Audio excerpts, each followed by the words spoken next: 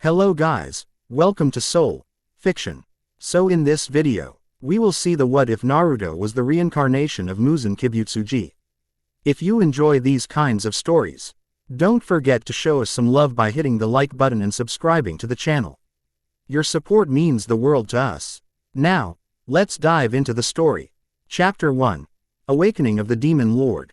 A warm breeze rippled through the quiet streets of Konoha, carrying the scent of spring blossoms and fresh dew. Sunlight danced over wooden stalls and cobblestone paths, illuminating the village's early morning bustle. Vendors shouted the day's special offers. Shinobi chatted on rooftops as they prepared for their daily missions. To most people in the village, this was an ordinary day. Another peaceful dawn in the hidden leaf. Yet for a young boy with unruly blonde hair, today would mark the turning point of his life. Training field near the academy, mid-morning. Naruto Uzumaki stood at the far edge of the academy training field, arms crossed over his chest. At first glance, he appeared like any other spunky kid ready to embark on a day of lessons. His usual bright orange jumpsuit was nowhere to be found, replaced by a more subdued black outfit with red accents. Anyone who knew Naruto from the day before might pause, perplexed by this abrupt shift in attire. His eyes held a certain intensity, a glint of crimson that sparked whenever his gaze narrowed. There was confidence in his stance. No, it was more than that. It was an aura of dominion, as if he belonged to a higher plane. Despite being only 12, he commanded attention simply by existing. Before him were scattered training dummies arranged in a neat line, courtesy of the academy staff. Iruka Yumino and a handful of other instructors hovered near the sidelines, keeping a close eye on their students' practice session. Naruto's classmates Sakura Haruno, Ino Yamanaka, Shikamaru Nara, and several others stood in small clusters. Most of them were chatting idly, only half listening to Iruka's instructions. But Naruto hadn't spoken a word since arrival. He was too busy internalizing the surge of memories that had flooded his mind that morning. In these strange flashes, he saw a world shrouded in eternal night, a land where men and women with special swords and breathing techniques hunted demons. He recalled being a demon lord named Muzan Kibutsuji, a being who had transcended mortality yet became consumed by power, fear, and paranoia. The memories were fragmented, but vivid. No, not just memories. He could feel Muzan's presence within him. The demonic essence coiled around his chakra network, throbbing with every heartbeat. It whispered ancient secrets: how to mold life force into twisted new forms, how to consume and remake humans, how to wield shadowy power with ease. At first, it had terrified him. But that fear was short-lived. If the villagers of Konoha had taught him anything, it was that fear accomplishes nothing. He realized he'd spent his earliest years hungry for validation and love, yet always brushed aside, scorned, or outright hated for reasons he never understood. Now, armed with knowledge that transcended a single lifetime, Naruto felt a shift in his soul. Why should he chase after people who would never accept him, when he had the power to shape the world to his liking? He inhaled, a slow, steady draw of breath. Something uncoiled in the pit of his stomach, an unfamiliar energy that wasn't chakra. It was heavier, darker, brimming with primal desire. "All right, class," Iruka called, stepping forward in his blue standard issue shinobi outfit. "Today we're practicing basic taijutsu drills and kunai throws. I'll be coming around to see your form, so do your best." Most of the students perked up. Naruto felt his lips twist into a quiet smirk. He could practically hear the voice inside his head, the faint echo of Muzan's cold confidence. "I'm not interested in basic drills. I've already mastered what this pitiful place calls shinobi basics." The notion came unbidden, yet Naruto felt no need to push it away. It was a truth he recognized just by focusing on the swirl of demonic energy inside him. He could sense that these academic exercises were beneath him now. Nearby, Sasuke Uchiha was already going through the motions with stoic grace, launching kunai at distant targets. He hit each one with near-perfect precision. Sakura, standing behind him, watched with admiration. In the old days, Naruto would have been jealous. He might have tried to show off or teased Sasuke into a confrontation. But that urge no longer existed. He felt only mild amusement. "Hey," Sakura said, noticing Naruto standing there with that unfamiliar calm. "Aren't you going to practice?" Uruka-sensei just said. Naruto let his eyes flick over to her, studying her pink hair, the bright green eyes filled with skepticism. Once, he craved her attention more than anything. Now, her presence stirred something else: desire. Yes, but it was tinted with the confident knowledge that he could make her want him if he wished. The demon within told him that with but a drop of his blood, he could awaken primal instincts in her, convert her into a demon subordinate. He blinked that thought away. This was neither the time nor place to unleash that part of him. "I'm busy," he replied simply, voice surprisingly deep for his age. Sakura frowned. "Busy doing what?" Standing there and looking weird. He cocked an eyebrow. "Busy analyzing." She gave a tiny huff of irritation, but he noticed her eyes linger on his new outfit, her cheeks flushing the faintest pink. "Well, fine. Suit yourself." She turned away, though now he could sense her curiosity. Uruka made his rounds, praising Sasuke for his accuracy, giving pointers to Sakura on her stance, and advising Kiba on how to manage his weight distribution. When he came to Naruto, he hesitated. Naruto, you haven't thrown a single kunai today. Everything all right?" Naruto raised his gaze. Uruka stiffened a bit, noticing something different about those blue eyes. They glimmered with a hint of red, but that color vanished in an instant like a flickering afterimage. "I'm fine," Naruto said. "These drills feel pointless. I want something more challenging." Uruka placed a hand on Naruto's shoulder. "Naruto, I know you're eager. But fundamentals are important. If you don't practice the basics, you'll stumble in real battles." For the first time in his life, Naruto felt a genuine pang of condescension toward his well-meaning teacher. "Uruka has no idea how far beyond the basics I truly am now." But he kept a lid on his impatience. "I understand, sensei," he said, stepping forward. He grabbed a handful of kunai from the ben. And casually hurled them toward the training dummy. Uruka watched, mouth parting slightly, as every kunai found its mark in perfect vertical alignment dead center. That wasn't normal for Naruto. "Good job," Uruka managed, shaking off his surprise. "Keep it up." Naruto dipped his head in acknowledgement. He could sense the tension in Uruka, the mild alarm. For years, the academy instructors had labeled Naruto an underperformer, hyperactive, lacking in discipline. No one had expected a sudden leap in ability. As Uruka moved on, Naruto listened for the quiet murmurs from nearby classmates. Sasuke cast him a cool glance. That single grunt was all he offered, but there was no mistaking the curiosity in his dark eyes. Naruto felt a smirk form on his lips. The Uchiha wants to see what changed. Perhaps soon I'll show him. Or maybe I'll just let him wonder. Academy hallways. Noon. Lunchtime arrived. Students poured out of classrooms and hurried toward the courtyard to eat. Naruto, however, found a quiet spot in the hallway. The memory of Muzan's habit reared up. He never truly ate normal human meals. Instead, demons feasted upon. Naruto shook that image away. This is a new body, a new life. I'll figure out the rest later. Nevertheless, he felt no hunger for the typical lunch that other students enjoyed. He felt an odd emptiness, but not one that food could fill. As he pondered that, footsteps echoed behind him. He turned to see Hinata Hyuga, her pale lavender eyes peering at him shyly. She held a small bento box in her hands, which she lifted timidly. Naruto-kun, she said quietly. I thought you might want some lunch. I made too much." She trailed off, cheeks flaming pink. Naruto had always considered Hinata sweet, but too timid for his taste previously, that is. Now, he found her endearing in a different way. Perhaps it was Muzan's remnants shaping his perspective, or maybe it was just that Naruto no longer needed to chase acceptance. With that weight lifted, her gentleness felt refreshing. He leaned back against the corridor wall. "You're offering me lunch," she nodded, looking down, fiddling with the edges of the cloth wrapping. "I noticed you didn't buy anything at the cafeteria." He took a slow breath, intrigued. "You always watch me like that." Her eyes widened in a panic. No, it's not, I mean." Naruto reached out and gently took the bento box from her hands. "Thank you." A wave of relief washed over her face, followed by a small, hopeful smile. She turned to go, but he stopped her with a soft call of her name. "Hinata." She turned, heart pounding in her ears. He stepped closer, his presence radiating unusual confidence for a 12-year-old.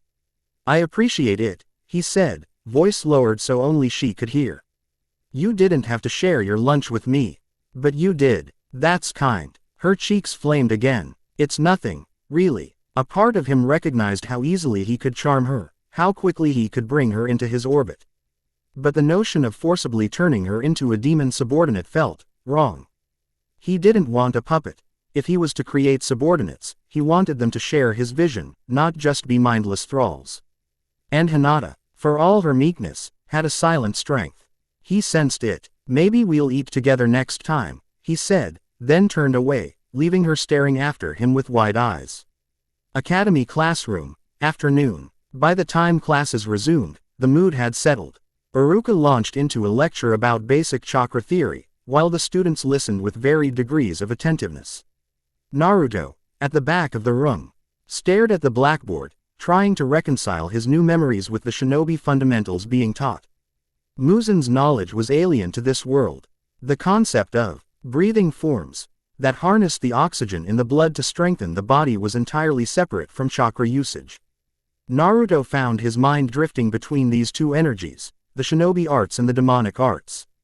He closed his eyes, letting his senses expand. The loud chatter in the classroom softened, replaced by the rhythmic thumps of hearts beating all around him. He could smell the subtle tang of iron in the air, sense the flow of blood in over 24 people.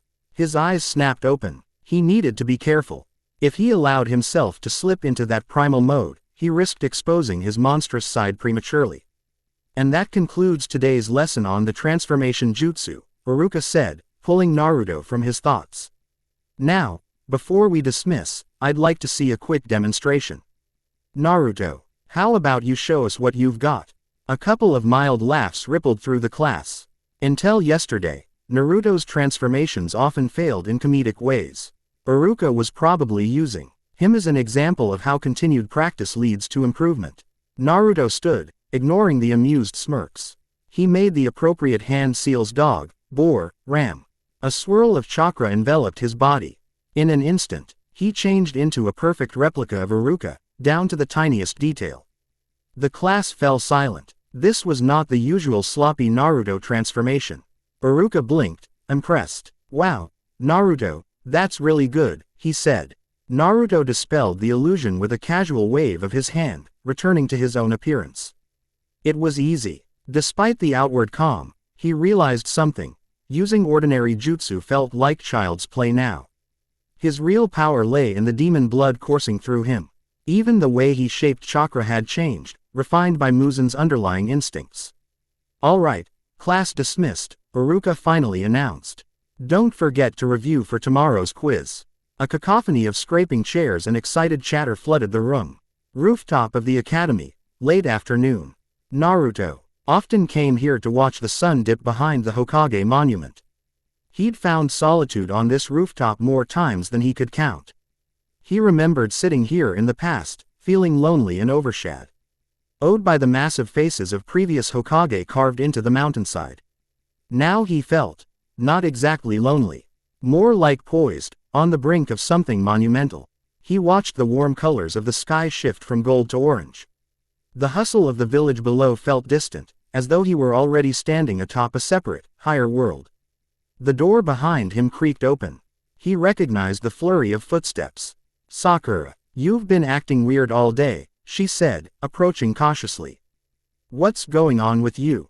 He turned slightly, regarding her with calm curiosity. Her pink hair caught the dying sunlight, making it glow around her shoulders. Her posture was tense, arms crossed in a way that signaled both frustration and uncertainty. "Why do you care?" he asked, tone neutral. Her frown deepened. "Because you're Naruto. Yesterday, you were the loudmouth class clown. Now, you're suddenly the cool, quiet guy. Did something happen?" In a way, her questions reminded him of a time when he yearned for this attention. But now he read the concern in her gaze. True, it was partly overshadowed by wariness. She wasn't sure if he was messing around or if something had truly changed. He stepped away from the railing. "Yes," he said, "something did happen. And no, I'm not going to explain it all right now." Sakura bristled at the curt response. What's that supposed to mean? Naruto took a slow breath, reining in the surge of demonic energy that threatened to flare at her tone. Calm. No need to intimidate her. Let's just say I realized there's more to life than chasing after people who don't see me. Her eyes flickered with guilt. She knew how dismissive she'd been of him in the past. Then she tried to recover, adopting a defensive stance. Well, that's good, I guess. But it doesn't mean you have to act like you're suddenly better than everyone. A small smile touched his lips. I'm not acting. A moment passed where they just stared at each other. The gentle wind whipped at Sakura's hair. For the first time, Naruto saw the faint tremble in her arms. Not out of fear necessarily, but from the tension of not knowing how to deal with this new version of him. She lowered her gaze. Fine, she muttered. If you don't want to talk, I won't force you. Naruto considered stepping closer, maybe offering a small gesture of comfort, but decided against it. He could sense too much swirling emotion, his own included. The demon part of him wanted to either push her away entirely or claim her. The human part of him wanted some normalcy in his life. All I can say, he said, is that I've changed for the better. You'll see it in time. Whether you believe me or not. She studied him, eyes uncertain, before turning away.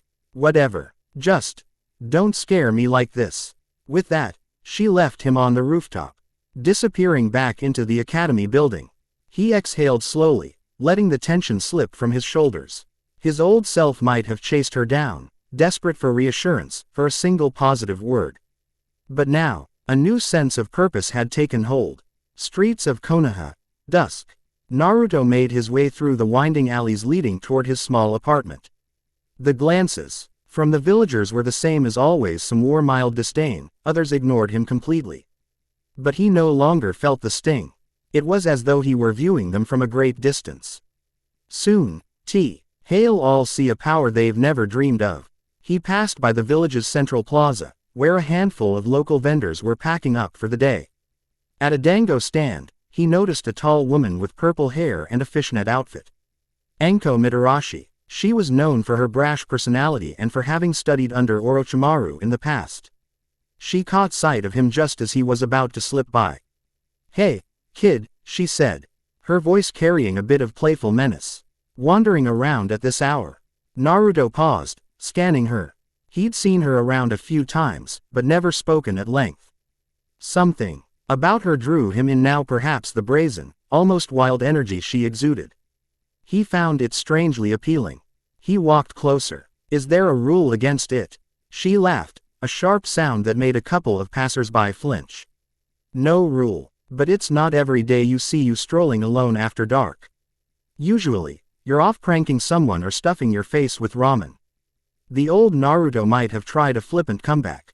Instead, he just smirked. People change. Anko's grin widened. Oh, really? So now you're some big shot, huh? He raised an eyebrow. Maybe. She leaned back against the stand, crossing her arms. Her gaze flickered over him, studying the shift in his posture, the new edge in his eyes. Her expression turned intrigued. Well, aren't you a cocky brat now? He said nothing, just maintained an unyielding stare. Most adults expected him to cower or laugh it off. But he had no interest in pleasing them. Anko licked her lips. I like that look in your eyes. If you're not just all talk, maybe I'll see you around in more interesting circumstances. Her words, laced with a teasing threat, sent a ripple of excitement through him. He nodded, keeping his poker face, and continued on his way. As if there's anyone in this village who can truly threaten me now. Naruto's apartment. Night. It was a cramped space at the edge of the village, just a small bedroom, a bathroom, and a basic kitchen.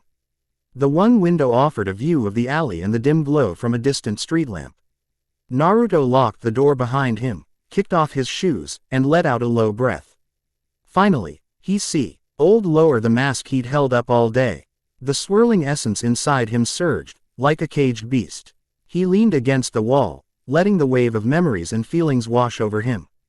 The ions of Muzan Kibutsuji's life came in jumbled bursts: the repeated hunts by demon slayers, the grotesque experiments on humans, the endless quest for the perfect demon form. The bitterness and cruelty were overwhelming. Yet Naruto felt no guilt for Muzan's atrocities. This was a different world, a new chance. Still, what am I supposed to do with this power? He took a moment to reflect. The entire day, he had suppressed the demon's aura, restricting it to subtle enhancements. But he needed to explore it more deeply, or it would fester inside him, uncontrollable. He moved to the center of the small living space, cleared aside a chair and an old table.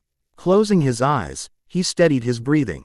He thought of the breathing forms, from the hazy memories techniques harnessing pure oxygen in. Take to elevate one's physical abilities beyond normal limits. He inhaled. 1, 2, 3. A blackish-red energy radiated from his core, momentarily illuminating the cramped apartment. His heartbeat quickened, pumping that energy through his chakra pathways. It felt almost like the Kyuubi's chakra he'd sensed hints of before, but colder, more refined.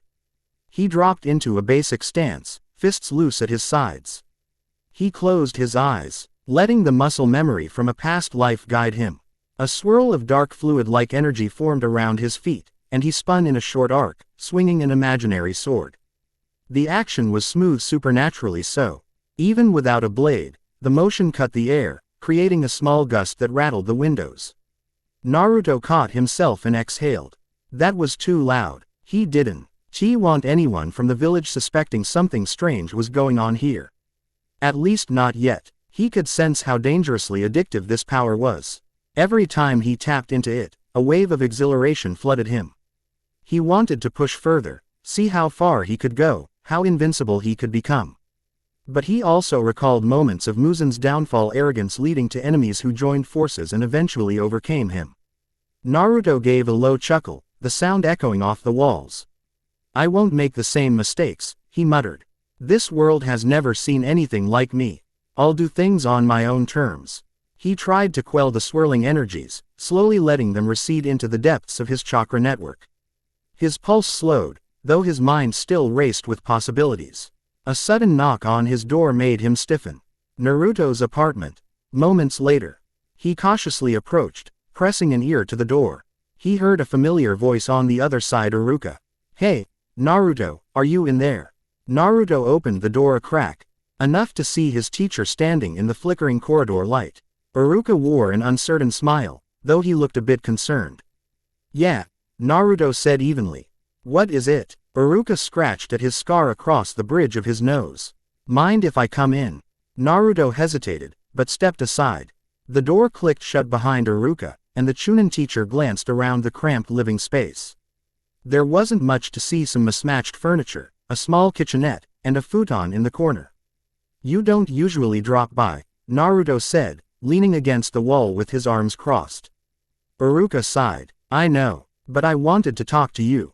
Today, you seemed different. It's not just that you did well in class. It's the way you carried yourself. It had me worried. Worried? Naruto echoed, arching an eyebrow. You're not the same hyperactive kid I'm used to. Did something happen that you're not telling me? Naruto fixed Iruka with a steady gaze. A part of I.M. wanted to sneer and dismiss this as none of his business. Yet a flicker of old warmth toward Iruka lingered. Iruka had been one of the first people to treat him with genuine kindness, especially around the time of the graduation exam fiasco. Naruto decided on a half-truth. I realized that if I kept acting like an idiot, I'd never be taken seriously. That's all. Iruka studied him for a long moment, then nodded slowly. That's understandable, but the look in your eyes, Naruto, it reminded me of someone else. Someone with a hunger for something bigger. Naruto shrugged. I'm hungry to become strong enough that no one looks down on me again. A flicker of pain crossed Iruka's face. Naruto, no one's looking down on you. At least, not in the academy. I know the villagers have their biases, but... He stopped when Naruto scoffed quietly. They both knew the truth. The hatred or fear from the villagers was real, though seldom openly discussed.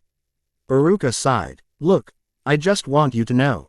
I'm here if you need someone to talk to. If you ever feel overwhelmed or alone, you can always come to me. All right. Naruto let out a short laugh. Alone? I've always been alone. Iruka stepped closer, resting a hand gently on his shoulder. You're not anymore, Naruto. Naruto hesitated. He felt the sincerity in Iruka's gesture. The old Naruto would have teared up, maybe thrown himself into a hug. Now, that part of him was overshadowed by the demon's calm acceptance. Still, he let a small smile form. "Thanks, Iruka-sensei." The teacher nodded, stepping back. "All right, I'll leave you to rest. Tomorrow we're doing more practical drills, so don't stay up too late." With that, he left. The door closed softly, and Naruto was alone once more. He stared at the spot where Iruka had stood. A swirl of conflict churned in his gut. The old longing to be accepted warred against a new desire to become a power above all others. If Iruka sees how far I can go, would he still accept me? Forest outside Konoha. Late night. When midnight approached and the village lights grew dim, Naruto slipped out of his apartment, careful not to draw attention. He needed a place to test his abilities in earnest, somewhere away from prying eyes. He passed beyond the main gates where a pair of bored guards dozed and trekked into a thick forest that ringed Konoha on one side. The moon filtered through branches, painting the ground in silver patches. The deeper he went, the more alive he felt. Without the stifling presence of watchful shinobi, he could let a fraction of his demon aura flow. It crackled across his skin. He stopped in a small clearing. Crickets chirped, and a gentle breeze rustled the leaves. Taking a moment to center himself, he exhaled and tapped into the wellspring of Muzan's knowledge once more. "Imagine I'm facing an opponent." He raised his hands in a defensive stance. A swirl of blackish-red energy responded, forming faint streams around him. With startling speed, he dashed across the clearing, leaving a blurred afterimage behind. He repeated the movement in the opposite direction, testing how nimble he could be. His feet barely touched the ground before he pivoted, launching himself skyward. He soared several meters up, landed lightly on the thick branch of a towering oak. A grin tugged at his lips. Damn, that's exhilarating. He jumped down, controlling his descent. Upon landing, he spotted a sturdy tree nearby. Let's see how strong I've become. Drawing upon the demon power, he clenched his right fist, the air around it shimmering with an almost smoky aura. With a swift motion, he struck the trunk. A resounding crack echoed through the forest as bark and wood splintered, leaving a fist-shaped hole in the trunk. The tree groaned, toppling to the side and crashing to the ground. Naruto stared at the fallen trunk. He had not even used chakra-enhanced strength, just the raw demon-infused physicality. Huh, he breathed. Maybe I'd better hold back a bit. He turned, scanning the clearing. Another idea glimmered in his mind. From the memories of Muzan, he recalled how the demon lord could share his blood with humans, corrupting and transforming them into demons under his command. If I can do that here, could I create subordinates? The thought tempted him, but what would that mean in this world? The shinobi nations had their own sense of order. If he started building a private army of demons, he'd be marked as a threat. And yet, maybe that's not such a bad idea. He knelt, pressing a palm to the soil. He visualized the demon blood swirling in his veins. With careful focus, he forced a drop of it out from the tip of his index finger. A thick, crimson bead glistened ominously in the moonlight. He felt it throbbing with malevolent potential. Just a sin. Glade drop could transform a person if they survived. Naruto reabsorbed it back into his body with a shudder, deciding it was too soon to spread this gift. He didn't need a rampaging demon near the village just yet. Still, the day may come when I'll need loyal underlings. A quiet stirring in the underbrush caught his attention. A stray boar emerged, snorting. It sniffed the air, apparently drawn by the smell of fresh sap from the fallen tree. Its small black eyes locked on him warily. Naruto almost laughed. A boar, how fitting. In Muzan's old world, some demon slayers even wore boar masks. He stepped forward, curiosity piqued. The boar let out a loud snort, stomping at the ground. Naruto smirked. You want to test me? With a sharp squeal, the boar charged. Naruto sidestepped easily and flicked the side of its head with a fraction of his strength. The animal stumbled, disoriented. He observed it, wondering if he could refine his control. Maybe he could give it a minuscule amount of demon blood, see if animals could be turned. But that seemed impractical, and possibly cruel. He let the boar scamper off, leaving him alone in the moonlit silence. This forest will serve as my private training ground for now. I need to master my abilities, so no one can stand in my way. With that decision, he prepared to head back to the village, feeling the weight of the future settle on his shoulders. The Hokage's office. The next morning, sunlight streamed through the tall windows of the Hokage's office. Hiruzen Sarutobi, the third Hokage, sat behind a desk piled high with scrolls. He rubbed at his temples, trying to push away a dull headache. Before him stood two men in Anbu attire, their animal masks revealing nothing of their expressions. They had come to report on an odd disturbance in the forest outside Konoha, something about a fallen tree with signs of unnatural damage. We found these scorch-like marks, one Anbu said, handing a small folder of photos to Hiruzen. It doesn't look like fire release jutsu or standard cutting. The wood is corroded. Hiruzen frowned at the images. Indeed, the damage looked more like something had eaten away at the inner layers of the trunk. No signs of intruders. None. We suspect a strong chakra-based technique, but there's no direct evidence to tie it to any known shinobi. Hiruzen leaned back, exhaling a thin cloud of smoke from his pipe. In recent years, the village had maintained relative peace, but there were always rumors of rogue experiments, mysterious jutsu, or even supernatural forces. Konoha needed to stay vigilant. Keep me updated, he said, waving them off. Discreetly investigate if there are any more occurrences like this. The Anbu bowed and vanished. Alone in the office, Hiruzen tapped a finger on the desk. His mind wandered to the odd shift he'd noticed in Naruto Uzumaki's behavior. He'd caught glimpses of the boy around the village, no longer the wild prankster but a silent, composed figure. The child carried the nine-tailed fox, so it was natural to suspect changes might be linked to that. But something about this felt different, something far older and more menacing. I hope I'm wrong, Hiruzen muttered, looking out the window at the Hokage monument. For the sake of the village, and for Naruto's sake. Academy grounds. Midday. Word spread quickly about Naruto's sudden spike in skill. Half the class looked at him with newfound respect, the other half looked at him with unease. Sasuke maintained his aloof air but was clearly keeping an eye on Naruto. Meanwhile, Sakura seemed caught between curiosity and annoyance, while Hinata offered shy smiles whenever Naruto glanced her way. On this day, the students were split into pairs for sparring practice. Iruka supervised, ensuring they used only moderate force. All right, next pair. Naruto and Shino, Iruka announced. Shino Aburame adjusted his dark sunglasses, face impassive as usual. He stepped into the ring with Naruto, pushing his hands into his pockets. Though quiet, Shino was known to be intelligent and tactical, using his clan's insect-based jutsu to confound opponents. Naruto took his stance, resisting the urge to unleash demonic speed. Instead, he planned to test just how far he could go using only a fraction of his power. They bowed, then began. Shino flicked his wrist, sending a small cloud of Kikaichu insects toward Naruto. The swirling mass formed a living barrier, ready to drain chakra. Naruto observed them with mild interest. These insects responded to chakra, but what about demon energy? He leapt back, forming a single hand sign.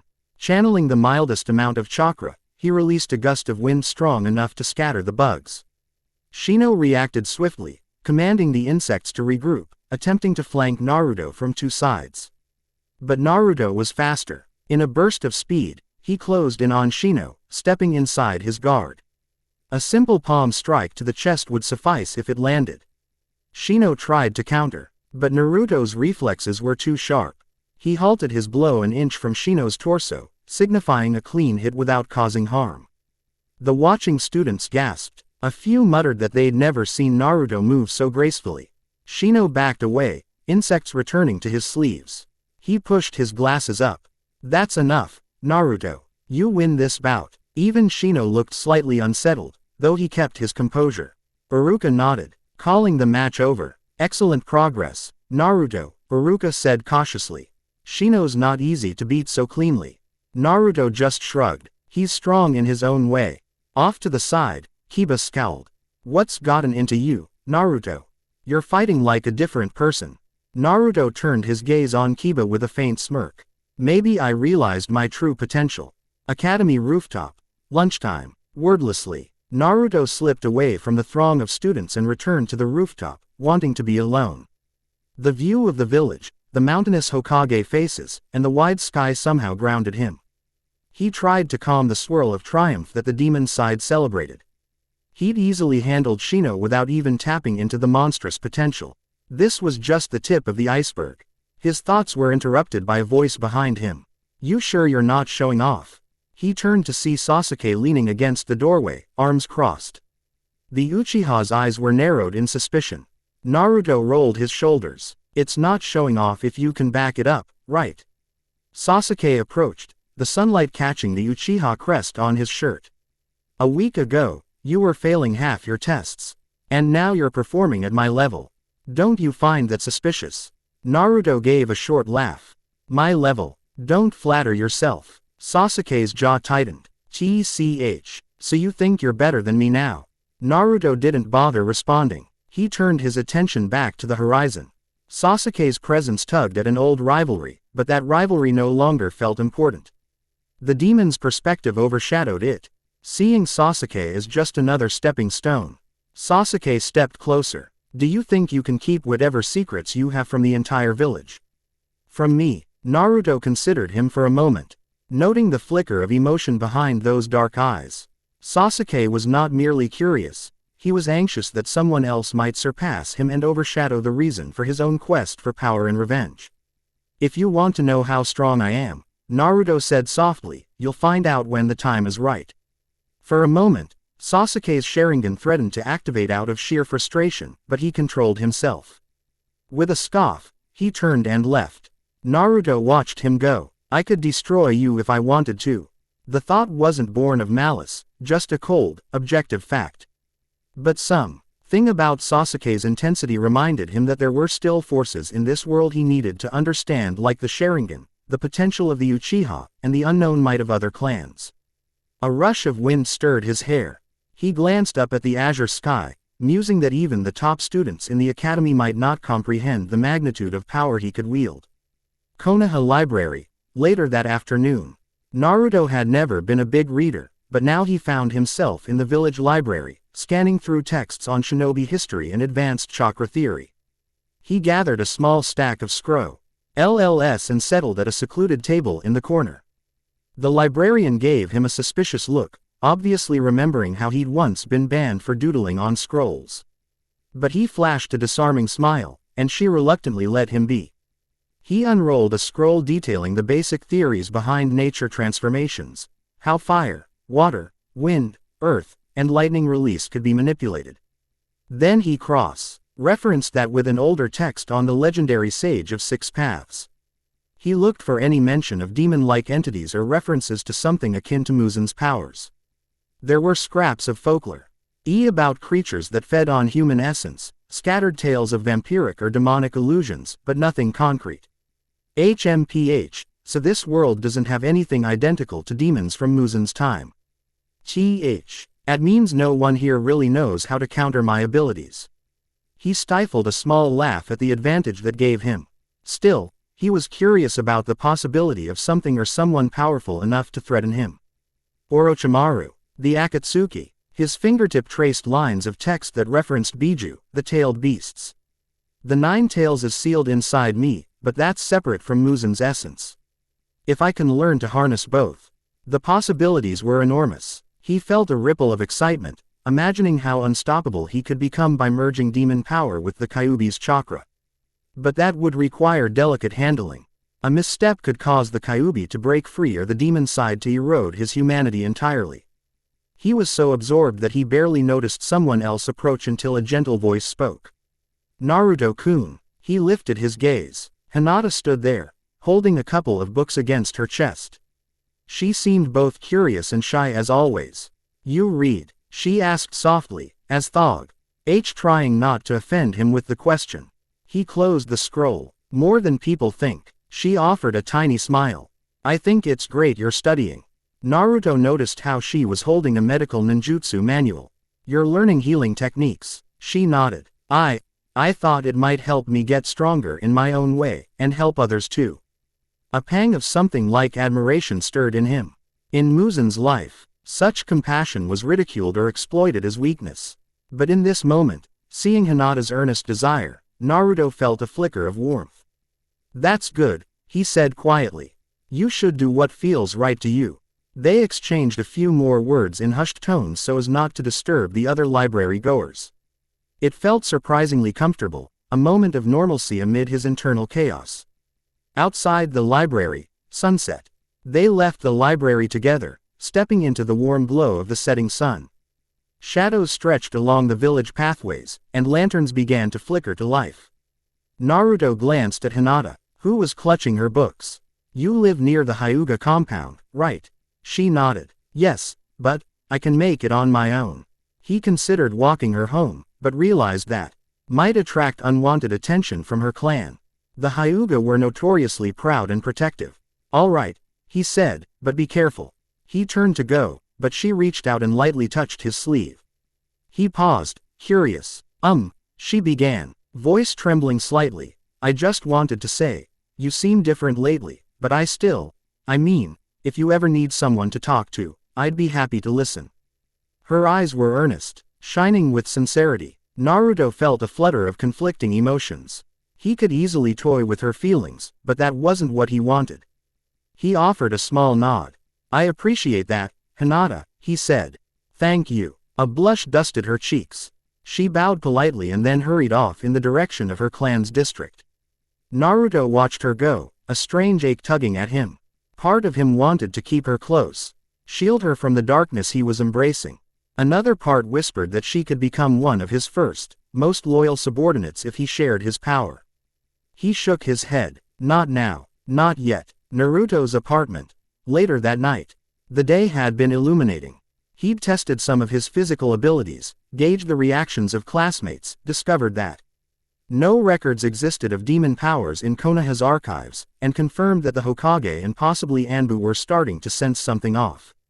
He sat on his futon, cross-legged, the faint moonlight seeping through the window. He let the demon aura surface in small increments, a swirling pitch-black energy that glowed with malevolent red edges. He stared at his hand, noticing how his nails sharpened, edged slightly when he channeled more of that energy. It would be so easy to give into it completely.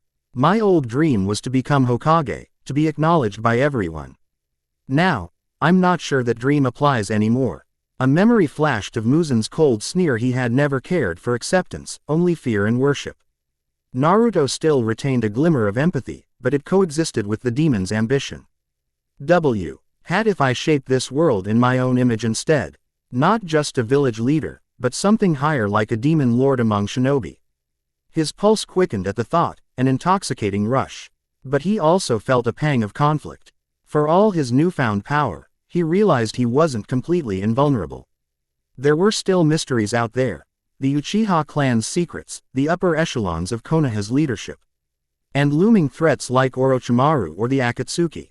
If I want to rule from the shadows, I need to be cautious. I'll train, gather subordinates when the time is right, and then move to reshape this world. He stretched out on the futon, letting the energy sink back into his core. Gradually, his thoughts drifted toward sleep, and for the first time in ages, he felt no loneliness, only the certainty that an extraordinary destiny awaited him.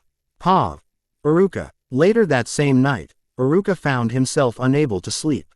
He wandered through the lantern-lit streets of Konoha, mind a-whirl with worry over Naruto. Something in that boy's eyes had alarmed him, a sense of dangerous potential. He recalled the time Naruto stole the scroll of seals, how he discovered the shadow clone jutsu. Even then, the boy had shown an uncanny knack for learning advanced techniques under pressure.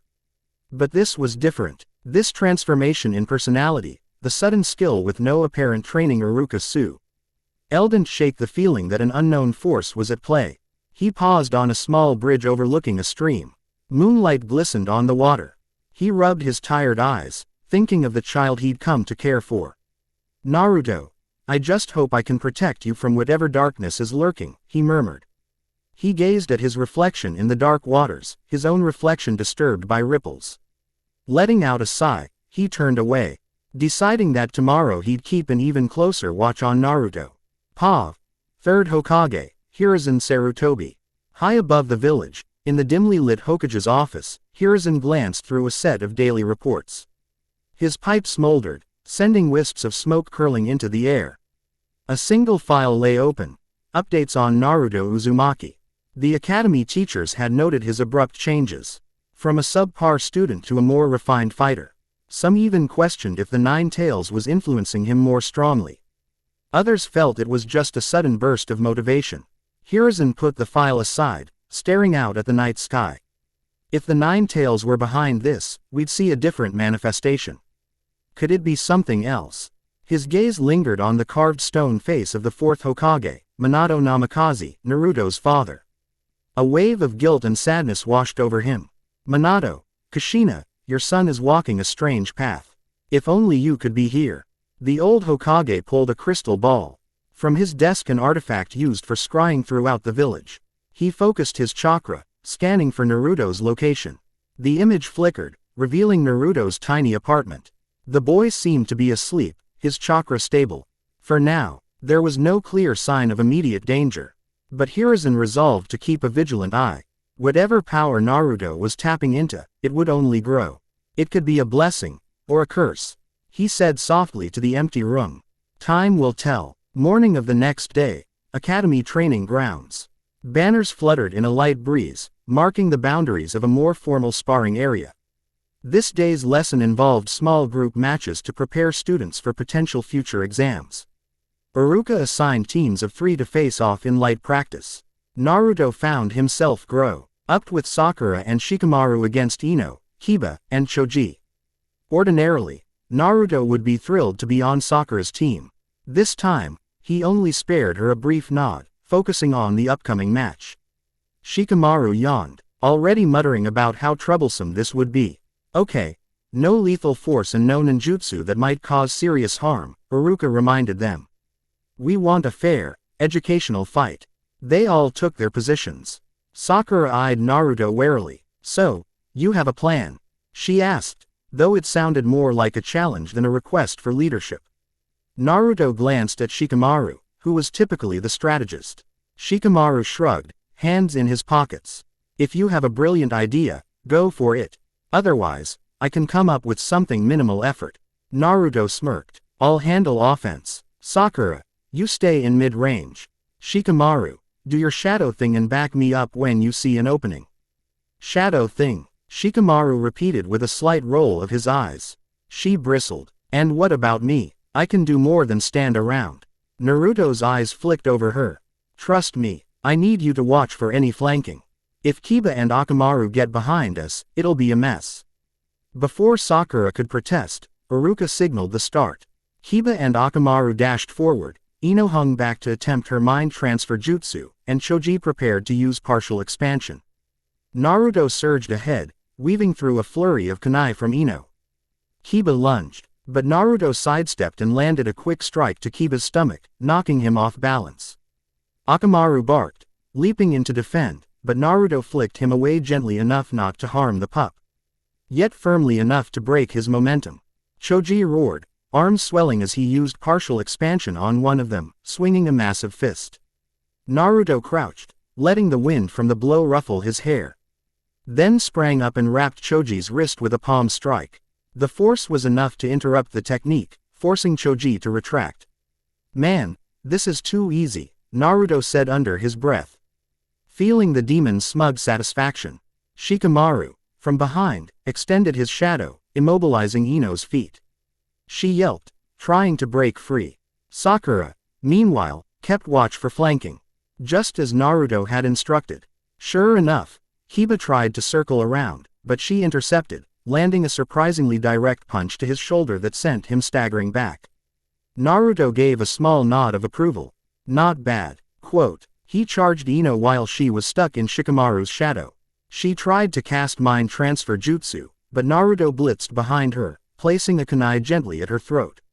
Yield. She froze, glaring. I hate how cocky you've gotten, Naruto. He just smirked. You always had a thing for confidence, didn't you? A flush touched her cheeks, quickly replaced by indignation. Shut up. Iruka declared Naruto's team the victor. The watching students, including Sasuke, murmured amongst themselves. Some were impressed, others suspicious. Sakura walked up, panting slightly. She glanced at Naruto with a mix of frustration and awe. Okay, so, maybe you do know what you're doing. Naruto gave her a sideways look. I told you. Shikamaru shook his head. Troublesome. But you made it quick, at least. Good job, Naruto. Academy hallway. After class. Sakura caught Naruto just as he was leaving. Hey, wait. He stopped, turning to face her. She exhaled, looking a bit conflicted. You're good at this. I didn't expect you to lead so effectively in that match. He raised an eyebrow. Thanks. Her cheeks tinged pink. I'm just trying to say that. I might have misjudged you. I don't know what happened to make you change overnight, but maybe it's not all bad. Naruto softened his expression slightly. He recalled the times he'd tripped over himself to impress her, the rejections he endured. Now she was the one approaching him, uncertain how to handle this new dynamic. People change, he said again, stepping closer, lowering his voice. But it doesn't mean we can't still get along. Sakura swallowed. His presence was suddenly very tangible, and that lingering look in his eyes made her heart skip a beat. What is this feeling? This can't be the same Naruto. He noticed her momentary hesitation. With a faint grin, he leaned in, his lips almost brushing her ear. Relax, I'm not going to bite, unless you want me to. She pulled back, face flush. What kind of line is that? He merely chuckled and slipped away, leaving her flustered and glaring after him. A swirl of confusing emotions churned in her chest. Naruto's apartment. Late evening. Back in his apartment, Naruto placed a hand on the wall, gazing at the reflection of himself in the small mirror. His eyes flickered with that subtle crimson glow. Progressing well. I've established that I'm stronger than my classmates. They'll start respecting or fearing me. Either way, it's power. Yet he felt that old flicker of doubt. Iruka's concern, Hinata's gentleness, Sakura's wavering attitude, these kept him tethered to some part of his humanity. He opened his window, letting a gust of cool night air wash over him. The moon hung low, nearly full, bathing the rooftops in silver. The next step is to test my boundaries outside the academy. Missions, real-world experiences. Only then can I truly gauge how far I can push these demon abilities. He recalled that in a few weeks, the Genin test would happen. Then the rookie teams would be formed under Jonin instructors. If he passed, he would, obviously he'd get real missions. Smirking, he grabbed his forehead protector from a table and tied it around his arm. The metal plate gleaming, all the better, more opportunities to grow, to dominate. He stepped out onto the small balcony attached to his apartment, leaning on the railing as the city lights twinkled. The demon's hunger pulsed in his veins, craving an outlet. A part of him longed to roam the streets, searching for a real fight or a suitable subject to convert. But prudence stayed his hand. Patience. Build power quietly, from the inside. Let them think I'm just a talented shinobi. Then strike when no one expects. Closing his eyes, he breathed in the night air, letting his senses expand. He could hear the heartbeats of passers-by far below, smell the faint aroma of cooking fires, sense the swirl of chakra from patrolling shinobi. This village has no idea the storm that's coming. His lips curled into a predatory smile, and for a moment, the face in the moonlight wasn't that of a mere child, but the visage of a demon lord reborn. End of Chapter 1. Chapter 2. The Birth of a Dynasty. The sky was tinged with pale lavender as dawn broke over the hidden leaf, painting soft, dusky hues across the village rooftops. Birds flitted from eve to eve, chirping with a promise of a new day. For most of the academy students, it was a day of excitement and nervous energy. The Genin graduation exam approached, and the tension in the air was palpable. Naruto Uzumaki, however, felt none of the usual jitters. He stood at the window of his small apartment, arms folded across his chest, eyes scanning the horizon. Beneath the surface of his calm facade simmered the demonic power of Muzan, coiled and ready. He didn't fear the test. He almost pitied anyone who thought it was a challenge for him. A quiet knock drew his attention. He slid the window open and found no one on the ledge. He could hear the faint scrape of sandals on the stairwell outside his door, as if someone had second thoughts about knocking again. Intrigued, he walked over and opened the door. Hinata stood there, looking like she'd been about to leave, a small bundle in her hands. Her cheeks flushed pink. Naruto-kun. Good morning, she said, voice trembling slightly. Morning, he replied, letting his gas Linger on the neatly wrapped package she clutched. Something for me, she nodded, holding out what looked like a set of homemade food items: rice balls, pickled vegetables, and small sweets. I thought you might want a boost before the exam, she said. He accepted it, a flicker of genuine warmth crossing his eyes. Despite his newfound perspective, he couldn't deny how her sincerity touched him. Thanks, Hinata, you didn't need to do this. She wrung her hands. I know you've been working hard. Even if you're different now. Different. The word rolled around in his mind. Is that bad? He asked softly. Hinata lowered her gaze. No. But I just want to make sure you're okay. A faint smile tugged at his lips. He reached out and brushed a strand of her dark hair aside, letting his fingers graze her cheek. She stiffened, heart pounding so loudly he could practically hear it. For a split second, he felt the demon inside urge him to pull her in closer, to sink fangs into delicate flesh and draw out that sweet innocence. But he banished the thought this was Hinata, and if he were ever to share his power, it wouldn't be so crude. I appreciate you checking on me, he said. We'll talk later. Her eyes darted away, cheeks still burning. Then, with a small bow, she hurried off, leaving Naruto alone in the hallway with her gift in his hands. He stood there a moment longer, pondering. Part of him wanted to push everyone away to avoid weakness. Another part welcomed the comfort of her kindness, like a small tether to the humanity he refused to abandon completely. He closed the door, placing the food package on the table. Outside, morning sunlight crept higher, and the clang of doors told him the day was fully underway. Time to become a genin, to step into the next stage of his plan. Academy grounds, mid-morning. Students filled the corridor outside the testing rooms, some pacing anxiously, others huddled in whispered conversations. Naruto leaned against the wall, arms crossed, gaze distant. Occasionally, he felt eyes upon him: Sakura's wary glances, Sasuke's cool appraisal, Kiba's suspicious side-eye. He ignored them all. Iruka emerged from a classroom, scanning the list of names. Naruto Uzumaki, he called. You're up. Naruto pushed off the wall and entered the exam room. Inside, he found Iruka and Mizuki seated behind a table stacked with papers. A large blackboard listing test criteria, ninjutsu demonstration and accuracy. Mizuki eyed Naruto with a faint sneer. All right, Naruto, show us the clone jutsu, transformation jutsu, and substitution jutsu. Standard procedure. Naruto stepped into the center of the room. The demon in him scoffed at the notion of these childish techniques, but he complied, forming a quick series of hand seals. He produced 3 flawless clones, each stable and solid enough to fool an untrained eye. Mizuki frowned. Passable. Now transform into Iruka-sensei. A swirl of chakra, and Naruto instantly assumed Iruka's form. Down to the slightest detail. Iruka nodded in approval. Perfect. Finally, Naruto performed the substitution jutsu with a crisp snap, swapping places with a practice dummy in the corner. He reappeared by the blackboard, arms folded. Mizuki grunted, marking down the results. Surprisingly good. You pass. He handed Naruto a small headband with Konoha's symbol.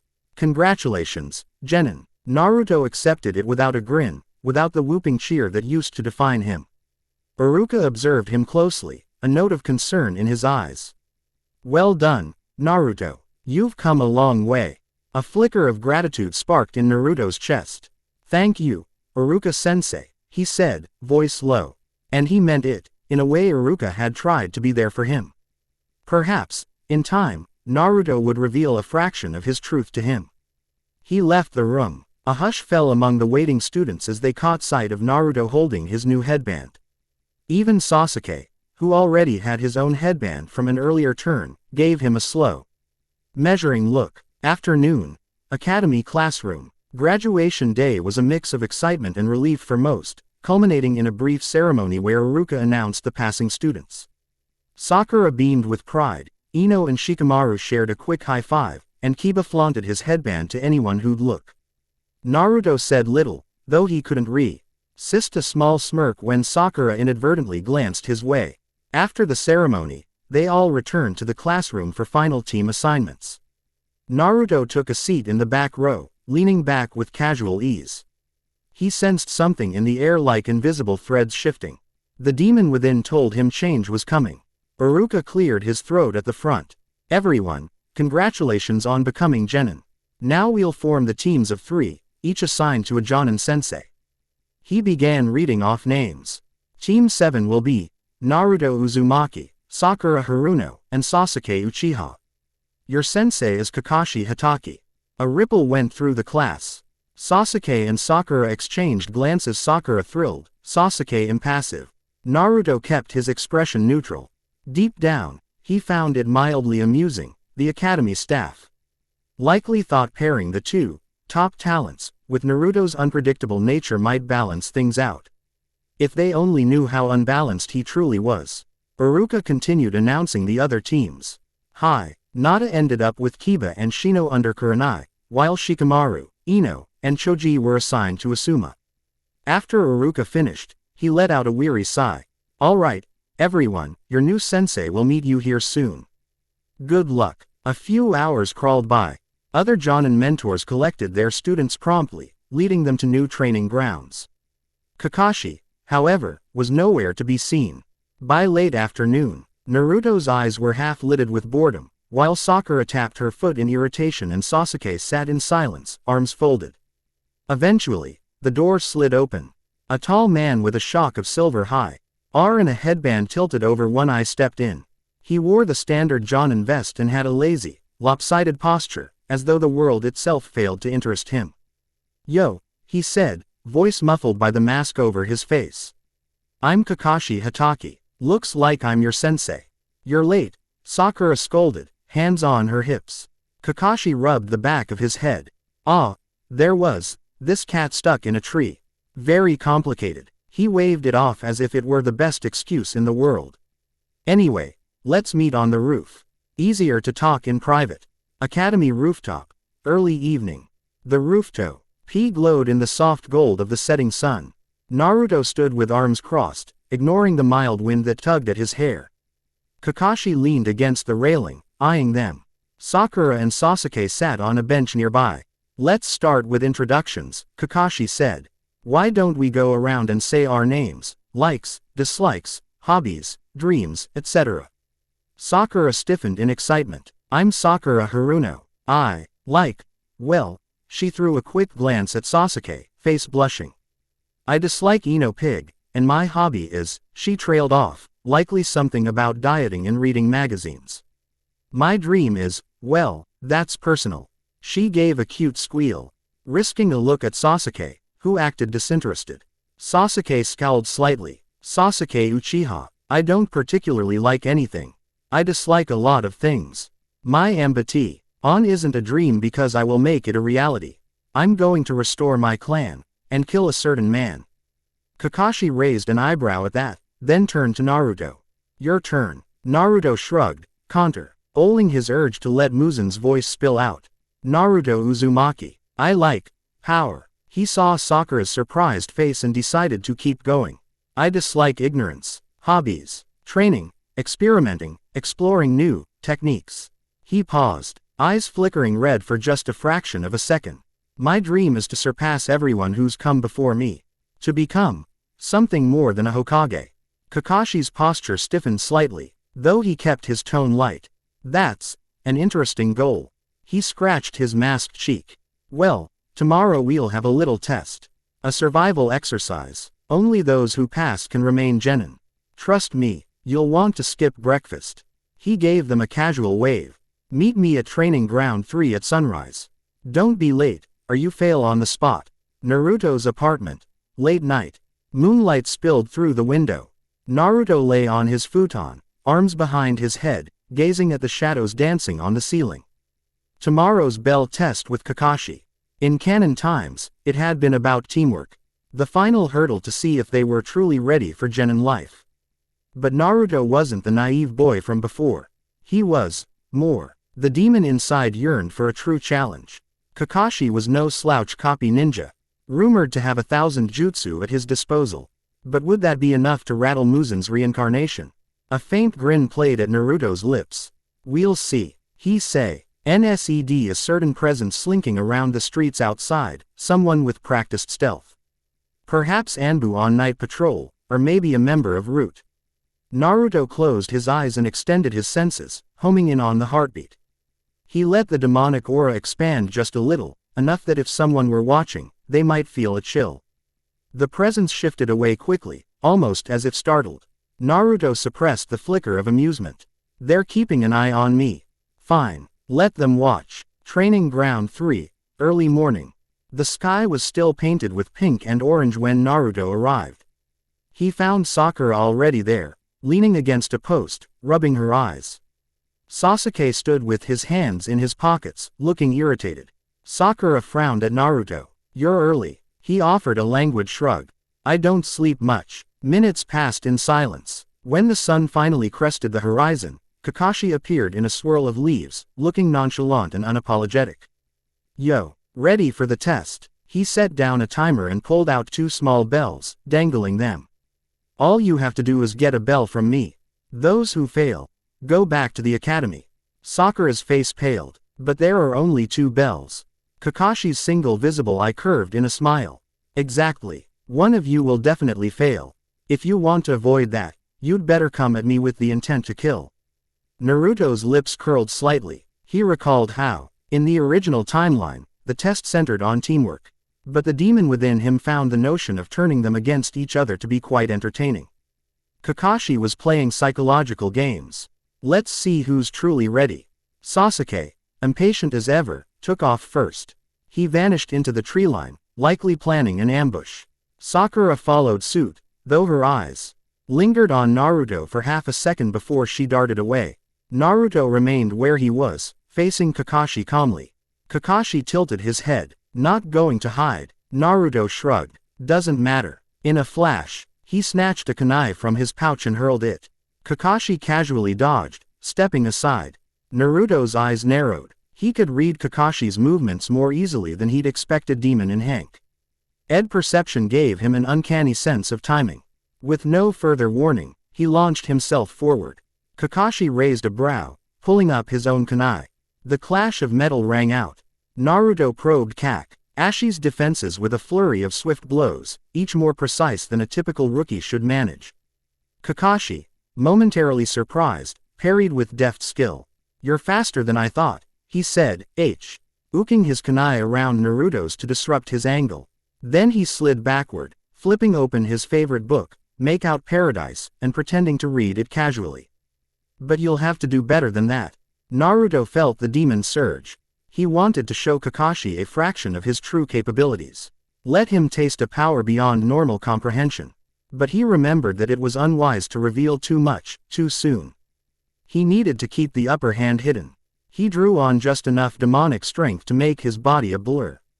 Kakashi's eye widened as Naruto closed the distance in a split second. Their kunai collided again, and Kakashi nearly dropped his book from the shock of Naruto's speed. How? Kakashi muttered, leaping away. He stowed the book hurriedly, all pretense of laziness gone. Interesting. Naruto smirked. You haven't seen anything yet. Suddenly, a spray of shuriken cut between them, forcing Naruto to swerve. Sasuke emerged from the opposite side, aiming to catch Kakashi off guard. Kakashi twisted at the last second, evading the barrage, and used a substitution to vanish in a puff of smoke. Naruto's senses flared. He tracked Kakashi's chakra signature and spotted him reappearing near the river. Sasuke gave a sharp look at Naruto, clearly annoyed that they'd nearly gotten in each other's way. "Tch," Sasuke muttered. "Don't slow me down." Likewise, Naruto replied calmly. They both dashed off in pursuit of Kakashi, each determined to prove he was the strongest. Hidden in the foliage, Sakura watched with anxious eyes, trying to figure out a support strategy. Forest edge near the river. Kakashi crouched on a branch, scanning for his students' signatures. Naruto is not normal. The silver-haired Jonin had encountered prodigies before Sasuke was one of them. But the aura Naruto gave off felt alien, darker than the typical shinobi thirst for power. He brushed aside the thought for now. As their sensei, his job was to push them to think as a team. He sniffed the air. They'll come from 2 angles, he murmured, forming a quick sequence of hand seals. Below, the river flowed steadily, reflecting shimmering sunlight. Naruto and Sasuke burst Fr. owned the undergrowth almost simultaneously, each pinpointing Kakashi's location.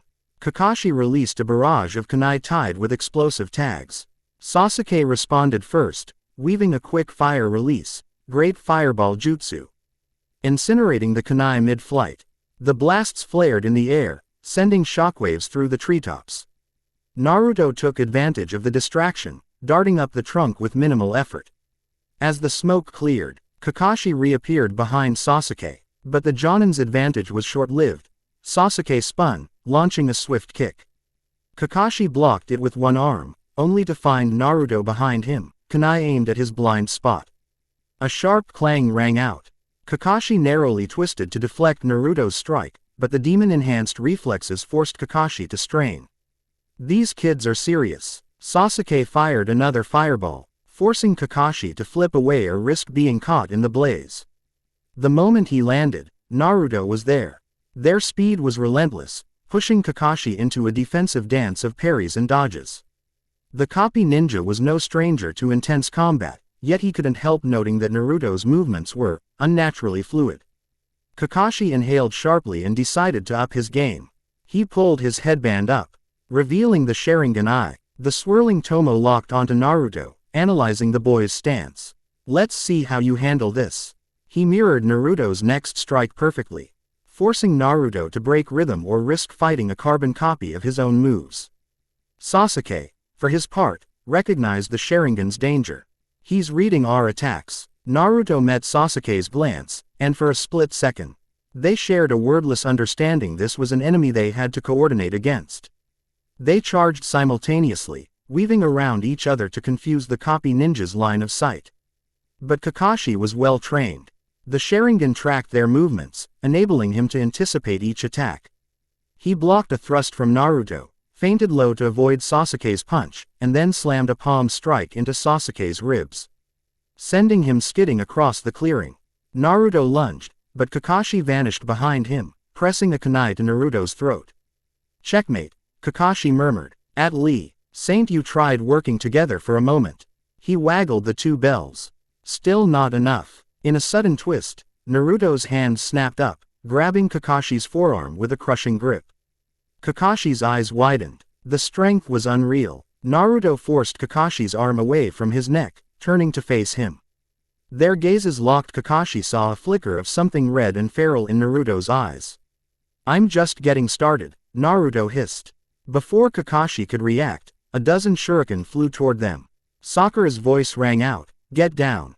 She'd thrown them with surprisingly precise aim, forcing Kakashi to disengage or be hit. He flipped away just in time, letting the shuriken pelt the ground. Naruto exhaled. The demon side clamored for more violence, but he steadied himself. Sasuke picked himself up, glaring at Naruto as if to say, "Don't you dare hog the fight." Meanwhile, Sakura was trembling from the intensity of her own throw. She'd nearly attacked Kakashi head-on, an idea that would have terrified her a day ago. Kakashi surveyed them. Eye narrowed. You three might actually pass. He glanced at his watch. Time's almost up. Sasuke clenched his fists. Enough games. I want a bell. Kakashi gave a rueful half-smile. To get a bell, you need to do something more important than fight me. What might that be? Sakura's eyes darted from Sasuke to Naruto. The puzzle of the bell test was always about teamwork. But she hesitated. Naruto was so obviously different now, would he even consider cooperating? For that matter, Sasuke was too proud to ask for help. Naruto glanced at the two of them, then made an abrupt decision. He flicked his gaze at Kakashi. We'll do it together. In his mind, he found the irony amusing. He, of all people, was the one bridging them. But achieving the bell would be trivial if they leveraged all their strengths. Sasuke and Sakura exchanged a look, then nodded. In an instant, they attacked in tandem. Sakura hurled a flash bomb kunai, Sasuke unleashed a close-range fireball, and Naruto dashed low, forcing Kakashi to defend from three angles. It worked. For a split second, Kakashi's attention split between the bright flash and the searing heat wave. Naruto slipped behind him, grasping at the bells. Kakashi realized the feint too late. He swung a backhand, but Naruto managed to snatch a single bell out of midair before being knocked away. Naruto tumbled across the grass, flipping to his feet. The bell jingled in his palm. He met Kakashi's startled gaze with a sly smirk. Got it. Sakura and Sasuke froze, breathless. The timer beeped time's up. Kakashi lowered his kunai, scanning the trio. You passed, he said quietly. All three of you. Sakura blinked. But we only have one bell. Kakashi held up a hand. Don't worry about that detail. The real test was whether you could work as a team. You showed me enough at the end. Congratulations, you're officially Team 7. Sasuke exhaled hard, shoulders dropping in relief. Sakura let out a gasp, nearly collapsing from the adrenaline. Naruto tossed the bell in the air, then caught it with a satisfied grin. Kakashi studied him. Naruto, you're more adept than your academy scores suggested. Next time, I won't go easy. Naruto met his gaze. Next time, neither will I. Outside training ground 3, midday. Team 7 gathered by the entrance, sweat-soaked and bruised but official. Y recognized as Genin under Kakashi's guidance. Sasuke kept his distance, rubbing a sore shoulder. Sakura quietly bandaged a scrape on her arm. Kakashi observed them, eyelided in his usual laid-back manner. We'll begin real missions tomorrow, he explained. For now, rest. You'll need it. He disappeared in a swirl of leaves, leaving the three alone. Sakura, typically the first to fawn over Sasuke, found her gaze drifting to Naruto. She looked torn, as if uncertain how to interact with this new persona. Meanwhile, Sasuke gave them both a curt nod and walked off without a word. Sakura cleared her throat. Good job out there. She offered. Naruto shrugged. You too. He turned to leave, but she grabbed his sleeve. Wait, maybe we could walk back together, she asked, somewhat hesitant. It wasn't exactly a confession, but definitely a step out of her comfort zone. He studied her for a moment. He could sense the swirl of her emotions: unease, curiosity, maybe even attraction. The demon's side teased him to draw her in, to escalate the tension. But let's see how far she'll go on her own. Sure, he said. They made their way through the village in silence at first, passing by bustling shops and chattering citizens. Occasionally, villagers threw Naruto cold looks, but he ignored them. Sakura glanced between the villagers and Naruto, noticing the tension. She bit her lip, remembering how poorly people treated Naruto over the years. You really don't care what they think, do you? She asked quietly. He gave a half laugh. Why should I? She found herself at a loss for words. In the past, he was desperate for acknowledgement, acceptance, even from her. Now he carried himself like someone far above such needs. Part of her missed the goofy boy who wore his heart on his sleeve. Another part was undeniably drawn to this self-assured version. They reached a split in the road near the academy. Sakura paused. Well, see you tomorrow, then. Naruto inclined his head. He considered kissing her on impulse, just to see her reaction, but held back. The time would come soon enough. He had the sense she was already tiptoeing closer, uncertain but intrigued. Tomorrow, he echoed. She turned, heading off with a brisk wave. Naruto watched her go, then strolled toward his apartment. The day's test confirmed what he suspected. Even a skilled jonin like Kakashi couldn't match him. He unleashed more than a fraction of Muzan's power. Yet the copy ninja's Sharingan posed a threat if used to its fullest. And Sasuke, well, the Uchiha's ambition could someday clash with his own. A small smile curled his lips. This world has so many pieces on the board. Time to move them as I see fit. Pav. Anko Mitarashi. Evening. Dango shop. Anko lounged at a corner table, earring Dango with lazy swipes of her chopsticks. She liked this place: good sweets, decent privacy. After a long day spent investigating rumors of strange chakra signatures on the outskirts of Konoha, she wanted to unwind. Out of the corner of her eye, she spotted Naruto Uzumaki entering the shop. She arched a brow. What's the brat doing here? He walked in with a confidence that belied his age, NNING the room until he found an empty seat. The shop was nearly full, so he ended up sitting just a table away from Anko. Their eyes met briefly. He offered a slight nod, not the typical puppy-like grin she'd seen from him in the past. Anko smirked, tossing her chopsticks on the plate. Oi, brat, she called. Naruto looked up, unimpressed. You've got something to say. She chuckled. You're quit. A mouthy kid for someone who graduated from the academy yesterday. He shrugged. I hear you like mouthy brats. Anko burst out laughing, ignoring the startled glances from other customers. You've got nerve. Careful, or I'll teach you some manners. Naruto gave a half smile, leaning back in his chair. I'd welcome the lesson, Anko.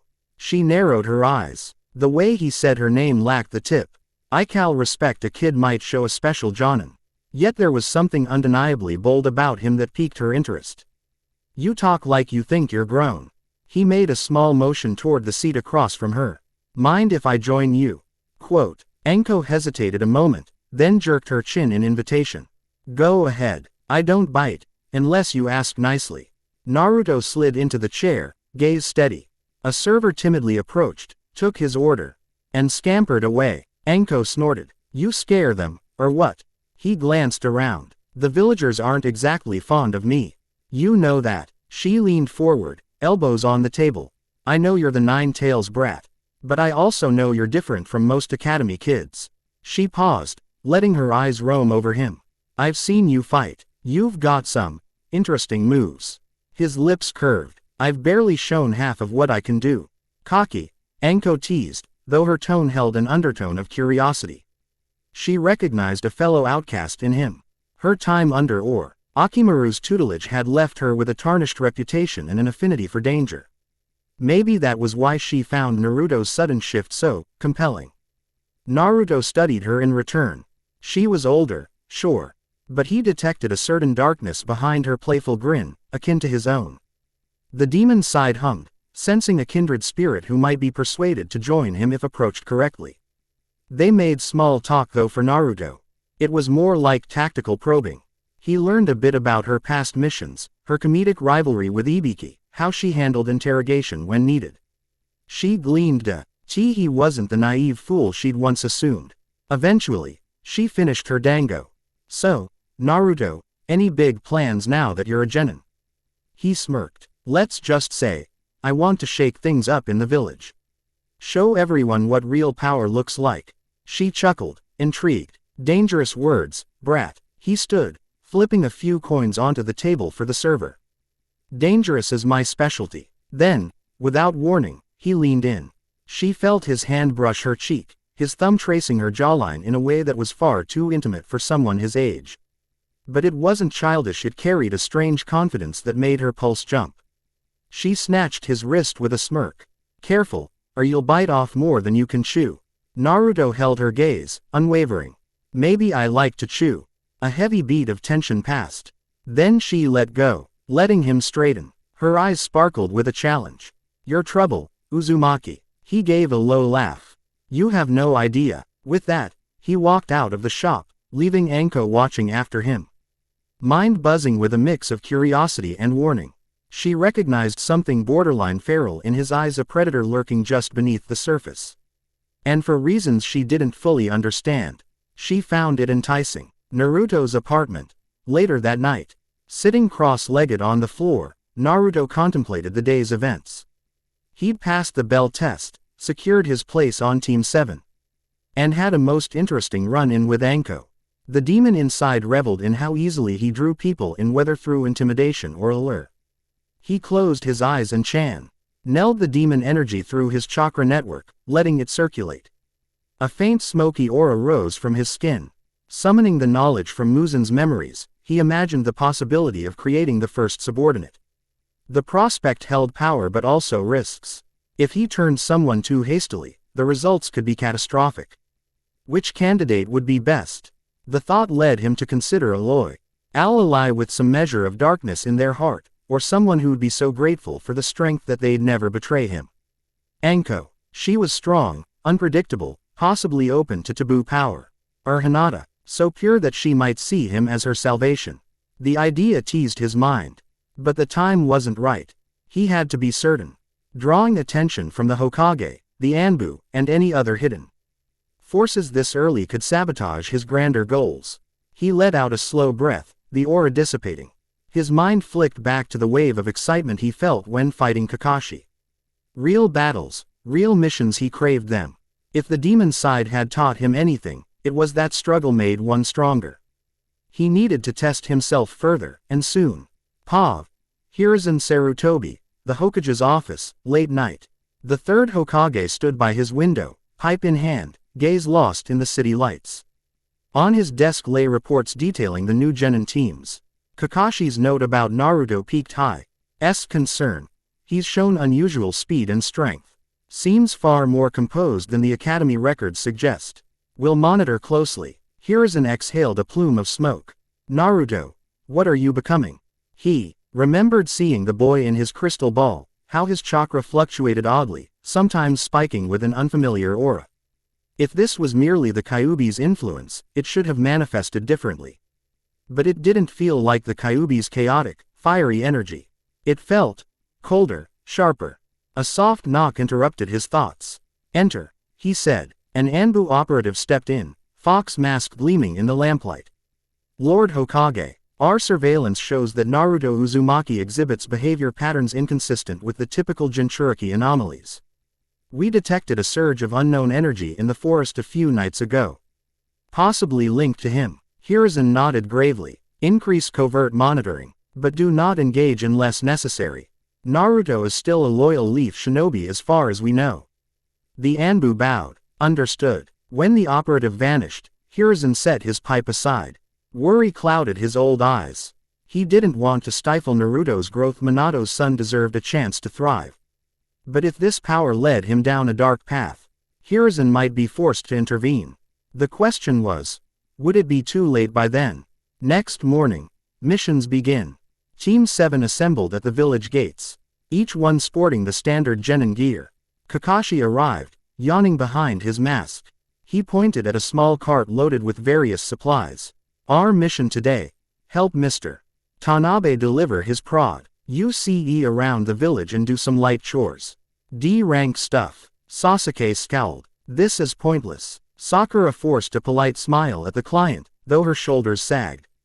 Naruto merely sighed inwardly. He supposed he had to play along with these menial tasks for now. The demon inside practically snarled at the wasted time, but Naruto knew how the system worked. They'd be stuck with trivial missions until the Hokage believed they were ready for more. They spent the morning hauling crates of vegetables, weeding gardens, and chasing off stray animals. Sasuke looked about ready to explode from boredom. Sakura tried to maintain enthusiasm, but she cast occasional glances at Naruto, as though seeking some reaction. He offered none beyond basic cooperation. When the chores ended, the sun hung high in the sky. Mr. Tanabe thanked them profusely, handing Kakashi a signed mission form. The Jonin tucked it away. Good job. We'll report to the Hokage that we finished successfully.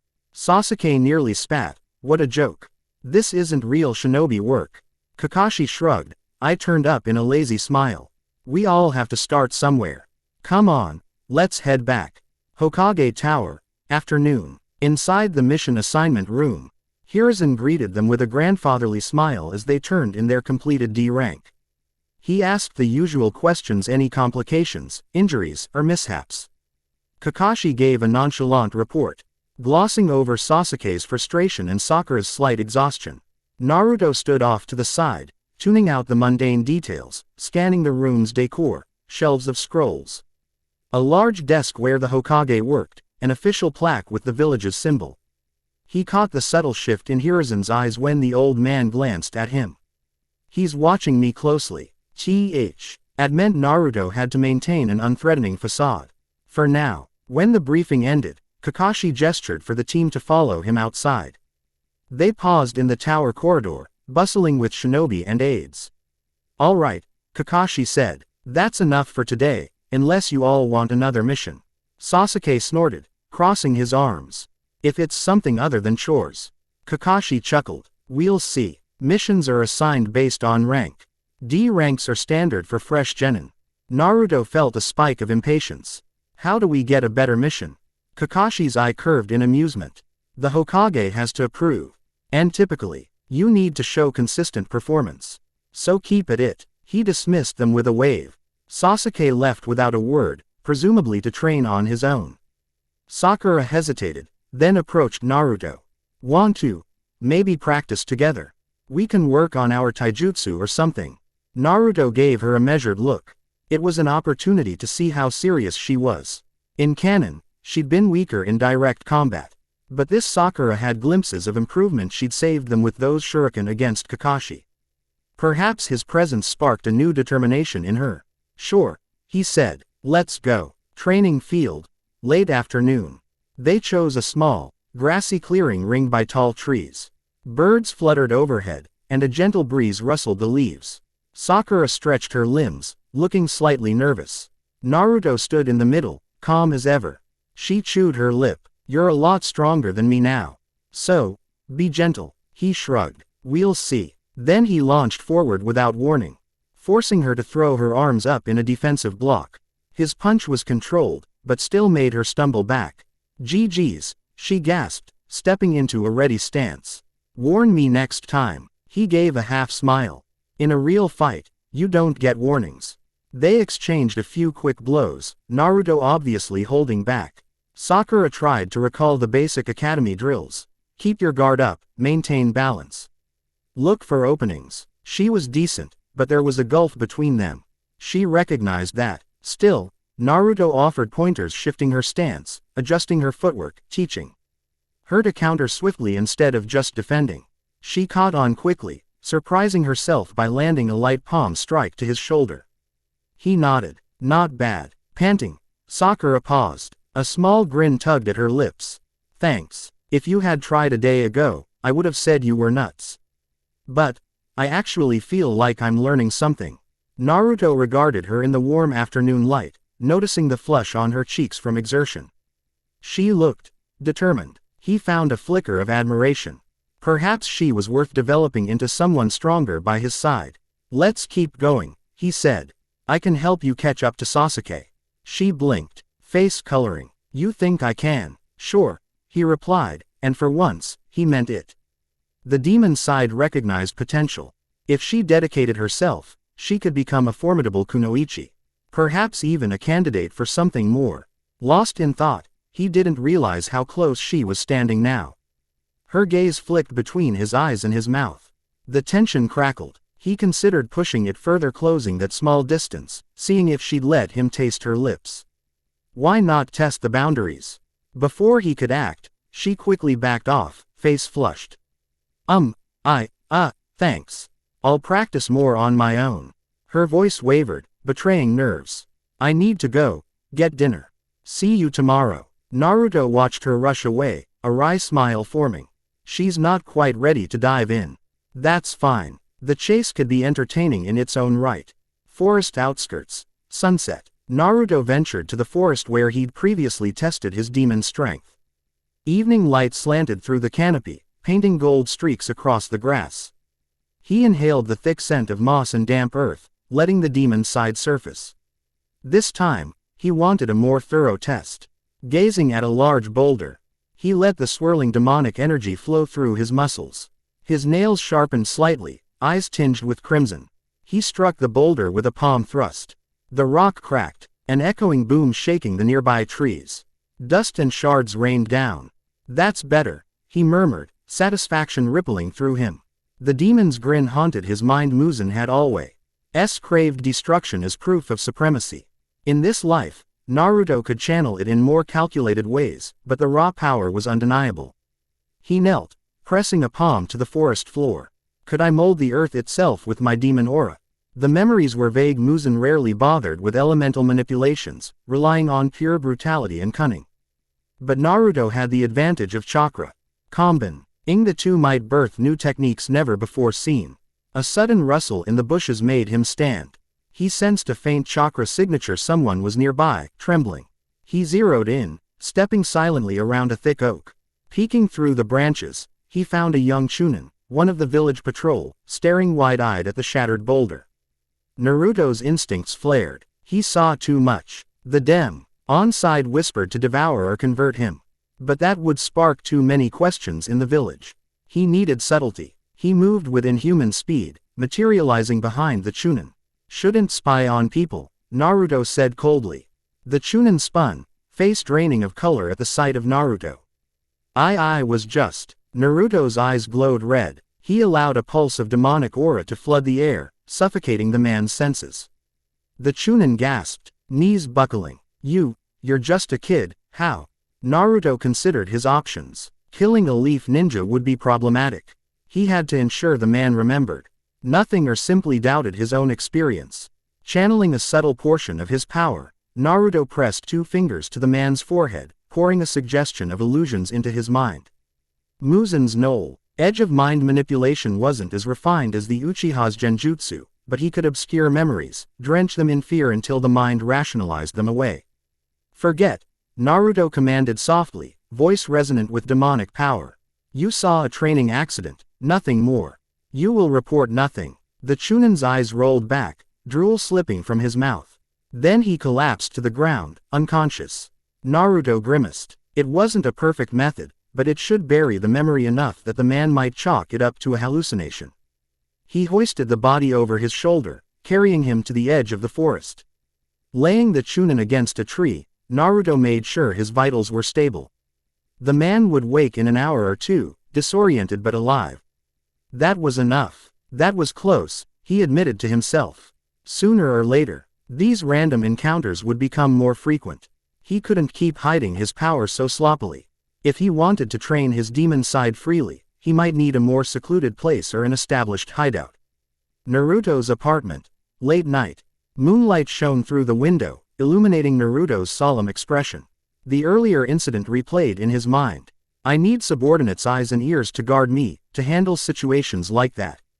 Creating a demonic underling required a precise amount of blood transfer. If he gave too little, they'd die. Too much, they'd become savage. And if he did it too soon, he'd expose himself.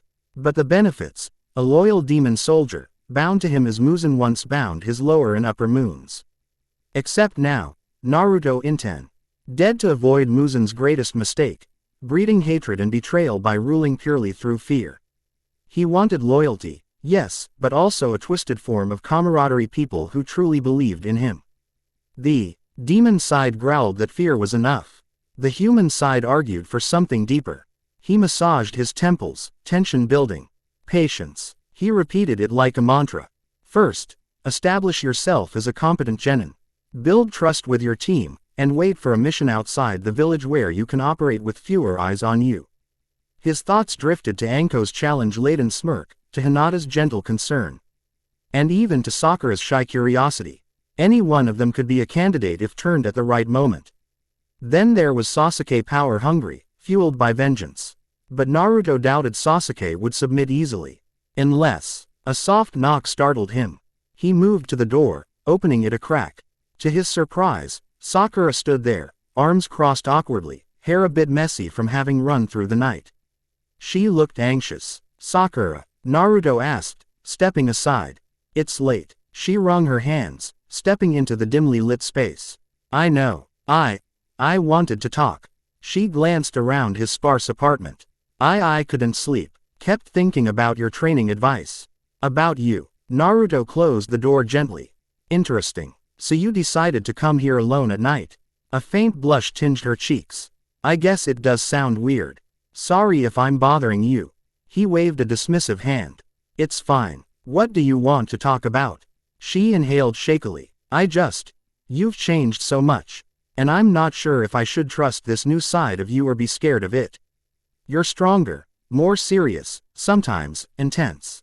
Naruto studied her face. She was battling conflicting emotions, her lingering affection for Sasuke.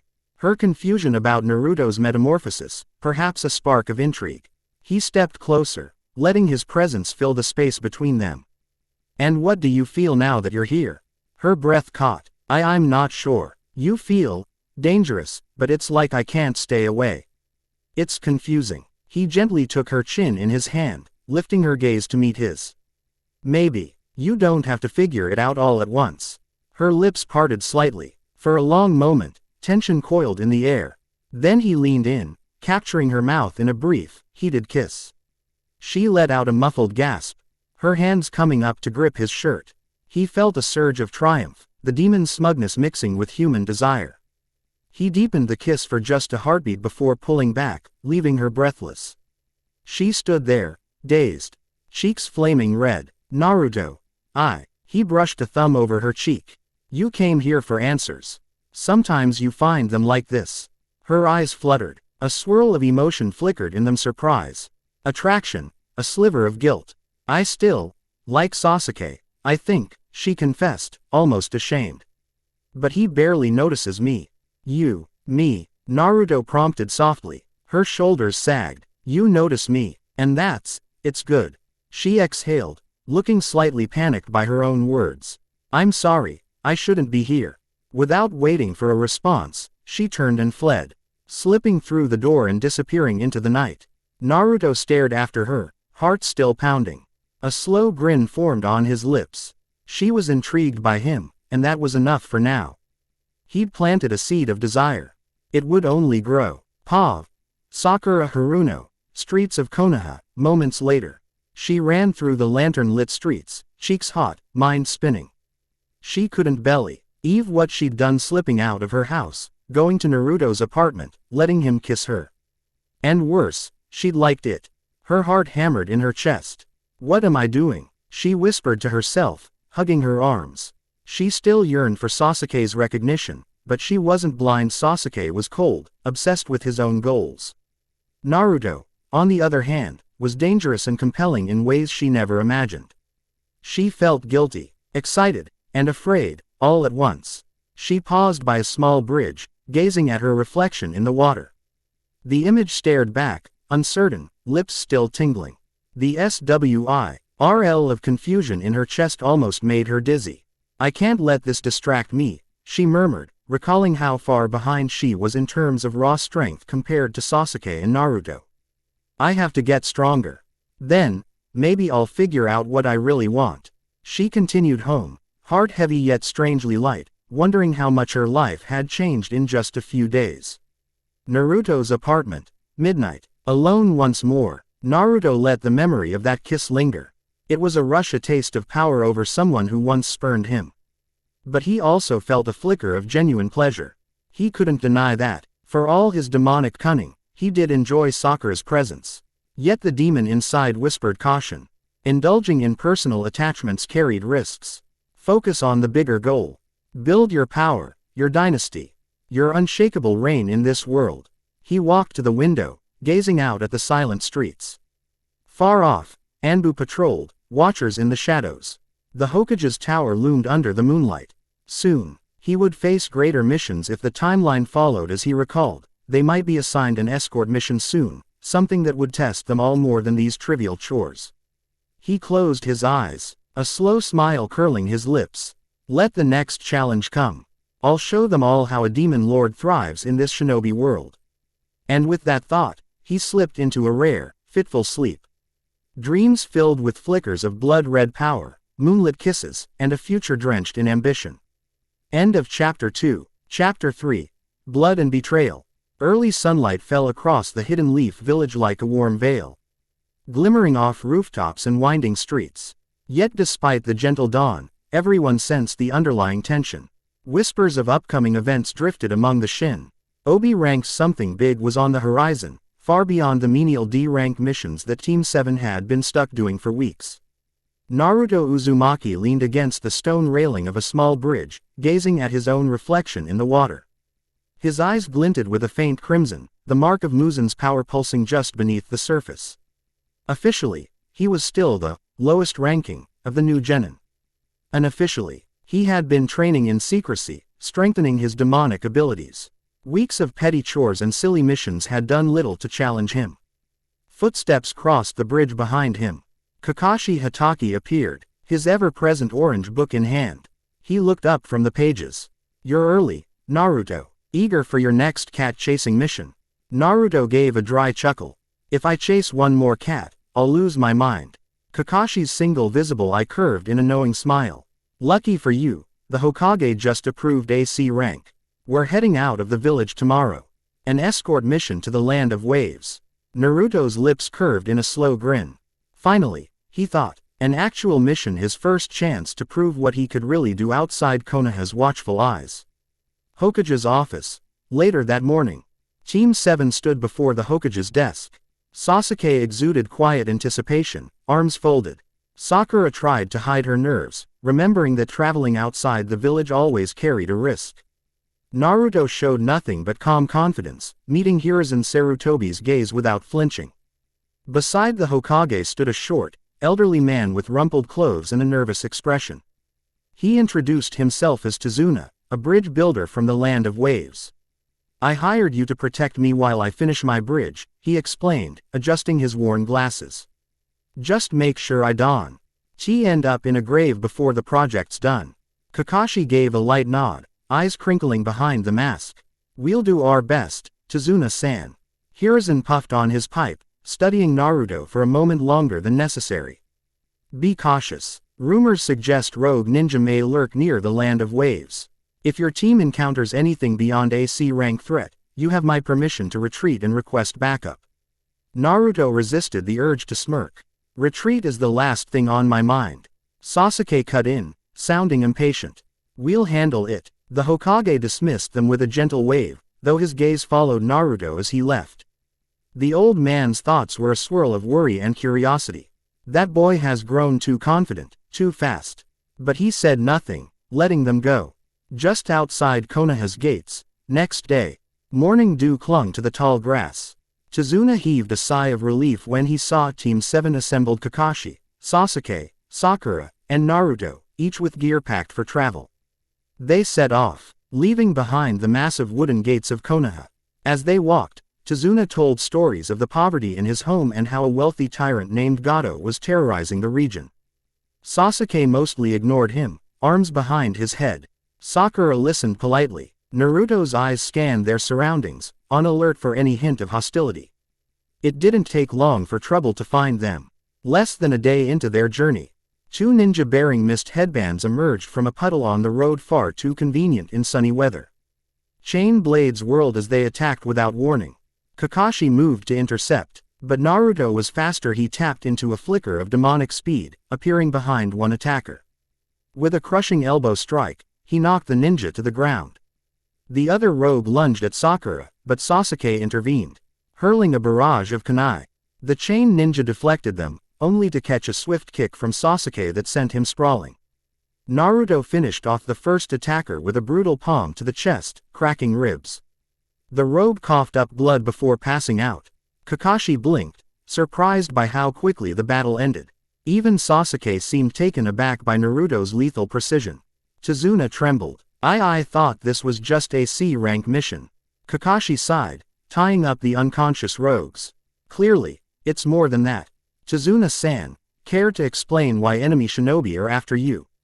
Tazuna gulped, confessing that Gato had likely put a bounty on his head to stop the bridge's construction.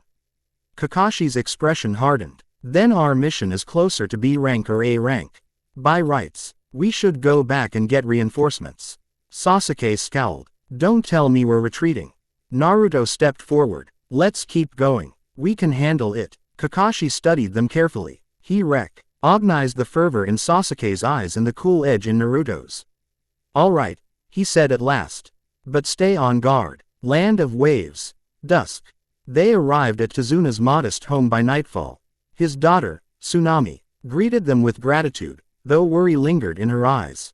Over a simple dinner of rice and fish, she told them how Gato's mercenaries constantly harassed the village, draining it of hope. Kakashi laid out a plan to keep Tazuna guarded while he finished the bridge. Sasuke and Naruto would rotate patrols around the construction site. Sakura would stay close to Tazuna when he was at home, ensuring no one broke in to threaten his family. As they finished eating, Naruto slipped outside to get some air. The demon side craved more than a mere scuffle with low-level thugs. He needed a real test. Sakura followed him onto the porch, hugging herself against the cool night breeze. "That was amazing. Back on the road," she said quietly. You were so fast." He shrugged, leaning on the wooden railing. "I can do more than that." She studied him, recalling his fierce expression during the fight. "You seemed different, almost like you were enjoying it." He glanced at her, red glint flickering in his eyes. "Fighting is what I was born to do." She swallowed. "Yeah, but you've changed so much, Naruto. Sometimes I worry." A faint smile curved his lips. "Worry? About me? About losing you?" she admitted softly. For a moment, he softened, remembering how she'd come to his apartment that one night, how she'd fled afterward in confusion. He reached out, hooking a finger under her chin, bringing her gaze to his. I'm right here. She trembled slightly but didn't pull away. He brushed his lips against hers, brief and warm. Her eyes fluttered shut, despite the wariness in her heart. She kissed him back, a quiet thrill coursing through her. They separated just as a door slid open behind them, Sasuke stepping onto the porch. He paused, gaze flicking between them. A flash of confusion and annoyance crossing his features. We're switching patrol shifts, he muttered to Naruto. Come on. Naruto nodded, releasing Sakura's chin. She took a shaky breath and slipped back inside. Sasuke gave Naruto a sidelong glare. Focus on the mission, he said gruffly, then leapt into the night. Naruto followed, a smug smile on his face. Let the Uchiha stew. Next morning, the bridge. The sun was barely up when Team 7 escorted Tazuna to the unfinished bridge stretching across the mist-shrouded waters. Workers hammered planks and scaffoldings, but the atmosphere felt grim. Everyone knew Gato's men could strike anytime. Sasuke patrolled the perimeter, scanning for threats. Naruto perched atop a stack of lumber, eyes half-lidded. Something's coming. I can feel it. The demon within him pulsed in anticipation. His instincts proved correct. A sudden swirl of thick mist enveloped the bridge. Workers screamed and scattered as a massive sword sliced through the haze. Clanging against the concrete, standing atop the railing was a tall, shirtless man with bandaged features. Zabuza Momochi, the demon of the hidden mist. Kakashi stiffened. Zabuza. This is trouble. Zabuza grinned behind the bandages. I'm here for the old man. Hand him over, and I'll let the rest of you live. Kakashi stepped forward, lifting his headband to reveal the Sharingan. You know I can't do that. Then you die, Zabuza growled. Naruto smirked, dropping from his vantage point. Finally, a real challenge. He felt the demon power stir, urging him to unleash it fully. He forced it down. Kakashi and the others still watched him closely. Zabuza wasted no time, weaving hand seals for hidden mist jutsu. The fog thickened, disorienting everyone. Kakashi motioned for Team 7 to stay alert. Zabuza specializes in silent killing. Within seconds, Sasuke tensed, scanning the swirling mists with his Sharingan. Sakura stayed close to Tazuna, heart pounding.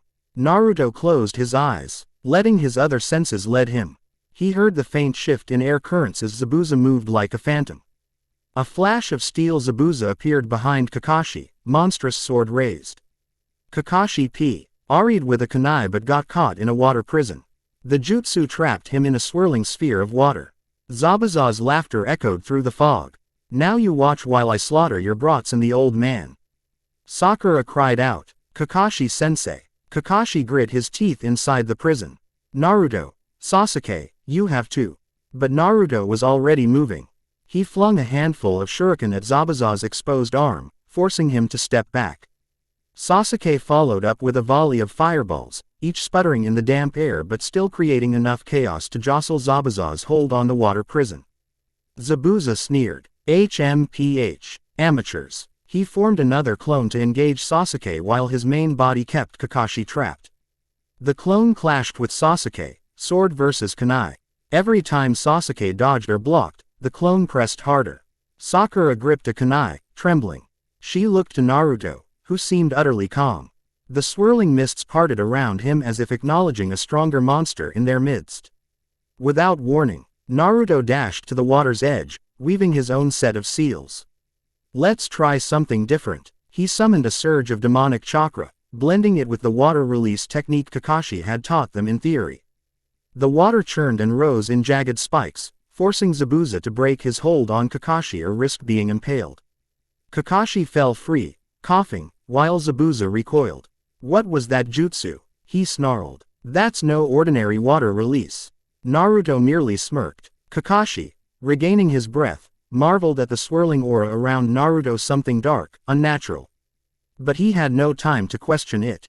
Zabuza attacked again, swinging his sword in a massive arc aimed at Naruto's head. Naruto ducked, letting the blade pass overhead, then struck at Zabuza's torso with his palm.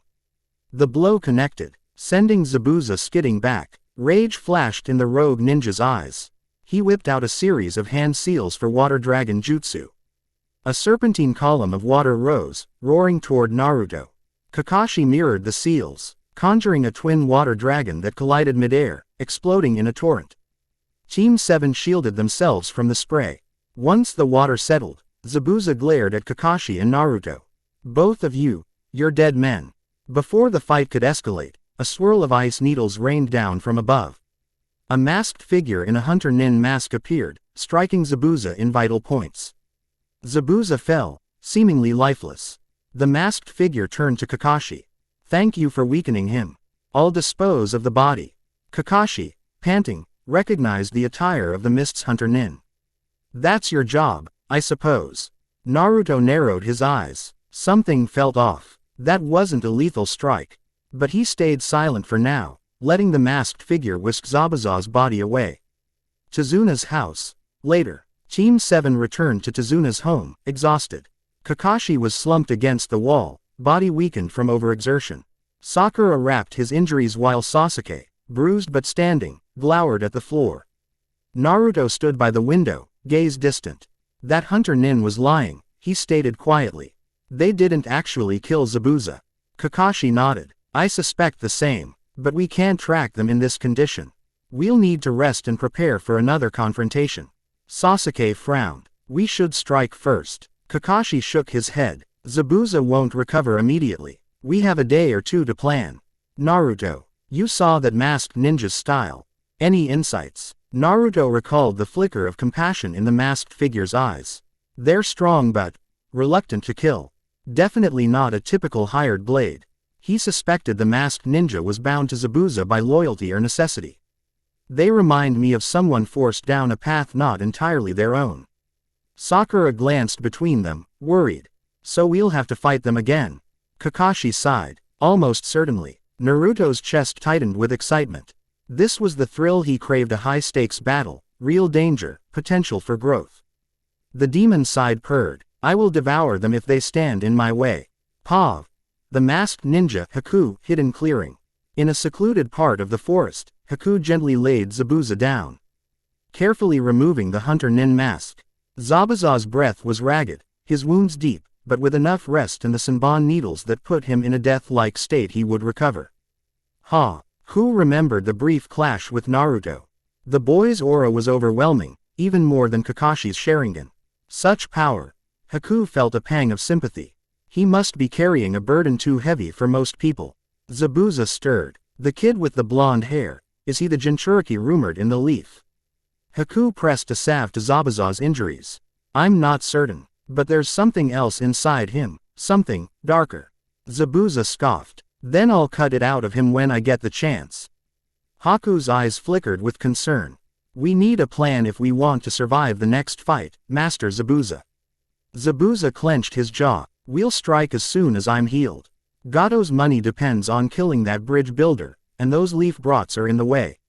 Training field near Tezuna's house. The following day, Kakashi, still bandaged, ordered Sasuke and Sakura to focus on basic chakra control exercises, tree climbing and water walking. Meanwhile, he pulled Naruto aside. Kakashi's tone was quietly serious. I saw what you did with that water release. The shape manipulation was strange. Care to explain? Naruto shrugged. I improvised. Kakashi's single eye narrowed. Right. Is there something you're not telling me? Naruto stared back, unblinking. The demon side whispered to shut Kakashi up. He had no intention of revealing Muzan's reincarnation. Everyone has secrets, he said, turning away. I'll prove my worth in the fight. Isn't that enough? Kakashi paused, a flicker of regret in his gaze. I suppose. But be careful. That kind of power can be consuming. Naruto let out a quiet laugh. I can handle it. Kakashi sighed, stepping back to observe Sasuke and Sakura. The more I see, the more I worry. Yet he had to admit, Naruto was proving to be a key asset. If they had any hope of surviving another clash with Zabuza, they needed Naruto's uncanny abilities. The rematch on the bridge. 2 days later, Tezuna and the workers resumed construction on the bridge. A faint drizzle fell, mixing with the ever-present mist. The air bristled with tension. Team 7 could sense enemies closing in. Sure enough, Zabuza returned, blade in hand, eyes burning with resolve. Haku stood beside him in a crouched stance. The final confrontation began without fanfare. Kakashi met Zabuza head-on, Sharingan blazing. Their clash sent shockwaves through the half-finished bridge. Meanwhile, Haku formed ice mirrors around Sasuke and Naruto, trapping them in the demonic crystal ice mirrors technique. Sasuke's eyes widened as reflective panels surrounded him, Haku's image flickering from mirror to mirror. Senbon needles rained down, forcing him to dodge frantically. Naruto stood calmly, scanning for the real Haku. Naruto, we need to break these mirrors, Sasuke shouted, hurling fire jutsu at one of the panels. The flames sputtered, leaving the ice intact. Naruto narrowed his eyes. A jutsu that powerful must have a weakness. But it might take brute force. He summoned the demon aura, letting it wrap around his fists. The swirling red-black energy crackled. He lunged, slamming a glowing punch into one mirror. Cracks appeared, but it held. Across the bridge, Kakashi fared better, slowly driving Zabuza back. But every time Kakashi gained an advantage, Zabuza fought with renewed fury. Sakura stayed near Tazuna, throwing kunai whenever a stray mercenary got close. Inside the ice prison, Haku's voice echoed, I don't want to kill you, but I must protect Zabuza.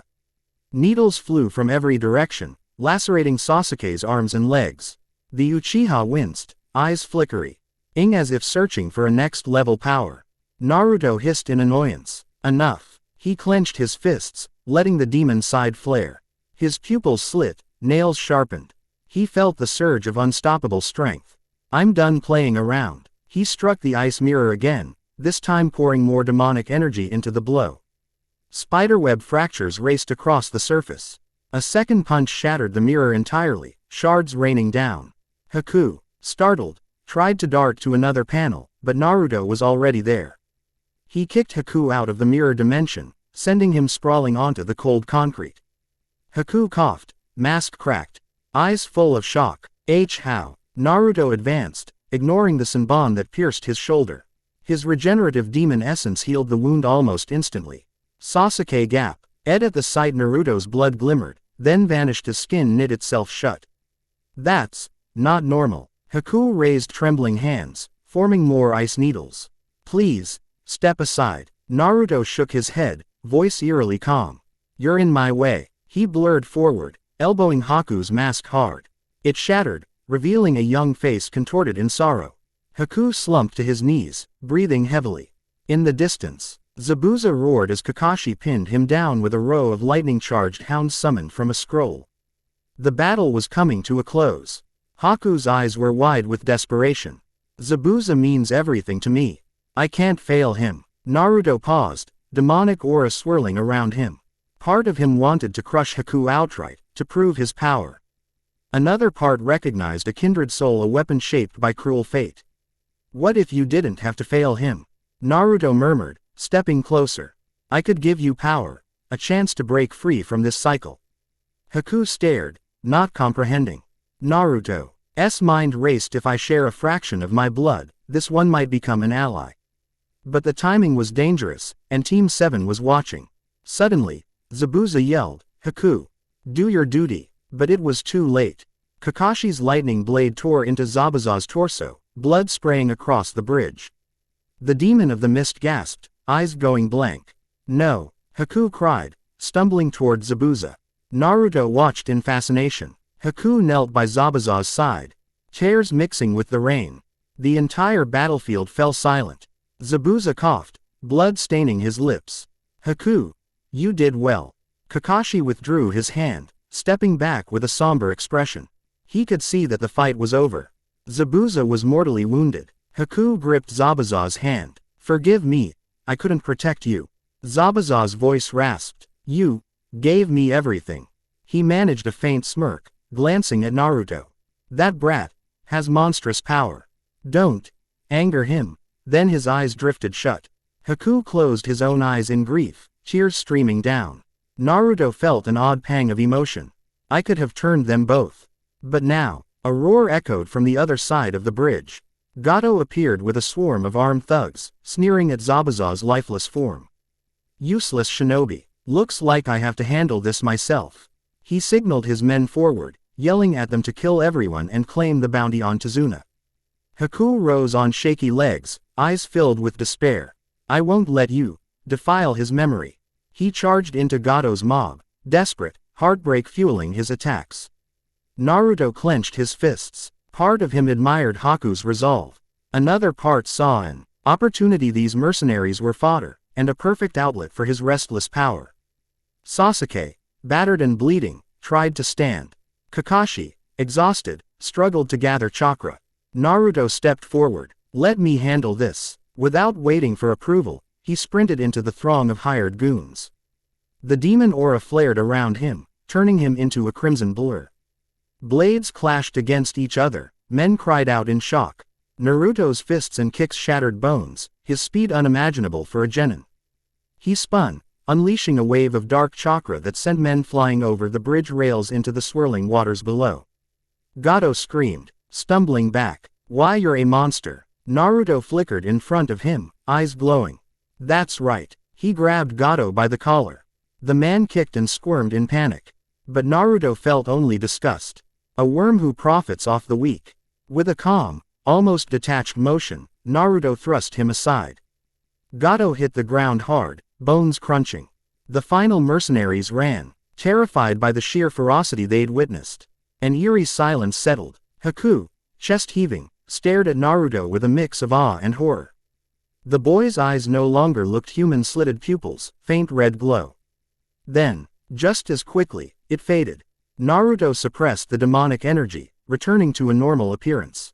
Kakashi and Sasuke looked on, speechless. Even Sakura, who arrived with Tazuna at her side, felt her heart skip a beat.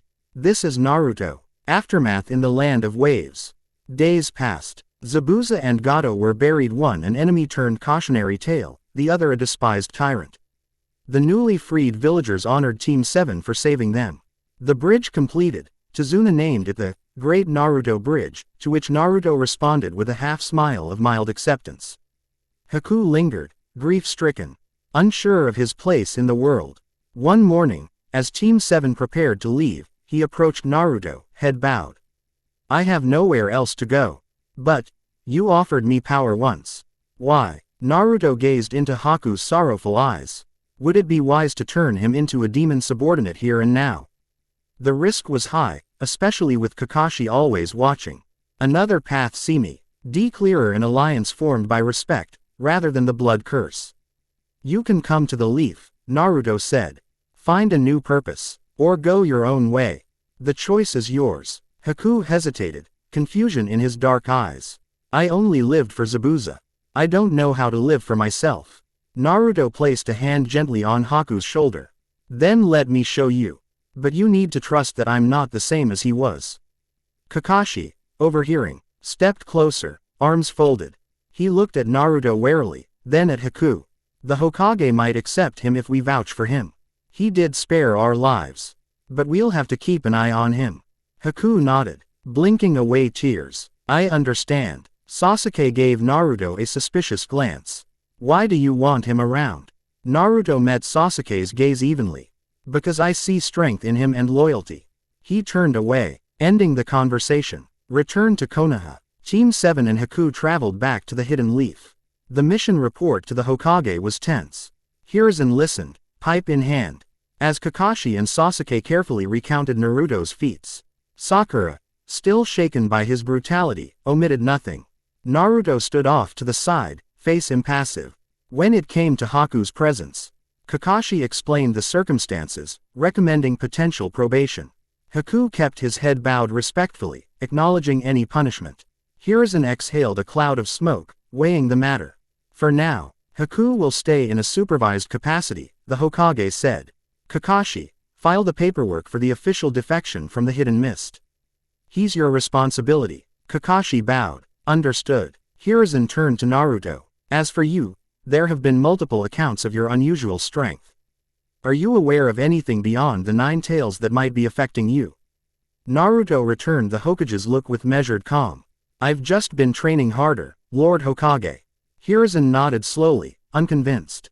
But he said nothing more, dismissing them with a gentle wave. In the hallway outside, Kakashi gave Naruto a lingering glance. "We'll talk later." Pav. Hiruzen Sarutobi, Hokage's office, late evening. Alone with his thoughts, Hiruzen studied a small crystal ball. His attempt to observe Naruto earlier was thwarted by strange static, as though some dark energy interfered with the scrying. This isn't just the Kyuubi. Could Orochimaru be involved? Or something else entirely? He sighed, rubbing his temples. We have the upcoming Chunin exams. If Naruto participates, I can monitor him more directly. Maybe that will reveal the truth. Yet a knot of dread formed in the pit of his stomach. Wondering if the truth would be far more terrible than he could imagine. Team 7 training field. The next week. Time passed in a blur of routine missions and personal training. Sakura threw herself into chakra control exercises. Sasuke honed his Sharingan relentlessly, frustrated by Naruto's apparent head start in power. Naruto trained mostly at night, slipping away to hidden corners of the village or the dark forest to push his demonic abilities further. He toyed with the idea of turning Haku into a demon subordinate, but caution held him back. For now, Haku was subdued, still mourning Zabuza, though he dutifully followed Kakashi's directions. Word spread that the Chunin exams would begin soon. A thick buzz of anticipation swept the village. Genin. Squads from other nations were trickling in sand, sound, cloud. And tensions rose behind the scenes. Entrance to the Chunin exams, Day 1. The academy building's upper floors buzzed with activity. Genin from all over milled about, exchanging wary looks or boasting about their strength. Team 7 joined the crowd, each wearing fresh uniforms and newly adjusted headbands. Haku followed at a distance. Allowed temporary observer status by the Hokage but not yet an official leaf shinobi. Sakura looked around, wide-eyed at the sea of unfamiliar faces. Sasuke's gaze flicked warily, analyzing potential threats. Naruto felt only mild interest. He knew these exams would serve as a stage for him to test his demon side further. At the entrance, Rock Lee approached with a polite bow, eyes fixed on Sasuke. "Uchiha Sasuke, I challenge you to a duel. I must test my strength against the strongest in Konoha." Sasuke stiffened. "Right now," Lee grinned. "Yes, unless you're afraid." Naruto raised an eyebrow at Lee's focused posture. "He's serious. Maybe this will be entertaining." Before Sasuke could refuse, Lee attacked, launching a dizzying array of kicks. Sasuke barely kept up, forced to use his Sharingan to evade. Lee's speed was startling, overshadowing Sasuke's expectations. In seconds, Lee's final high kick sent Sasuke tumbling across the corridor. Naruto, curious, stepped forward. "You move well, bushy brows." Lee dropped to a fighting stance. "You wish to challenge me too?" Naruto shrugged. "No point right now. Let's see if we meet in the exams." Lee studied him, then nodded respectfully. "I have heard rumors about your strength, Naruto Uzumaki. I look forward to a splendid fight." With that, he vanished up the stairs, leaving Sasuke rubbing his bruised jaw in frustration. Sakura knelt beside him, concerned. "You okay?" Sasuke glared, humiliation burning in his eyes. "I'm fine. Let's just get to the exam room." Written exam hall. Rows of seats lined the large classroom, each table spaced to prevent cheating. The first proctor, Ibiki Morino, explained the rules in a low, gravelly voice. Points would be deducted for suspicion of cheating, NTH. Final questions penalty involved immediate failure. Sakura's face turned pale at the mention of written test, but Naruto remained cool. He scanned the complex questions. These aren't meant to be answered by normal means.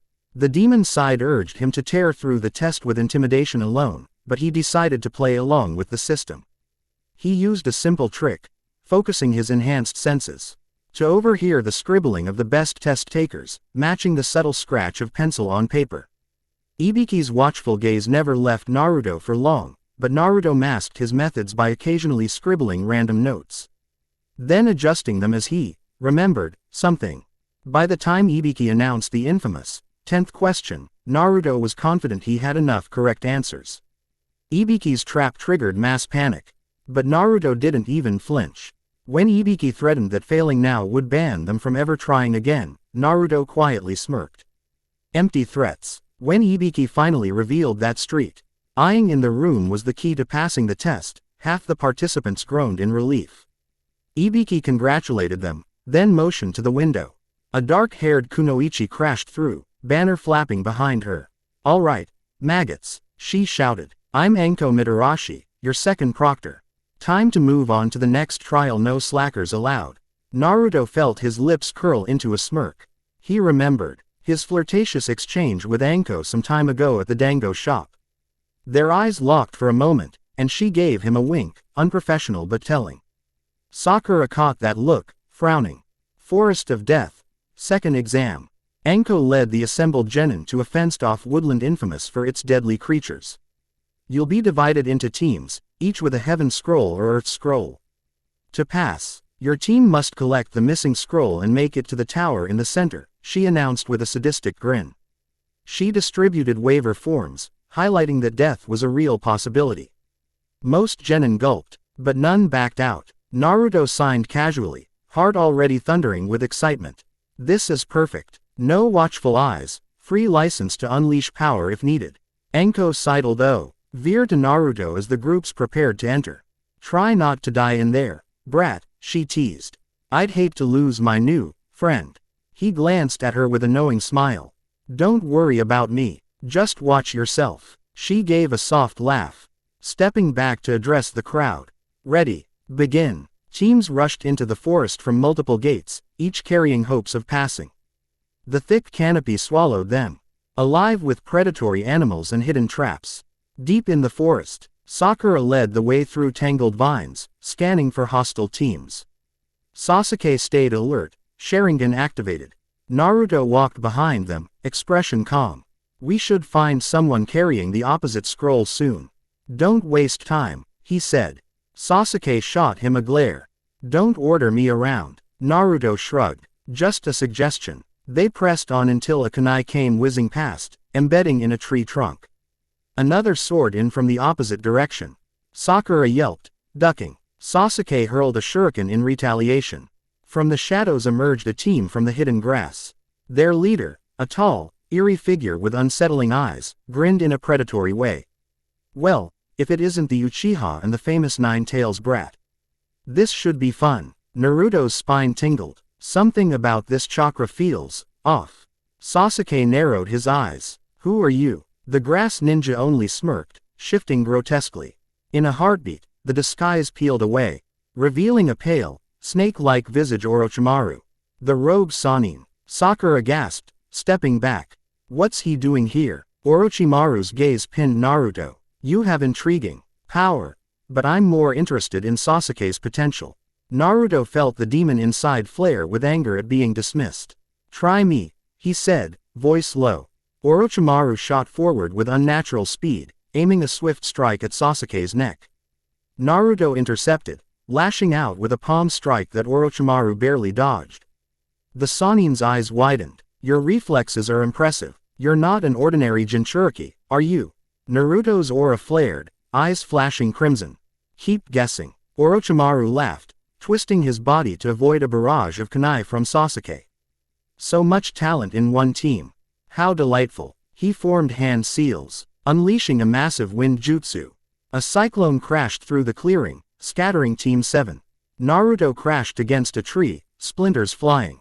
Pain lanced through his side, but it healed almost instantly. He saw Sasuke pinned under swirling debris, trembling as Orochimaru loomed over him.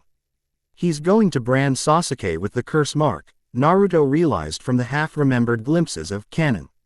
Springing forward, Naruto channeled demonic chakra into his fists. He slammed a punch into Orochimaru's chest, forcing the Sannin back. Orochimaru hissed, spitting blood, yet smiled maniacally. You are full of surprises, Naruto-kun. He flicked out a grotesquely long tongue, catching Naruto's arm in a vice grip. Naruto's demon side roared, ripping free. The exchange W. As brutal both moved with supernatural agility, trading blows that shattered trees and churned the earth. Sakura, battered by stray debris, could only watch in horror. At the height of the clash, Orochimaru fainted, slipping around Naruto to sink his fangs into Sasuke's neck. Sasuke screamed as dark marks spread across his skin. Orochimaru retreated a few steps, panting but triumphant. Now, my work here is done. Naruto lunged, but Orochimaru melted away into the shadows, leaving only an echo of laughter. Sasuke collapsed, convulsing, the curse mark throbbing on his neck. Panic and resolve. Sakura cradled Sasuke's head, fear shining in her eyes. He's burning up. What do we do? Naruto suppressed his rage, kneeling beside them. We find shelter. Keep him stable. They foo. A hollowed-out tree trunk sheltered by vines. Sakura tended Sasuke as best she could, tears threatening. He won't stop shaking. It's like he's trapped in a nightmare. Naruto's fist clenched. I was too slow. The demon side urged him to hunt Orochimaru down, tear him apart. But Sasuke's immediate need was more pressing. Hours passed. Sakura guarded Sasuke's unconscious form, battling exhaustion. Naruto scouted outside, chasing off a few weaker teams. Eventually, night fell, and they huddled in silence. In the darkness, Sakura's paused. She could barely keep her eyes open. The exam was only halfway done. Yet she felt overwhelmed. Sasuke lay feverish, sweating. Naruto sat in the entrance of their makeshift shelter, silent as a statue, scanning the forest. He hasn't rested at all, she thought.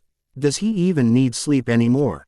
A memory flashed of that kiss on Tezuna's porch, of the cruelty Naruto showed to Gado's men, the unstoppable power in his eyes.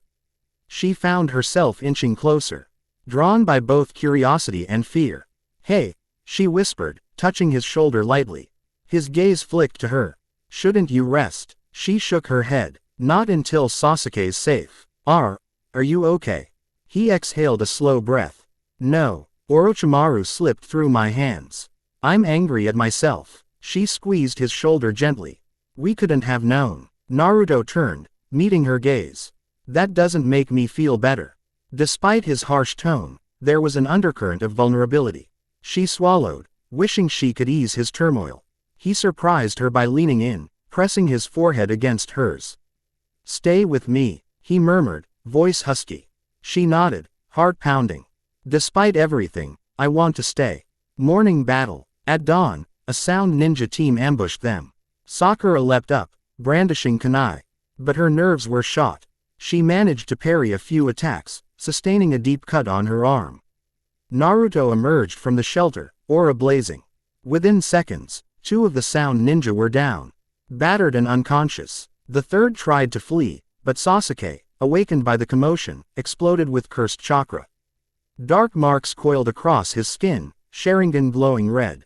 He attacked viciously, nearly snapping the sound ninja's spine before Naruto intervened. Sasuke. Naruto barked, grabbing his arm. Stop. Sasuke turned, eyes wild, as if he might attack Naruto too. For a heartbeat, demon energy clashed with cursed energy, 2 monstrous powers swirling in a lethal standstill. Then Sasuke's eyes cleared, the marks receding. He collapsed again, breathing heavily. Sakura dashed to him. Calm down. It's okay. Naruto glared at the battered sound ninja. They know something about Orochimaru. But the ninja managed to crawl away, lost in the dense foliage. The danger had passed, but tension remained. Sasuke realized with horror what he'd done, what the mark threatened to make him. What is this power? He muttered, trembling in fury and confusion. Naruto placed a hand on his shoulder. Surprisingly gentle. It's a curse from that snake freak. Don't let it control you. Sasuke looked up, meeting Naruto's eyes. I won't be weak again. Despite the fear in his voice, an undercurrent of obsession brewed in his gaze. Naruto sensed that Sasuke might do anything to get stronger. Raced to the tower. Despite their ordeal, Team 7 pressed on, eventually ambushing a Rain Ninja squad and seizing their Earth Scroll. Weary but determined, they reached the tower in the center of the forest. The gates closed behind them, signifying they'd completed the second exam. Inside, they saw other surviving teams, among them Team 10 Shikamaru, Ino, Choji, Team 8 Kiba, Hinata, Shino, and the Sand siblings Gaara, Temari, Kankuro. Gaara stood apart, his gourd ominously silent. His cold green eyes swept over Naruto as if sensing something kindred. Naruto felt it too, a monstrous presence lurking beneath Gaara's calm exterior. He carries a Biju, the one tail. But there's more to him, bloodlust. Gaara's lips twitched into a cruel half-smile. You and I are the same, he whispered in passing, voice barely audible. Naruto watched him go, unsettled yet intrigued. Another predator. Good. Preliminaries. With many teams surviving, the proctors announced preliminary one-on-one matches before the final exam. The massive chamber was set, balconies for onlookers. A wide arena for combat. Hayate Gecko coughed into his hand, stepping forward. You'll fight until one participant surrenders or is unable to continue. First match. He rattled off names. One after another. Pairs faced off. Rock Lee fought Gaara, ended brutally with Gaara crushing Lee's arm and leg. Sasuke overcame a sound ninja, barely controlling the curse mark. Sakura defeated Ino by a razor-thin margin, pushing beyond her own limits. When Naruto's name was called, he faced Kiba Inuzuka and Akamaru. Despite Kiba's fierce clan techniques, Naruto's demonic reflex made the fight almost embarrassingly one-sided. Kiba tried a fang-over-fang combination, only to be met with a single well-timed blow that knocked him unconscious. Akamaru whimpered, retreating from Naruto's aura. Hayate announced Naruto the winner. Hinata, watching from the balcony, gazed at Naruto with a mix of relief and nervousness. She still remembered the sweet boy who ate her homemade lunch. He's grown so distant. Gaara vs. Haku. Though Haku wasn't an official Leaf Shinobi, the Hokage allowed him to fight under Kakashi's supervision, testing if he deserved a place. Fate matched him against Gaara. As the two stepped into the arena, Naruto felt a chill. Gaara's sand swirled protectively. Haku formed ice mirrors. Their powers collided in a spectacle of swirling sand and crystalline shards. The crowd watched in awe. But Gaara's sand kept devouring Haku's ice, inch by inch. Haku's breathing grew ragged. He made a desperate move, launching needles aimed at Gaara's head. The sand shielded Gaara at the last moment, then lashed out. A crushing wave pinned Haku, snapping his ribs. Blood spattered the ground. Naruto tensed. Haku's going to die. He couldn't stand by. Ignoring protocol, he leapt down from the balcony. Enough. He knocked Gaara's sand aside with a burst of demon chakra, freeing Haku before Gaara could finish him. The proctors rushed in, halting the match. Gaara stared at Naruto with murderous intent. Why do you interfere? I was about to kill him. Naruto carefully lifted Haku, fury simmering. Because I don't let my comrades die. Gaara's eyes flickered. Comrades. Pathetic. Hayate, deeply troubled, declared Gaara the winner. Medics carried Haku away on a stretcher, Naruto following close behind. Gaara stood alone in the arena, sand swirling ominously. Backstage tension. In the corridors behind the arena, Naruto caught up with the medics. Haku's breathing was faint, but stable enough for emergency healing. Kakashi intercepted Naruto, voice urgent. What you did was reckless. The exam rules. I don't care about the rules, Naruto snapped. Haku would have died. Kakashi sighed, placing a hand on his shoulder. You're changing, Naruto. Becoming more ruthless in some ways, yet also protective. Be mindful of what path you choose. Naruto shook his head, stepping aside. If Haku had been a demon subordinate, I could have saved him more easily. The thought lingered, tempting him. Secrets and schemes. Days later, those who passed the prelims prepared for the final exam.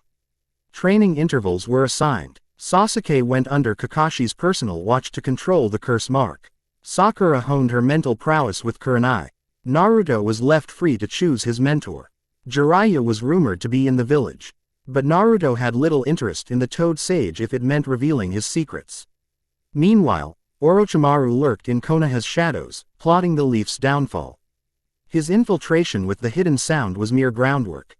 Another entity also moved in the darkness. Danzo of Root, who'd caught wind of Naruto's unusual power and wanted it for himself. Night Rendezvous, Training Ground 44. Under a sliver of moonlight, Naruto returned to the Forest of Death. He'd chosen a secluded clearing where no one would disturb him. Or so he thought. Halfway through channeling demon energy, he sensed a presence. Another midnight stroll. A female voice teased. Anko emerged from behind a tall tree, arms crossed, fishnet attire catching the pale glow. You sure like dangerous places. Naruto smirked. So do you. She walked closer, eyes flicking to the faint aura around him. I've been assigned to guard the area after Orochimaru's infiltration. Never expected to run into you here. He let the aura fade slightly. You always show up where it's interesting, Anko. She gave a throaty chuckle, stepping uncomfortably close.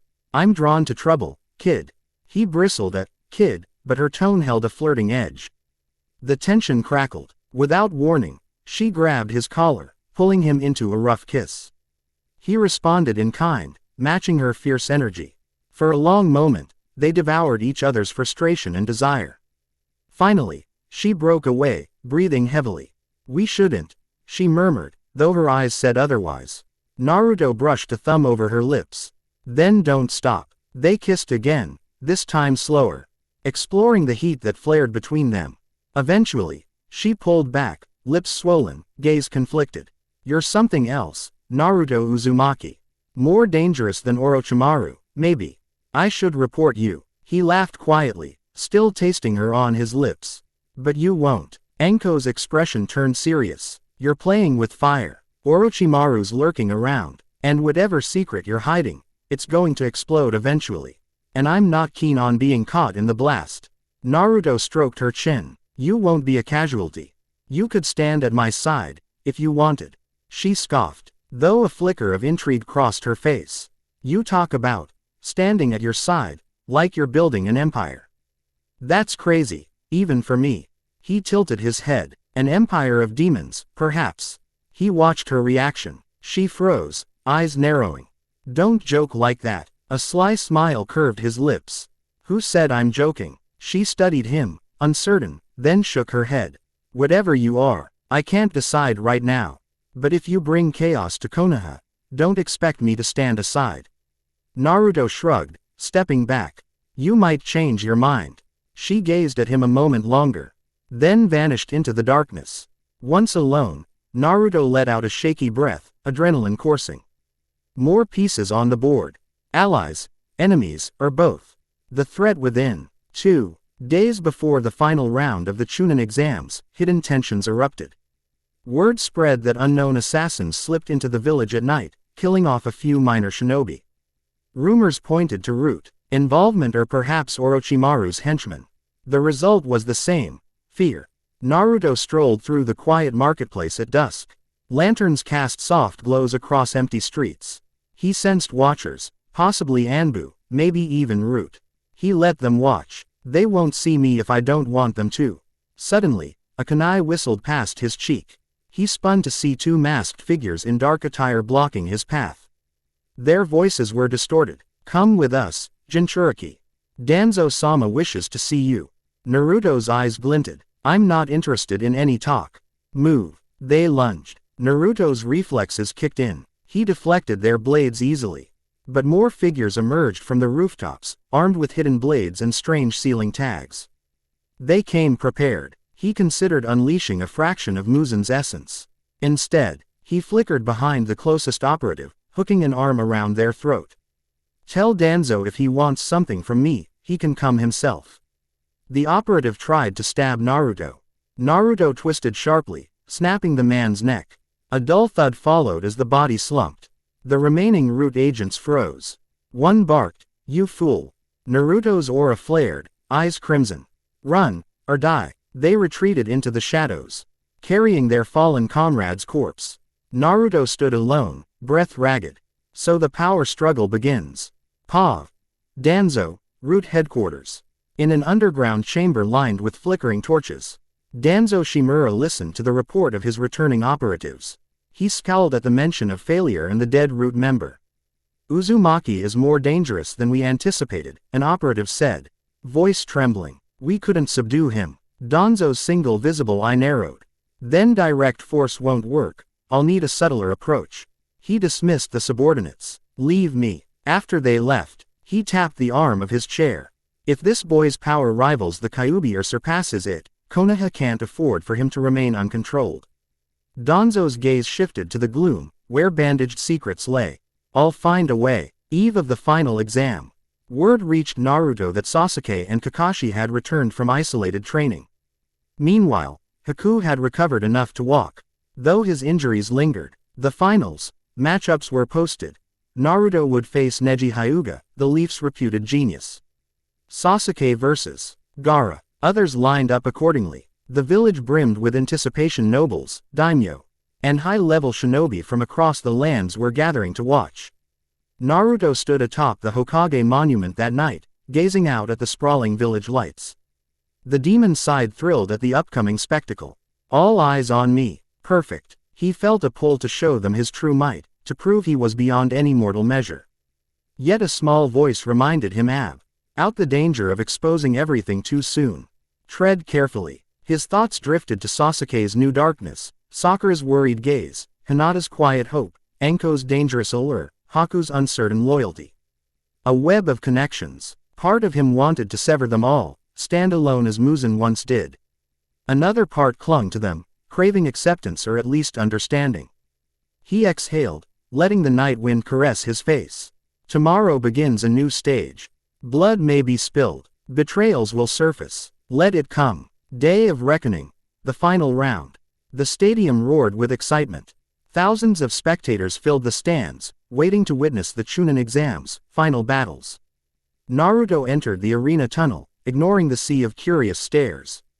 He felt the vibrations of the crowd under his feet, the charged atmosphere fueling him like oxygen to a flame. Proctors announced the first match: Naruto Uzumaki vs. Neji Hyuga. The crowd buzzed, recalling the rumors of Naruto's uncanny strength and Neji's famed Byakugan mastery. Neji stood calmly in the center. Fate has decided I'll win, he said, voice cold. Your power doesn't matter. Naruto smirked. We'll see. The referee signaled. Neji activated his Byakugan, veins bulging around his eyes. He saw Naruto's chakra network and froze. What is that? Strange black threads interlaced with Naruto's normal chakra coils, pulsating ominously. Neji launched forward, gentle fist strikes aimed at Naruto's tenketsu. Naruto dodged with minimal movement, red aura flickering around him. Neji's eyes widened as each blow missed or glanced off. It was like Naruto's body responded before he fully attacked. Neji clenched his teeth. Then I'll hit you head on. He performed an 8 trigrams palm rotation, forcing Naruto to jump back. Naruto landed lightly, letting the demon's side strengthen his reflexes. Is that all? He taunted. Your gentle fist can't reach me. Neji flinched. Shut up. He dashed forward in a flurry of attacks. The entire arena fell silent, watching the swirling dance of Hyuga finesse versus Naruto's inhuman agility. Eventually, Neji landed a partial strike on Naruto's chest, momentarily disrupting chakra flow. But the demon's side healed the damage instantly. Naruto seized Neji's wrist, twisting him around and delivering a punishing knee to his ribs. Neji coughed, staggering. Naruto pressed the advantage, slamming him with a demonic-enhanced punch. Blood spattered from Neji's mouth as he crumpled to the ground. The crowd gasped. Hayate rushed in. Neji Hyuga is unable to continue. Winner. Naruto Uzumaki. Cheers and murmurs erupted, half in awe, half in fear. Naruto gazed down at Neji's unconscious form. Maybe I overdid it, but the demon's side relished the victory. He walked away, ignoring the hush that followed him. Gaara unleashed. Sasuke's match against Gaara came later. Gaara's sand shield proved nearly impenetrable, but Sasuke showcased new Chidori technique learned from Kakashi, piercing the sand. Blood spilled from Gaara's shoulder, his first time tasting real pain. Infuriated, Gaara began transforming, releasing the Shukaku's monstrous chakra. The stadium descended into chaos. Sound and Sand Shinobi launched an invasion. Orochimaru revealed himself, seizing the third Hokage on the cage's viewing platform. Explosions ripped through the stands. Civilians screamed. Naruto watched as illusions spread across the arena, knocking many unconscious. Sakura slumped, trapped in a genjutsu. Sasuke gave chase after Gaara, who retreated into the forest to fully transform. Blood and betrayal indeed. Orochimaru's plan to destroy Konoha had begun. Pursuit. Kakashi awakened Naruto from the genjutsu. Go after Sasuke. He'll be facing Gaara alone. That's a death sentence. Naruto nodded, heart pounding. He took off, weaving through the destruction. Buildings collapsed around him. Giant snakes summoned by Orochimaru slithered into the village.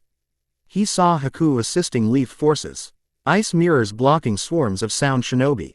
Somewhere above, the Hokage clashed with Orochimaru in a deadly duel, while Danzo presumably lurked in the shadows, waiting to exploit the chaos. Naruto ground his teeth. Everything's unraveling. He sprinted after Sasuke's chakra signature, heading into the forest beyond the arena walls. Forest clearing. Gaara's metamorphosis. Sasuke lay battered on the ground, one arm limp at his side. Gaara stood over him, half transformed with a monstrous tanuki-like arm. The air crackled with malevolence. Gaara's eyes were wild. Mother wants your blood. Naruto arrived in time to see Gaara raise a clawed arm. Without hesitation, Naruto launched a kick to Gaara's chest, sending him staggering back. Sasuke panted, relief briefly crossing his face. You took your time. Yeah, sorry, Naruto said dryly, helping Sasuke up. You okay? Sasuke winced. Not really. Gaara howled, sand erupting around him as he shifted further into the One-Tail's form. He roared, swiping the forest floor with a massive claw. Trees snapped like twigs. Naruto leapt away with Sasuke, eyes narrowing. If he fully unleashes Shukaku, this entire area is done.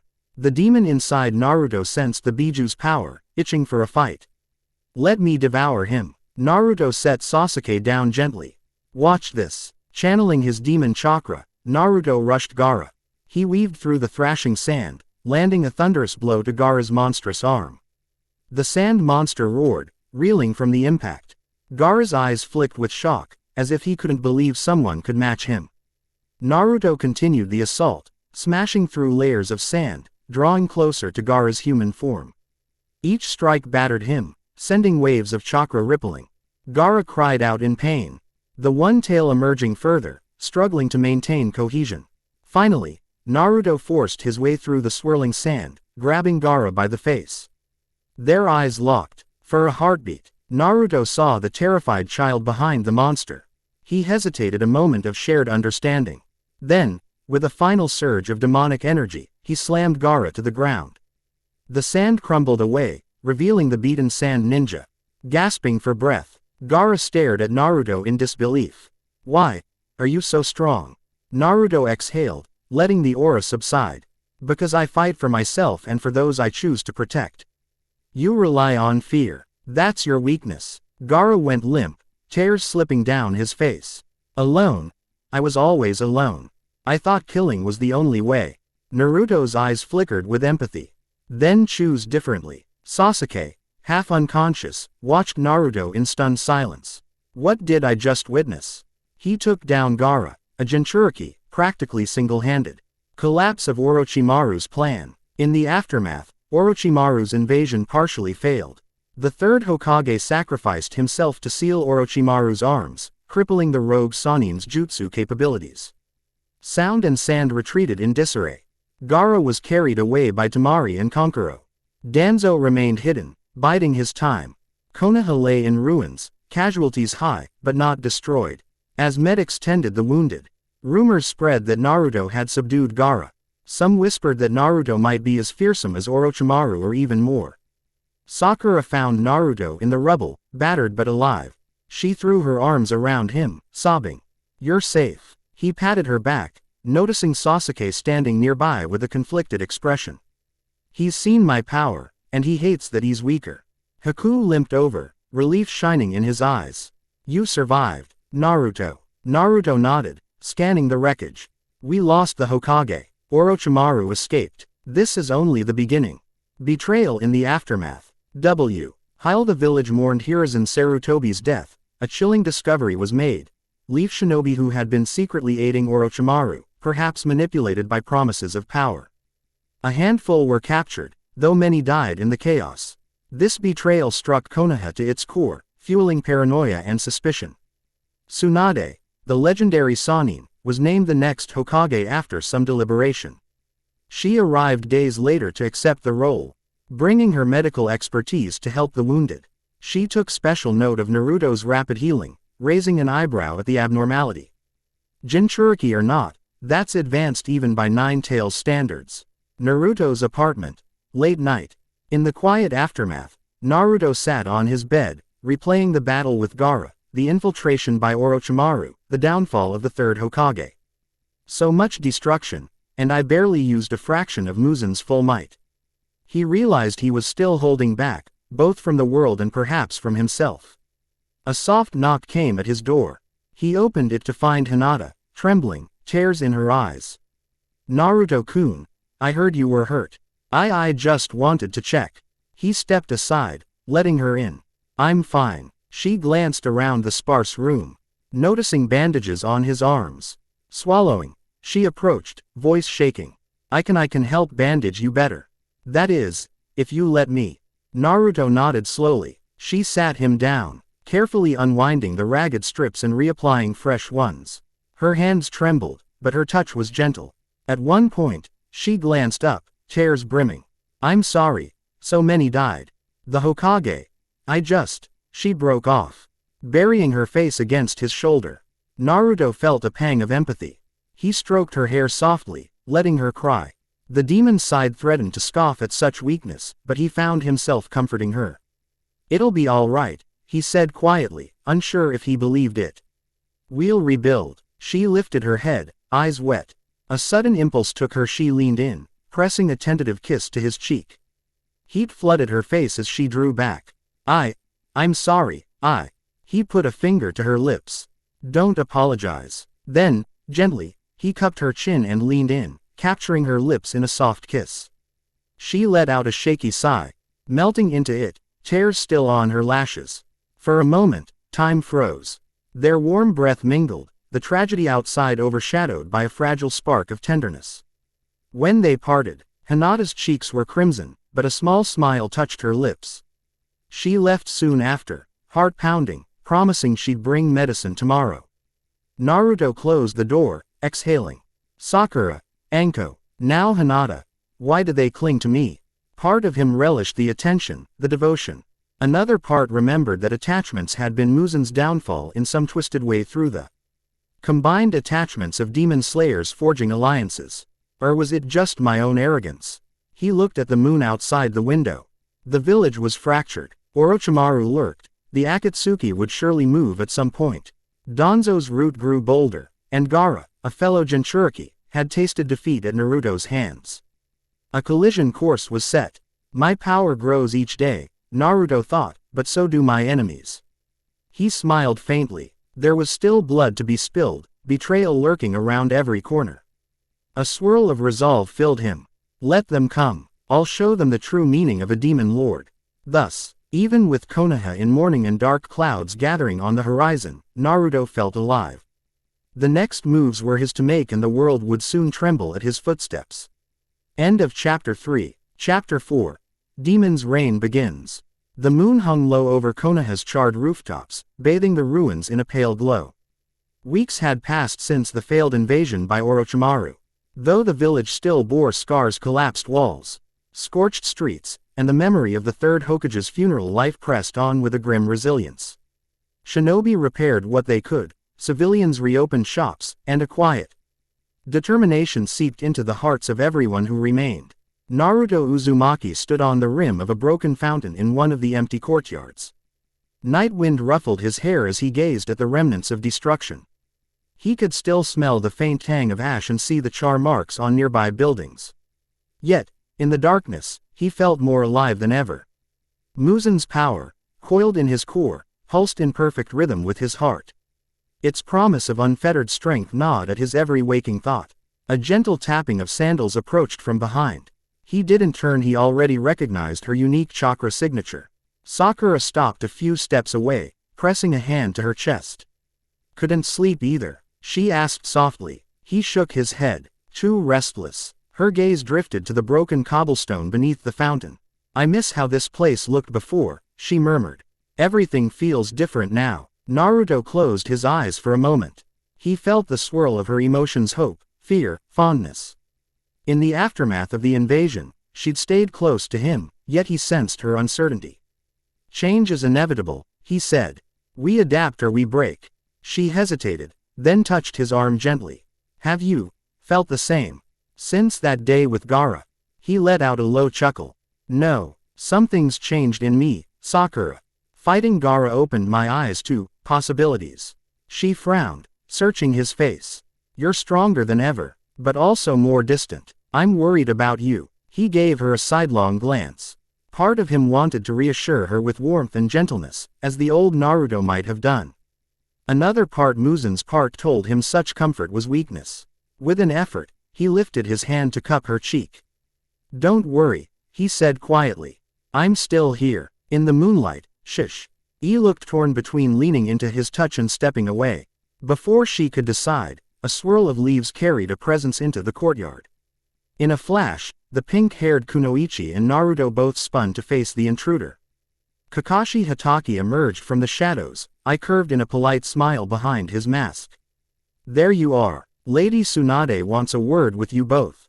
Sakura's eyes went wide. "Right now." Kakashi nodded. "It's important." Naruto cast one last glance at the crumbling fountain, then followed Kakashi and Sakura into the night-shrouded streets, mind flickering with curiosity about what the new Hokage wanted. Tsunade's office. Late night. The lights in the Hokage's office glowed softly, revealing wooden flooring littered with half-unpacked boxes. Lady Tsunade, legendary healer. The newly installed 5th Hokage stood behind her desk, arms crossed. Despite the fatigue etched on her face, she radiated the steely authority worthy of her title. At her side was Shizune, watching intently. Naruto, Sakura, and Kakashi lined up before the desk. Naruto noticed the way Tsunade's brown eyes flicked over him, as if trying to decipher a puzzle. Tsunade took a breath. "I've gone through the mission logs. Naruto, your performance in the Chunin exams and during the invasion was beyond what we expected of a genin. You took down a Jinchuriki and apparently fought toe-to-toe with Orochimaru's henchmen." Naruto kept his expression neutral, ignoring the slight jump in Sakura's pulse. "I did what needed to be done." Tsunade tilted her head. "I'm aware you carry the 9 tails. But your feats suggest something more. Care to explain?" His posture stiffened. He sensed Kakashi's gaze, felt Sakura's worry. But he refused to budge. "I've been training," he answered, voice cool. "And I tapped into a power that's mine to wield. Nothing more." Tsunade's lips thinned. She glanced at Kakashi, who gave a slight shake of the head. He had no concrete explanation, either. Eventually, Tsunade sighed. "Fine, keep your secrets, for now. But I'm naming you a Chunin." Sakura blinked in surprise. "What?" Tsunade continued. "Naruto demonstrated advanced skill and leadership under crisis. He warrants the promotion." She turned to Sakura. "You'll remain a genin a bit longer. Focus on your training and let your talents bloom." Naruto suppressed a flicker of triumph. The demon side whispered, "They're finally acknowledging your place, though it's still too small."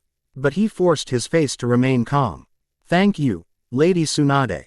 "Good," Tsunade said firmly. "We need every capable shinobi to rebuild this village. Kakashi will keep an eye on you as your Jonin mentor. That's all." They bowed and made to leave, but Tsunade's voice stopped them. "Naruto." A moment. Sakura glanced at him, concerned, but followed Kakashi out. Naruto turned back to Tsunade. She eyed him more closely, stepping around the desk. "The 9 tails used to stir in you whenever your emotions ran high. But now I'm seeing an entirely different chakra, a second entity. What is it?" He stared back, unyielding.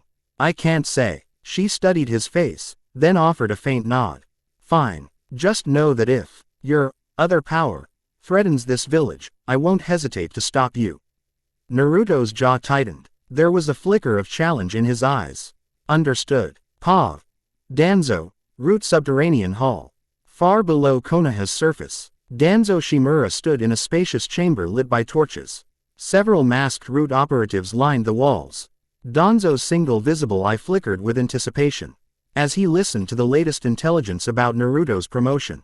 "He's now a Chunin," a Root operative reported.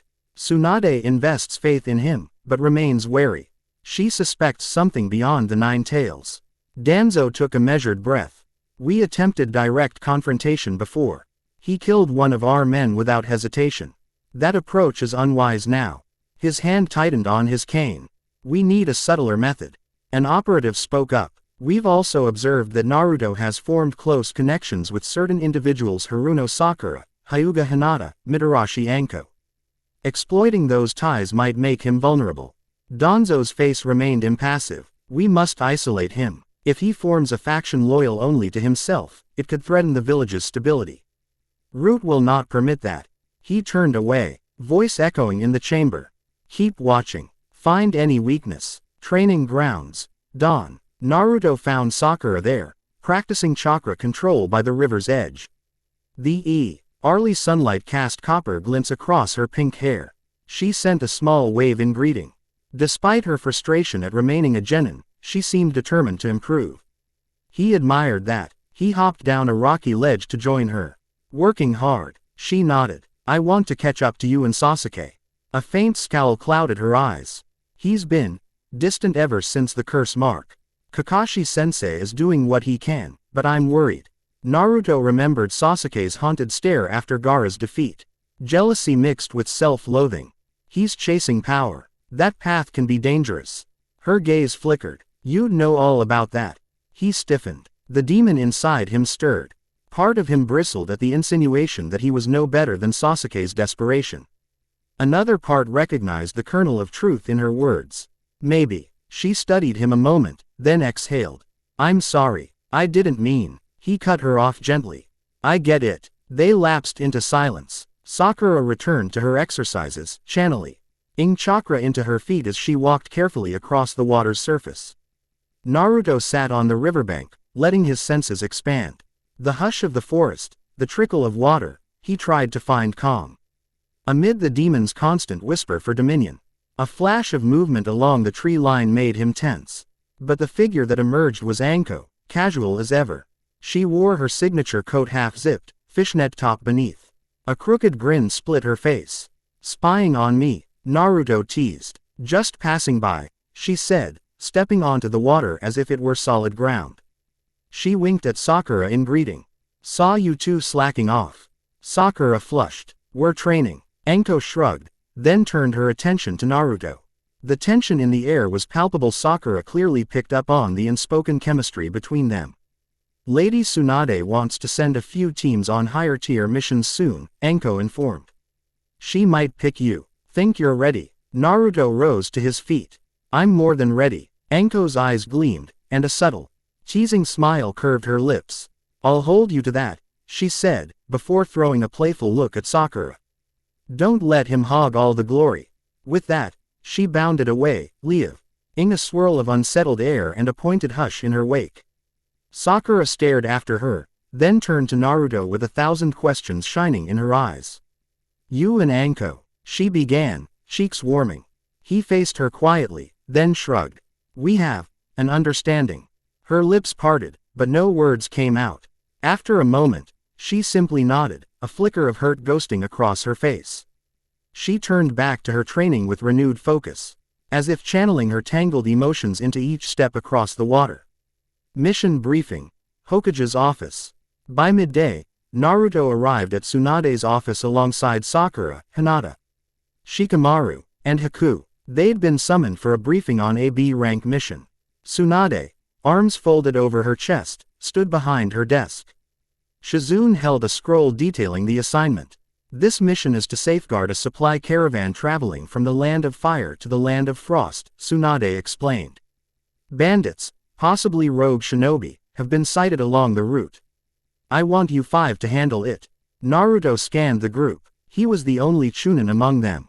Hinata offered him a soft smile of encouragement. Shikamaru yawned, looking bored. Haku bowed politely. Still dressed in borrowed leaf attire, Sakura wore a mix of determination and residual discomfort. Shikamaru sighed. What about an actual Jonin leader? Seems like we might need one. Tsunade rubbed her temples. I'm short-handed. Kakashi's assigned elsewhere, and I'd prefer to keep other Jonin stationed here for rebuilding. Naruto has shown the ability to lead. You'll define. No one objected outright, though Shikamaru's face plainly said troublesome. Naruto took the mission scroll from Shizune's hands. We'll depart at dawn. Tsunade nodded, but before they could leave, she pointed a finger at Naruto. No reckless moves. If the threat escalates, come back and report. Understood. He dipped his head. Yes, Hokage-sama. Caravan departure. Early morning. Horses neighed, wagons clanked, and the smell of fresh hay filled the crisp air. A small supply caravan lined up outside Konoha's gates, carrying goods essential for trade: food, fabrics, metals. The merchant in charge, a stout man named Noma, fidgeted nervously, scanning the forest beyond as if expecting bandits to leap out at any second. Naruto approached with his team. He wore a dark sleeveless coat over standard shinobi pants. Metal bracers strapped to his forearms, a new look he'd adopted since the invasion. Sakura stuck close, checking the straps on her weapon pouch. Hinata was quietly alert, Byakugan occasionally flickering to life to check the perimeter. Haku stood with serene poise, while Shikamaru took up the rear, looking half asleep. A few of Noma's hired guards muttered among themselves, clearly unimpressed by a group so young. Naruto ignored them. They'll see soon enough if trouble comes. They set out, heading north on a winding dirt road. For the first hours, nothing unusual happened. Birds chirped in the trees. The breeze ruffled the grass, and the caravan creaked along peacefully. Shikamaru tried to make small talk, but mostly they walked in companionable silence. Half a day into the journey, Hinata tensed. Her Byakugan swirled. Naruto-kun, I see chakra signatures ahead, in the forest. Multiple. They're hiding behind trees. He nodded sharply. Positions. She pointed. About 300 meters. Could be an ambush. He halted the caravan, telling Noma to stay put. Then he signaled Haku and Shikamaru to follow him toward the tree line, leaving Sakura and Hinata behind to guard the wagons. Noma's eyes darted nervously, but he complied. As they drew closer, Naruto's keen senses picked up the faint rustle of clothing, the smell of steel. He gestured for Shikamaru to move left, Haku right, while he took the center. Like clockwork, they fanned out quietly. A whistle cut the air. Bandits at least a dozen rushed forth in a wave, brandishing swords and makeshift spears. Their ragged attire suggested they were desperate mercenaries. Naruto's group leapt into action. Shikamaru extended his shadow, pinning two of the bandits in place. Haku formed ice needles, flicking them with pinpoint accuracy to disarm others. Naruto advanced without hesitation, demon aura thrumming just beneath the surface of his chakra. He didn't fully unleash it, there was no need. These men were small fry. He smashed through their defensive line with swift punches and kicks, each strike calculated. One bandit managed to swing a sword at him, only for Naruto to catch it mid-swing and shatter the blade with raw force. Fear flashed in the bandit's eyes. From behind, one tried to stab Naruto's back only to receive a shadow-possessed punch from Shikamaru's captive. Another tried fleeing, but Haku cut him off. Ice shards at the ready. Within minutes, the group of mercenaries lay unconscious or groaning on the ground. Shikamaru released his jutsu with a tired sigh. That wasn't too bad. Haku nodded, expression calm. I sense no more immediate threats in the area. Naruto grabbed the leader by the collar, glaring. Who hired you? The man spat blood, face twisted in defiance. No one. We just needed supplies to survive. Naruto studied him. There was desperation in his eyes, the kind that came from living in a lawless region. For a heartbeat, Naruto felt a pang of empathy. He dropped the man, stepping back. If you value your lives, leave now. Don't follow us. The bandits scrambled to escape, dragging their wounded. Shikamaru raised a brow. You're letting them go. We're not executioners, Naruto said softly, but a chill lingered in his eyes, a reminder that the demon side cared little for mercy. He was choosing to show it for his own reasons. Nightfall camp. They made camp by a small river. Noma's caravan guards took first watch, though they eyed the shinobi warily. Sakura set up medical supplies, double-checking everyone for injuries. Hinata quietly prepared a meal, her gentle presence a comfort to the weary travelers. Haku stood sentry at the perimeter, senses attuned. Naruto sat by the fire, Shikamaru next to him. Sparks crackled in the cool air. Shikamaru exhaled a stream of breath, looking up at the star-strewn sky. You know, he murmured, this all feels off. Naruto glanced over. How so? Shikamaru scratched his head. Too many rumors swirling Akatsuki, Orochimaru. Danzo's route stirring up trouble. And here we are, escorting a caravan. Feels like we're waiting for something bigger to drop. Naruto's gaze dropped to the fire. He heard the demons whisper. Seize the moment. Create your own fate. With an effort, he kept his voice steady. We'll be ready when it comes. Shikamaru studied him, noting the subdued intensity in his eyes. If you say so. Hinata approached with bowls of steaming soup, offering them each a portion. Her cheeks pinked when Naruto's hand brushed hers in thanks. She gave Shikamaru a small nod, then retreated to Sakura's side. Naruto sipped the broth, mulling over Shikamaru's words. One day soon, I'll have to confront Akatsuki, Orochimaru, Danzo, every threat. He felt that old hunger, Muzan's call for dominion. And by then, I'll need an army loyal, powerful, unstoppable. Pav. Sakura, Midnight Reflections. While most of the camp slept, Sakura found herself unable to doze off. She slipped away from the tents, stopping by a small cluster of rocks near the river's edge. The moon cast a silver shimmer across the gentle current. She thought of Sasuke, how he'd grown colder, obsessed with surpassing Naruto. She thought of the tension between her and Naruto, the stolen kisses, his dealings with Anko. She felt like she was caught between old feelings and an unfamiliar auteur. Action to the darkness she sensed in him. What am I becoming? Footsteps alerted her to another presence. She turned, expecting Hinata or maybe Haku, but it was Naruto. He wore a midnight expression, he flicker of moonlight making his features sharper than usual. You okay? He asked quietly. She tucked a strand of hair behind her ear. Just thinking. He stepped closer, the edge of his coat catching the breeze. She noticed the faint red glint in his eyes, a telltale sign that Muzan's power simmered close. It frightened her, but also drew her in. Everything feels complicated now, she admitted.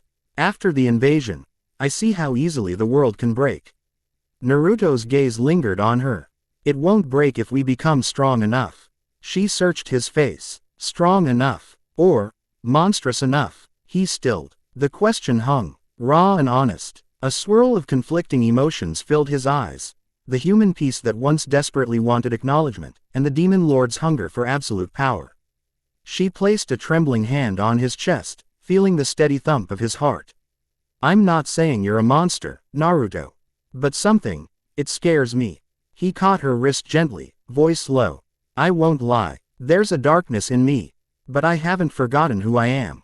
Her eyes stung with unshed tears. She believed him mostly, but she also felt the current pulling them all towards something irreversible. Without warning, she leaned up on her toes, brushing her lips to his. This time it wasn't the rushed, uncertain kisses of before, it was a quiet plea, a tether to keep him grounded. He returned the kiss softly, letting the moment stretch. When they parted, she pressed her forehead to his shoulder. Just promise me you won't lose yourself. His voice was a bare whisper. I promise. Morning ambush. Sunlight pierced the treetops, scattering golden beams across the campsite. The caravan started moving before dawn, eager to reach the safety of the Land of Frost's border town by midday. Naruto, Shikamaru, and Haku took point, while Sakura and Hinata flanked the wagons. Around mid-morning, the road curved through a narrow gorge. Sheer cliffs loomed on either side, offering perfect vantage for an ambush. Hinata's Byakugan roamed, checking above. She tensed, calling out, Naruto-kun on the cliffs. Too late. A volley of explosive tagged arrows rained down. Shikamaru yelled for the caravan to take cover, while Naruto leapt, deflecting several arrows with his kunai. The blasts shook the gorge, sending rubble tumbling. A dozen masked shinobi rappelled down the cliffside, each bearing the symbol of an obscure rogue faction. Their leader, a tall woman with silver hair, pointed a gleaming katana at the caravan. Hand over your cargo, or die. Naruto stepped forward. We're not giving you anything. She smirked. Then you've signed your death warrants. She flickered through hand seals, unleashing a swift wind release that sliced at the air. Naruto and Haku dodged. Though a gust of razor wind nicked Naruto's sleeve, Shikamaru cursed under his breath. We can't protect the wagons from all sides. Sakura moved to stand by Hinata, forming hand seals for a protective barrier she'd been learning.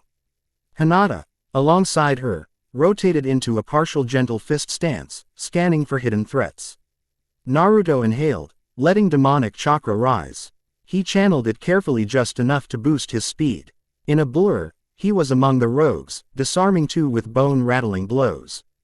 Haku followed, ice forming across the rocky floor, causing enemies to slip and stumble. A masked shinobi lunged at Shikamaru, who barely dodged. Shikamaru retaliated with a shadow whip, binding the assailant's legs. Another rushed Naruto with a spiked club. Naruto ducked, palm striking the rogue so hard that the man collapsed, unconscious. But their leader, the silver-haired katana user, was no pushover.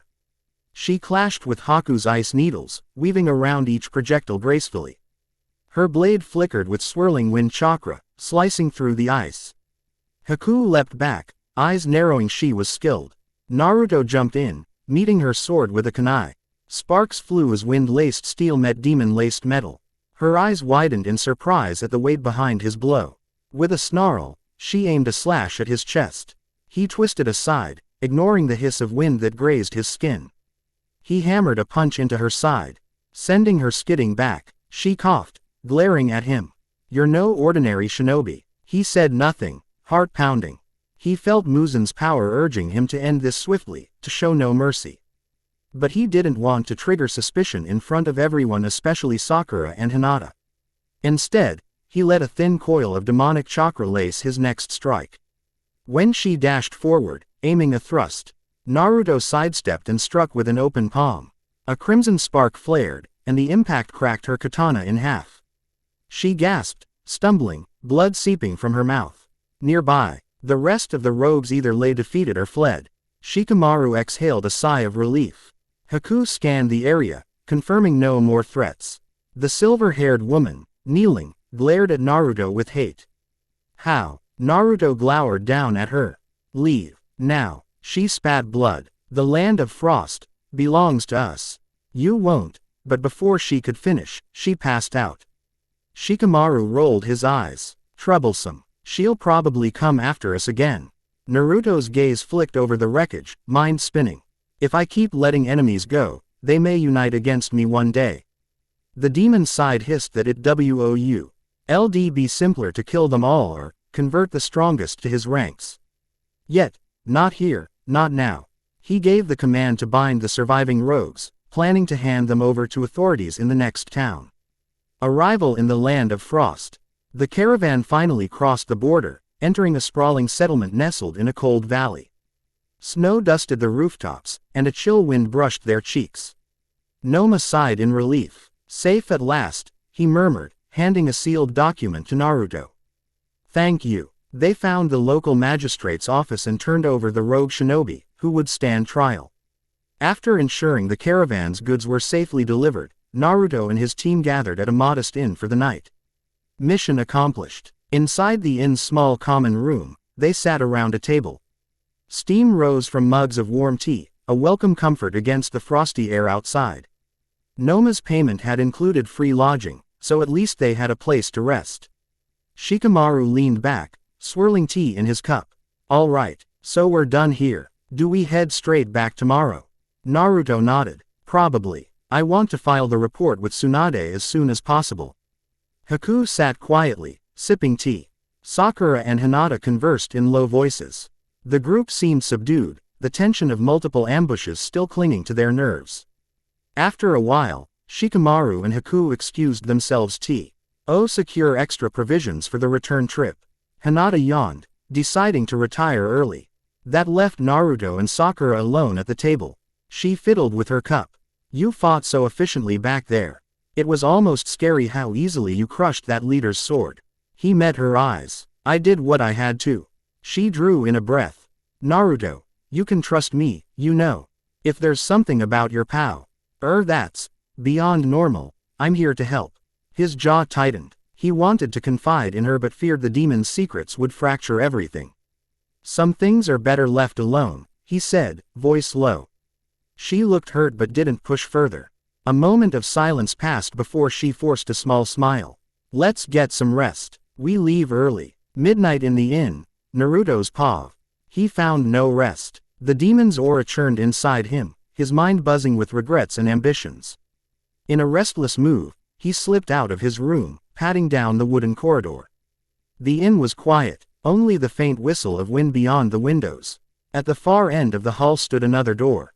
He sensed familiar chakra behind it. Sakura's. Her soft breathing was uneven, like she, too, struggled to sleep. He paused, hand halfway raised to knock, heart thudding. Memories of their kiss by the river lingered, tangled with guilt about Hinata's gentle devotion and Anko's fierce allure. Footsteps sounded behind him. He turned, startled to see Anko herself, leaning against the corridor wall, arms folded. She must have arrived late or perhaps followed him for reasons unknown. His breath caught. Anko, what are you? She silenced him with a smirk. Heard you were in the land of frost on a mission. I had a separate assignment. Ran into Shikamaru just now, asked where you were. So here I am. He frowned. You traveled all this way alone. She shrugged. I can handle myself. Her gaze raked over him, noticing how tense he was. You look like you've got 1,000 demons crawling under your skin. He let out a humorless chuckle. One demon, actually. Her smirk softened. Not the time for jokes, huh? She glanced at the door behind him, lips twitching. Got a rendezvous with Pinky. He bristled. No, I was just. She took a step closer, eyes glinting in the dim corridor light. Relax. I'm not here to fight over you. Unless you want me to. The teasing note in her voice carried an undercurrent of seriousness. She was bold, unafraid of her own desires. That was part of her appeal and her danger. He found himself caught between embarrassment, annoyance, and something else. It's complicated. Anko snorted. Life always is. Then, with no further warning, she slid her arms around his neck. He felt the warmth of her body, the subtle brush of her breath near his ear. I've been thinking about you, brat. And the trouble you stir up.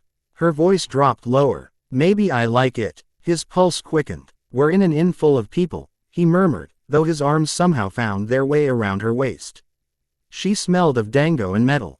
A bizarre but heady mix. You think I care, she whispered, leaning in to capture his lips. The kiss was hungry, unrestrained Anko's style.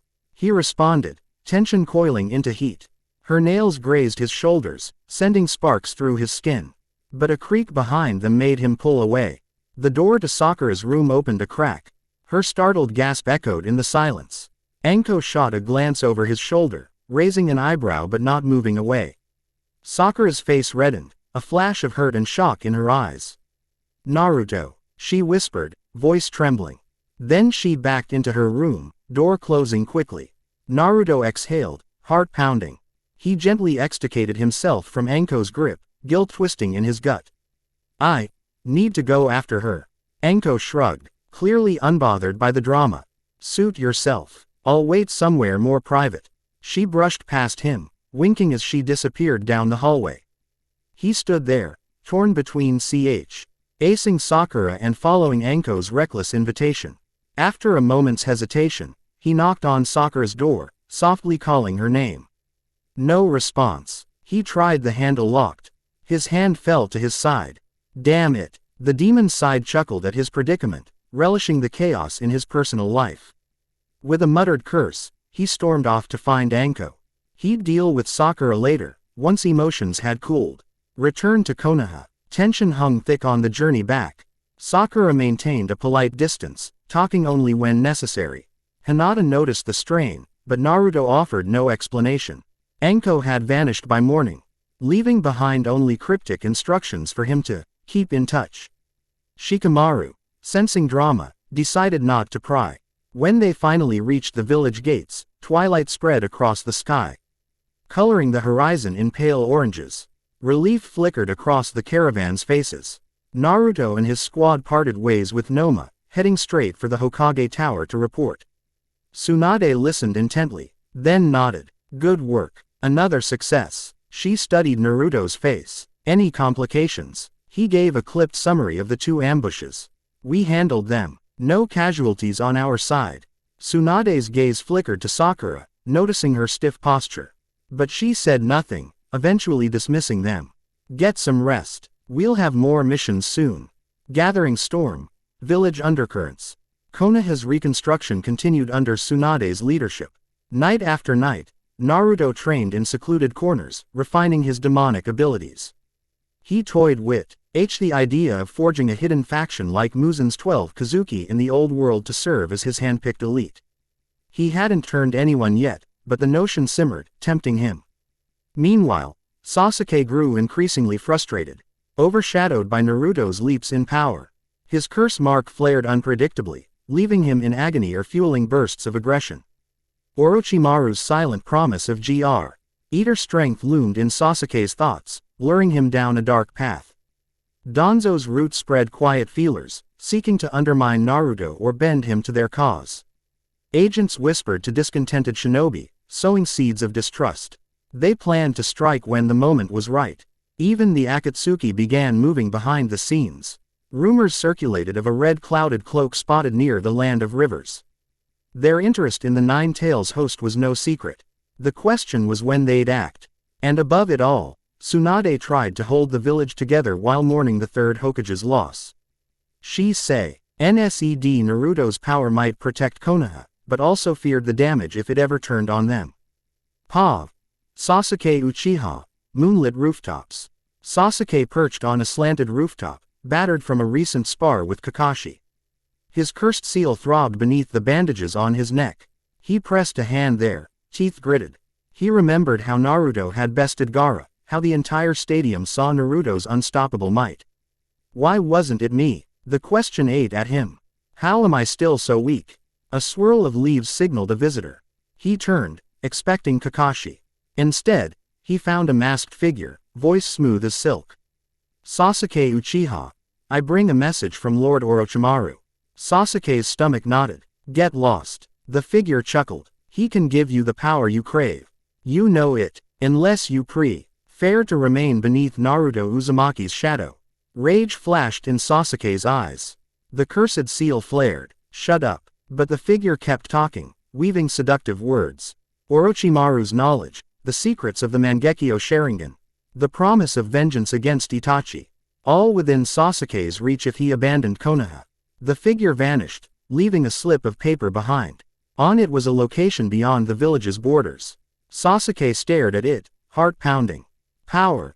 The temptation was almost unbearable. Danzo's intrigue. In his underground base, Danzo received news of Sasuke's wavering loyalty. A slow smile curved his lips. If the Uchiha leaves, that might destabilize Naruto, or provide Root an opening. His mind spun with schemes to manipulate the outcome. He also received a cryptic report that Naruto was fostering connections with multiple Kunoichi Sakura, Hinata, Enko. Perhaps that was a pressure point. Perhaps it could be exploited.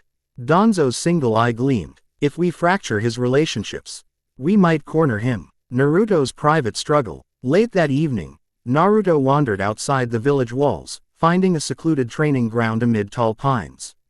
There, he practiced merging his demonic aura with different chakra natures, forging unseen combinations. Shadows writhed around him, leaves swirled in unnatural currents. A single punch could shatter boulders. A flicker of movement caught his eye. Haku emerged from behind a tree, quietly watching. Naruto, he greeted. I sensed a strange chakra. Are you, all right? Naruto exhaled, letting the energy subside. Just training. Haku's soft voice carried concern. Your power grows every day. I worry that you might. He paused, searching for the right words. Lose sight of your kindness. Naruto turned, a faint red glow lingering in his eyes. Kindness doesn't protect what's precious. Haku flinched, recalling Zabuza's final moments. It can, if balanced with strength. I joined you because, say I believed you'd find a better way than senseless cruelty. Naruto stared at him, torn. He remembered his vow to Haku on the bridge, that they'd forge a new path together, free of Zabuza's cycle of violence. Yet Muzan's voice whispered that absolute power demanded harsh choices. Eventually, Naruto forced a small nod. I won't become like Orochimaru or Zabuza. You have my word. Haku bowed his head, relief softening his features. Thank you. He hesitated, then reached into a pouch. By the way, Tsunade-sama asked me to deliver this note. Naruto took the folded slip, reading it in the moonlight. Tsunade had summoned him for a special mission and infiltration in the Land of Water. Something about a rogue clan experiment. He crumpled it lightly in his hand, mind already racing. More tests, more secrets to uncover. Prelude to the future. Morning light would soon break over Konoha, stirring the village to life. But for now, Naruto stood amidst the silent pines, heart nding with a mixture of excitement and dread. He felt the puzzle pieces shifting: Sasuke's frustration, Danzo's plotting, Orochimaru's lurking presence, Akatsuki's ominous shadow. He glanced at Haku, who waited patiently, trusting him without question. Then he thought of Sakura's tears, Hinata's quiet devotion, Enko's dangerous grin. All of them circled around him, drawn to his gravitational pull. One misstep, And that orbit could collapse into chaos. But that's the price of power, the demon's side murmured. Rule or be ruled. Devour or be devoured. Naruto's gaze rose to the faint glow on the horizon. The old dream of becoming Hokage felt distant compared to the new ambition swirling in his soul. He pictured building a separate empire within Konoha's walls, a hidden dynasty of demons and loyal subordinates who would stand above the old system, rivaling even the Akatsuki. And from that vantage, he'd reshape the entire shinobi world. Footsteps rustled behind him. Sakura, drawn by a hunch, had come looking. Their eyes met. She saw the resolve etched in his face, a flicker of crimson in his irises. Another mission, she asked quietly, nodding at the note in his hand. He slipped it into his pouch. Yeah, something's coming. Sakura. The next step. She took a breath, stepping closer. Then, don't go alone. Let me help. For a moment, the demon's cynicism mocked the idea of partnership. But Naruto felt a thread of warmth that he couldn't fully deny. He reached out, brushing a knuckle against her cheek. All right, we'll face whatever comes together. Far off, the first rays of daylight crept over the forest, illuminating them in gentle gold. Though neither said it aloud, they both sensed the tension building toward an explosive climax: Sasuke's defection, Orochimaru's revenge, Akatsuki's approach, Danzo's schemes, and Naruto's own unstoppable evolution.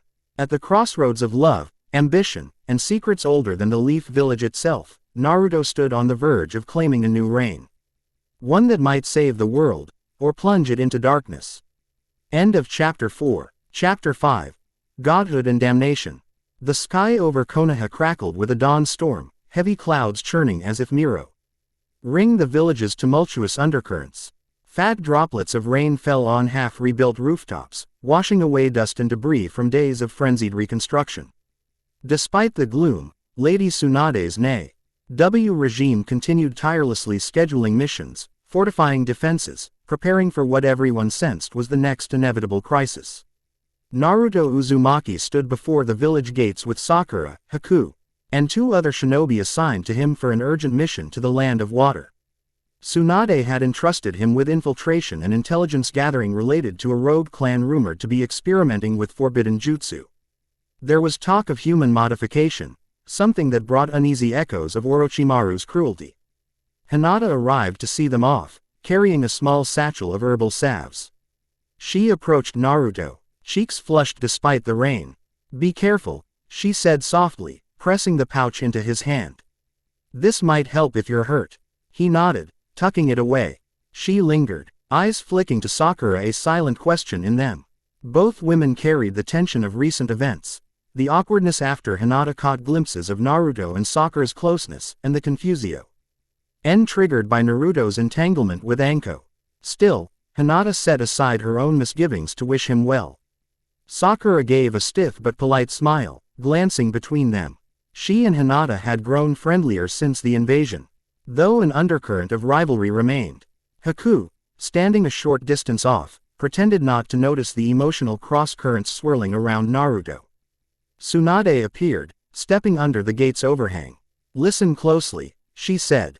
We've had intel of an enclave in the Land of Water, operating deep in the old Blood Mist territory. They've allegedly kidnapped civil Ians and performed experiments, some tied to Kekkei Genkai theft, maybe. Her gaze leveled on Naruto. Uncover the truth, rescue any captives. If it's too dangerous, pull out and signal for backup. Nah. Naruto's eyes glowed with a quiet ferocity. Understood. Sakura and Haku nodded in sync. The other 2 shinobi, Katashi and Mio, stayed silent, waiting for orders. Tsunade exhaled. We're counting on you. Watch out for hidden agendas both from Kiri loyalists and from our own factions. The warning hung in the rain-laden air, clearly alluding to Danzo's route or even Orochimaru's stray threads. Naruto dipped his head. We'll do what must be done. With that, they departed, stepping into the storm-lashed roads that led away from Konoha. Land of Water. A city of shadows. 2 days of hard travel brought them across the sea on a cramped merchant ship. The Land of Water greeted them with rolling fog banks and chill winds, its coastline dotted with rocky inlets and battered wooden docks. Unlike the Land of Waves, the atmosphere here felt sharper, haunted by echoes of the old, bloody mist reputation. Naruto's team disembarked in a small harbor town. Buildings clustered close, their roofs covered in slick moss from constant drizzle. Lanterns glowed faintly in the mist, revealing narrow alleys and suspicious townsfolk. Rumors said that years ago, Yagura's brutal regime as Mizukage had left scars on every corner of this land. They checked into a run-down inn. The proprietor, a gaunt man with wary eyes, offered them rooms without comment. Once inside a cramped suite on the second floor, Naruto motioned for the team to gather around a battered wooden table. "We move quietly," he instructed. "We suspect a rogue faction operating near the old outlying villages. We'll try infiltration first. Mio, Katashi, I need you to gather intel around town." Subtle questions, no open displays of leaf headbands. The two nodded, adjusting their cloaks. "Sakura, Haku, you're with me," Naruto continued. "We'll split off at night. I have a lead on some old clan compounds. We'll check it out. If we don't return by dawn, regroup here and fall back to Plan B." Sakura crossed her arms. Plan B. Naruto's expression hardened. "Alert Lady Tsunade. Request an official envoy from Kurigakure. We might need diplomatic cover if this goes sideways." They agreed. Mio and Katashi left first, hooded against the drizzle. Haku checked the window, seeing only the faint glow of lamps in the dark. A tense hush settled. Midnight reconnaissance. Fog choked the streets as Naruto, Sakura, and Haku ventured beyond the town's edge. They picked their way through muddy paths leading into the dense wetlands beyond. Gnarled trees with creeping vines loomed overhead, casting ghostly silhouettes in the moonlight. Each step squelched in waterlogged soil. Despite the gloom, Naruto moved with certainty, his demonic senses extended far beyond normal. He detected faint chakra trails, half-erased footprints. Something was out there, hidden in the swamp. Haku paused at a fork in the path, eyes narrowing. "I sense a barrier ahead. Not an ordinary one, some kind of layered seal." Naruto nodded. "Let's check it out." They advanced carefully, soon encountering a half-collapsed gateway of rotted wooden posts. Carvings suggested an ancient clan's insignia, a swirl that might have once resembled a water vortex. Beneath it, the ground dropped into a flooded courtyard, partially swallowed by algae. A flicker of chakra shimmered in the air, then vanished. Sakura formed a light to see better. "This place is deserted." Uchi trailed off as they spotted a large building behind the flooded courtyard. It looked like an old mansion, battered by time and damp, its doors sealed with enormous paper talismans. Haku pressed a palm to one talisman. "These seals are fresh. Someone's been here recently." Naruto's eyes gleamed red for an instant. "Now we'll see what they're hiding." He channeled a thread of demon chakra into the seal. The paper crackled, turning black along the edges before disintegrating. The main door creaked open, revealing utter darkness within. Inside the rogue compound, a stale odor of mildew and decay clung to the corridors. Each step kicked up dust motes that floated in the beams of moonlight filtering through cracked windows. Sakura suppressed a shudder, remembering the chills of Orochimaru's hidden labs. They fanned out. The building's interior resembled a noble's mansion from a bygone era, worn tatami mats, sliding doors eaten by rot, old murals defaced. Naruto couldn't shake the sense of being watched. He motioned for Sakura and Haku to split and search adjoining rooms while he moved deeper inside. He passed a wide hall that might have once been a dining area. Tattered cushions lay scattered, half submerged in water. Then he found a locked wooden door at the far end. He sensed unusual chakra beyond it. With minimal effort, he forced it open. The stench of chemicals assaulted him. Inside lay a makeshift lab table strewn with glass vials, rusted cages, chains bolted to walls. Bloodstains marred the floor. His chest tightened. "It's just like the rumors." Rows of dusty jars lined shelves, each labeled with cryptic symbols. A few contained murky fluids and floating body parts. Naruto grimaced, fists tightening. So they truly are experimenting on living subjects. Footsteps echoed behind him. He turned to see Haku, eyes wide with horror. Sakura arrived a second later, pressing a hand to her mouth at the grisly sight. "Monsters," she whispered, voice trembling. Before they could investigate further, a figure stepped from the shadows. Dressed in dark robes, face half hidden by an ornate mask, the stranger regarded them calmly. "You trespass on sacred ground," they said, voice low. Naruto raised a kunai. "Who are you?" The robed figure tilted their head. Merely the caretaker of this legacy. We carry on the founders while improving the human form, unlocking dormant Kekkei Genkai. Soon, we'll surpass even the Mizukage's dreams. Sakura's eyes flashed. You're torturing innocent people for that. The figure gave a soft laugh. Sacrifice is necessary. Haku tensed. Ice mirrors beginning to form behind him. I won't let you repeat Zabuza's sins. The robed caretaker made a hand seal. The old lab trembled, walls shifting as hidden compartments slid open.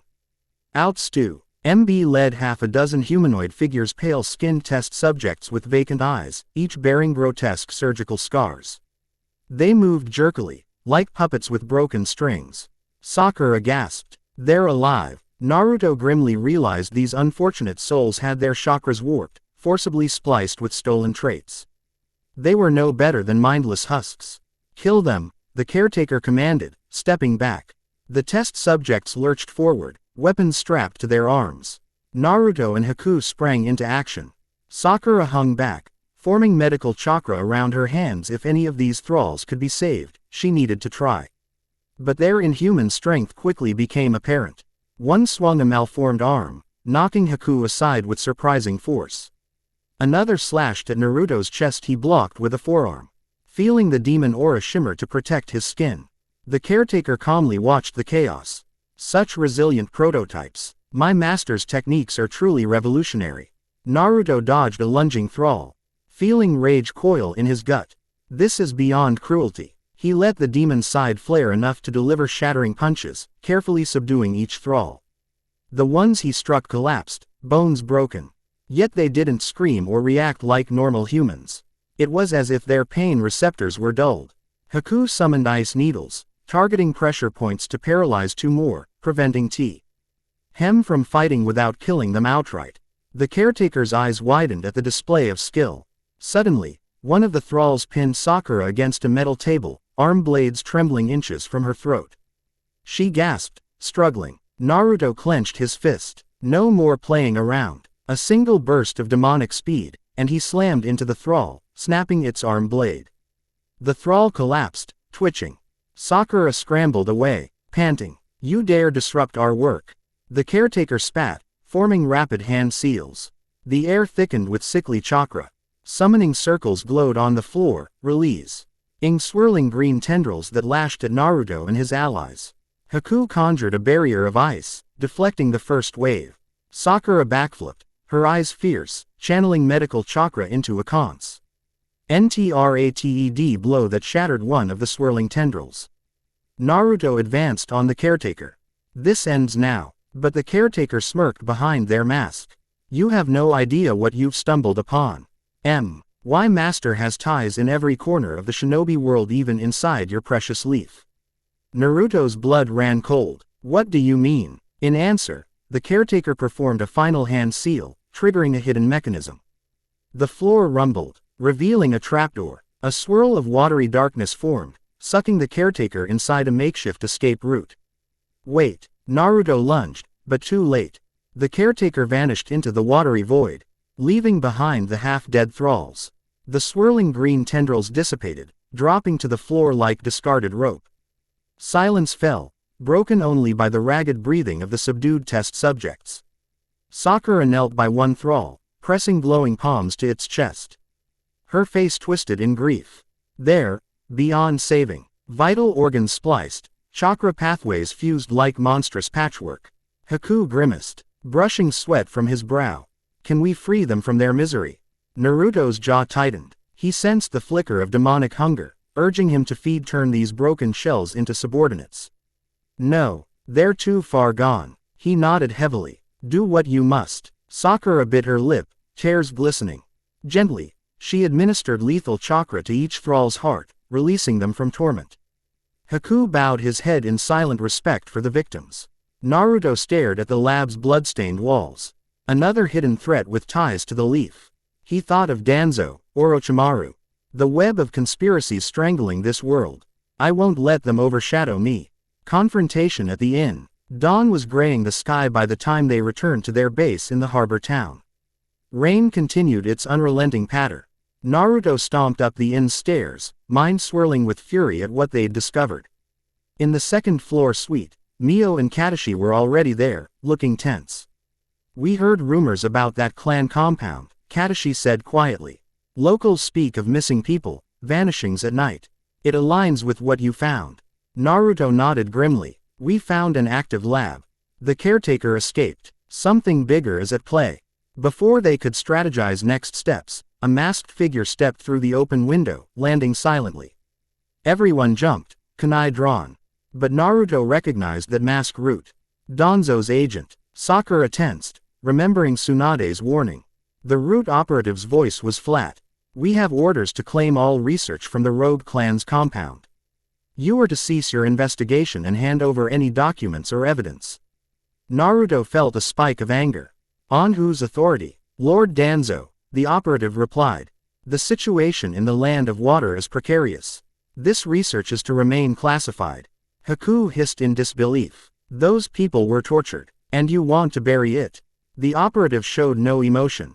That's the mission. Stand down. Mio and Katashi exchanged uneasy glances. Root's reputation was that of secrecy and ruthless tactics. Naruto's aura flared. No, we're returning to Lady Tsunade with our findings. That caretaker mentioned connections within the leaf, likely referencing Danzo or Orochimaru. We won't hide this. The operative's hand flickered to a short blade. Disobeying Root is treason. Sakura stepped forward, fists clenched. We serve the Hokage, not Danzo's private force. The moment crystallized into a standoff. Rain battered the window behind the Root agent, thunder rolling in the distance. Naruto slowly exhaled. Then, with a speed that defied sight, he struck. His hand grabbed the agent's wrist, twisting. Bones cracked. The agent gasped. In the same fluid motion, Naruto backhanded the mask, shattering it. A young man's face contorted in pain, eyes wide. Tell Danzo, Naruto growled, that I won't be his pawn. Now get out. He flung the agent aside. The man slammed into the wall, half-conscious. For a beat, no one moved. Sakura's heart hammered. Naruto just assaulted a Root operative. This is no small matter. The agent coughed, staggering upright. Instead of retaliating, he shot Naruto. A venomous glare and vanished into the night with a swirl of leaves. Silence fell. Haku let out a shaky breath. This is bigger than we thought. Naruto nodded, demon eyes smoldering. We leave immediately. Tsunade needs the truth. Return to Konoha. Crisis point. They wasted no time. By midday, Naruto's team boarded a ferry and sailed back across the choppy sea, hearts heavy with knowledge of the monstrous experiments. The caretaker was still at large. Danzo's involvement loomed. When they finally reached Konoha's gates, dusk had settled, painting the sky in brooding purple tones. The village was oddly quiet, as if everyone held their breath. A squad of Anbu materialized, leading them straight to the Hokage Tower. Tsunade greeted them in a private chamber, eyes narrowing at the seriousness etched on their faces. Naruto delivered a concise report, handing over any scraps of notes or observations from the hidden lab. Tsunade absorbed it all, expression darkening. Danzo's men tried to interfere. Naruto nodded. One operative confronted us, demanded we hand over everything. They're clearly invested in this rogue group's research. Tsunade slammed a fist on her desk. Enough. I've tolerated Danzo's shadow plays for too long. She rose, heading for the door. We'll confront him directly. Danzo's lair. Though the hour was late, Tsunade marched with Naruto, Sakura, and a cadre of Oil Anbu deep into the Root headquarters, an underground network of corridors beneath Konoha. Torches lined the walls, casting elongated shadows. They reached a large hall where Danzo waited, flanked by masked Root operatives. He stood with his cane, bandaged eye revealing no emotion. Lady Hokage, he greeted tonelessly. To what do I owe the pleasure? Tsunade's gaze was a storm. You authorities, infiltration into the land of water behind my back, tried to seize crucial intel, and possibly aided human experimentation. Explain yourself. Danzo's one eye flicked to Naruto. Your pet demon boy has spun quite a tale. Naruto bristled. Those experiments were real. You wanted them hidden. Danzo's face remained impassive. Konoha must remain strong. If we can harness forbidden research for our benefit, so be it. That caretaker's ties could be exploited. Stop. Tsunade roared. Konoha won't stoop to monstrous acts. Danzo's voice turned cold. Sentimentality has no place in war.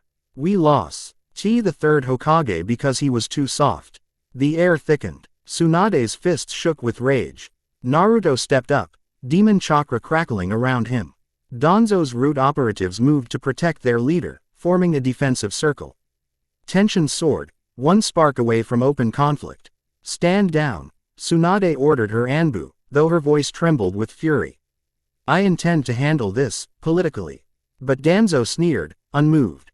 Lady Tsunade, you cannot simply remove me. My roots run deep. He turned, walking away. Continue your illusions of morality. We will do what's necessary. Naruto felt his blood pounding. All talk, no resolution. The demon side roared for action. He clenched his fists, but Tsunade caught his arm. Not here. A civil war in the depths of Konoha would destroy us.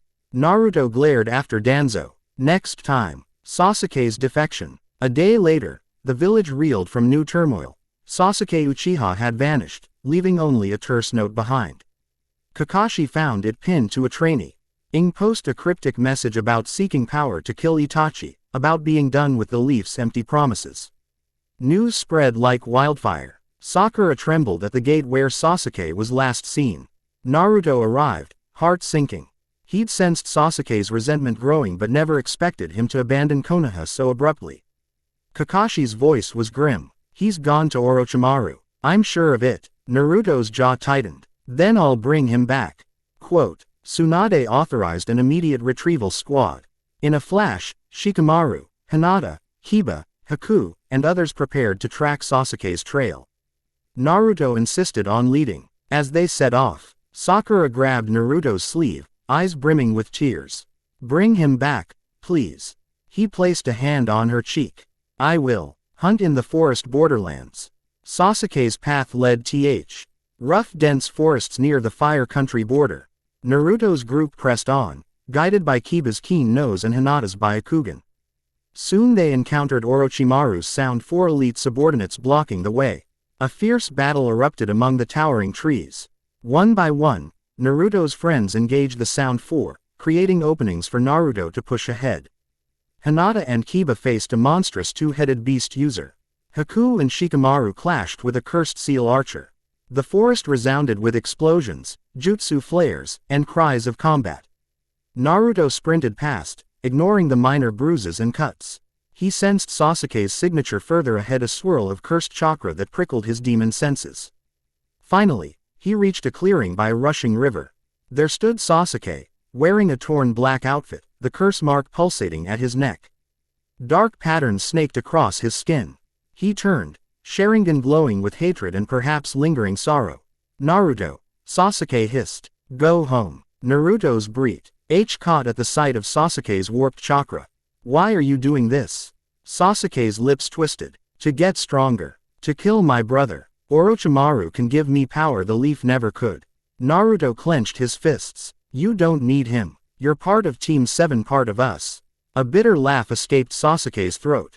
You've grown beyond me, unstoppable. Everyone acts like you're the next hero, overshadowing my clan's vengeance. Naruto's eyes flashed demon red. So you'd betray everything? Sasuke snarled, cursed seal surging. You have no idea what I've sacrificed for revenge. Lightning crackled around Sasuke's hand Chidori. Naruto let his demon chakra flow, swirling into his palm, forming a twisted variation of the Rasengan. The air vibrated with lethal tension. They dashed at each other, leading in the center of the clearing with an explosive impact. Light flared, a swirl of black and blue chakra that tore the riverbank asunder. Both flew backward, landing in muddy shallows. Gasping for breath, they locked eyes. The next instant, Sasuke roared and lunged again.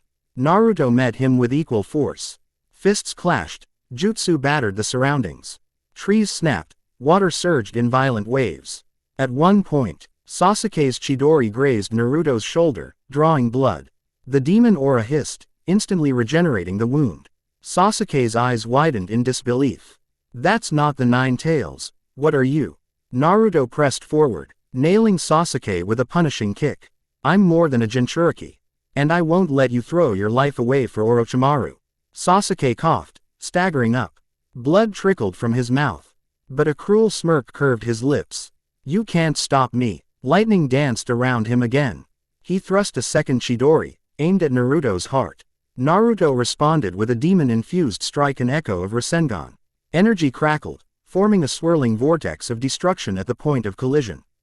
Boom! A shockwave flattened the area, sending both flying in opposite directions. When the dust cleared, Sasuke lay on one side, Naruto on the other. The river's flow had been completely disrupted, forming a deep crater. Naruto stood first, trembling with pain and adrenaline. Sasuke struggled to rise, the cursed seal flickering. Sasuke, come back, Naruto pleaded, voice raw. Sasuke's eyes burned with tears of rage. No, you'll have to kill me to stop me. Naruto clenched his fists, demon energy swirling violently. Part of him wanted to keep fighting, to break Sasuke until he couldn't move. Another part saw the fractured soul behind Sasuke's obsession. He took a shaky step forward. I won't kill you. Sasuke spat blood, stumbling. Then you're a fool. He reached for a kunai, but a swirl of dark snakes rose from behind, coiling around him. Orochimaru emerged, half-high, face bandaged from his recent injuries. That's enough, Sasuke. We have places to be. Naruto's heart lurched. Orochimaru was here. The Sannin smirked at Naruto. Trying to keep your dear friend from me. How noble. Naruto roared, demon chakra flaring. He threw a punch of raw force at Orochimaru. But Orochimaru's serpents coiled around Sasuke, pulling him away. A second serpent blocked Naruto's blow, dissolving into foul mist. Don't worry, Orochimaru taunted. You'll see him again, if you survive what's coming next. In a blink, he and Sasuke vanished into the shadows of the broken forest, leaving behind the stench of snake venom. Naruto collapsed to his knees, fists pounding the mud. Damn it! Aftermath and new beginnings. Dawn broke over the ravaged forest. One by one, Naruto's allies arrived. Battered but victorious against the Sound Four. Shikamaru, Haku, and Hinata stared at Naruto's fallen posture and the churned-up ground. The missing presence of Sasuke told the story. Sakura arrived last, tears welling as she saw Naruto alone, mud-stained and exhausted. She knelt beside him, voice trembling. You couldn't. He shook his head, eyes hollow. I couldn't bring him back. She pressed a hand to his shoulder. We'll find another way. Hinata stepped closer, gently offering healing salve for his wounds. Haku silently watched, sorrow in his gaze, remembering the sting of losing a comrade to darkness. Naruto rose, battered but determined. I won't give up on him. Godhood and damnation. Back in Konoha, the battered retrieval squad limped into the village. Medics hurried them to the hospital. Tsunade, fury burning in her eyes, organized teams to search for any sign of Orochimaru's hideouts. But the trail was cold. Sasuke was gone. Danzo, for his part, made no move, though. A rumor said Root had gleaned fresh opportunities from the chaos. The caretaker from the Land of Water was still at large, likely forging new alliances. The Akatsuki lurked in the shadows, waiting. Over the following days, Naruto brooded. He spent long hours in deserted training fields, unleashing the demon within. Punches shattered boulders, dark chakra crackled like lightning across his arms. Each session left him drenched in sweat, mind swirling with a single refrain. Not strong enough. I need more. Sakura came by sometimes, quietly offering comfort. Hinata checked on him too, leaving small meals and standing by his side. Though words were scarce, Anko popped in once, a sardonic grin that turned to unspoken worry when she saw his haunted eyes. Even Haku tried to remind him of compassion. But Muzan's reincarnated power whispered incessantly, dominate. Create your own reign. Write the world's rules. Only then can you reclaim what you've lost.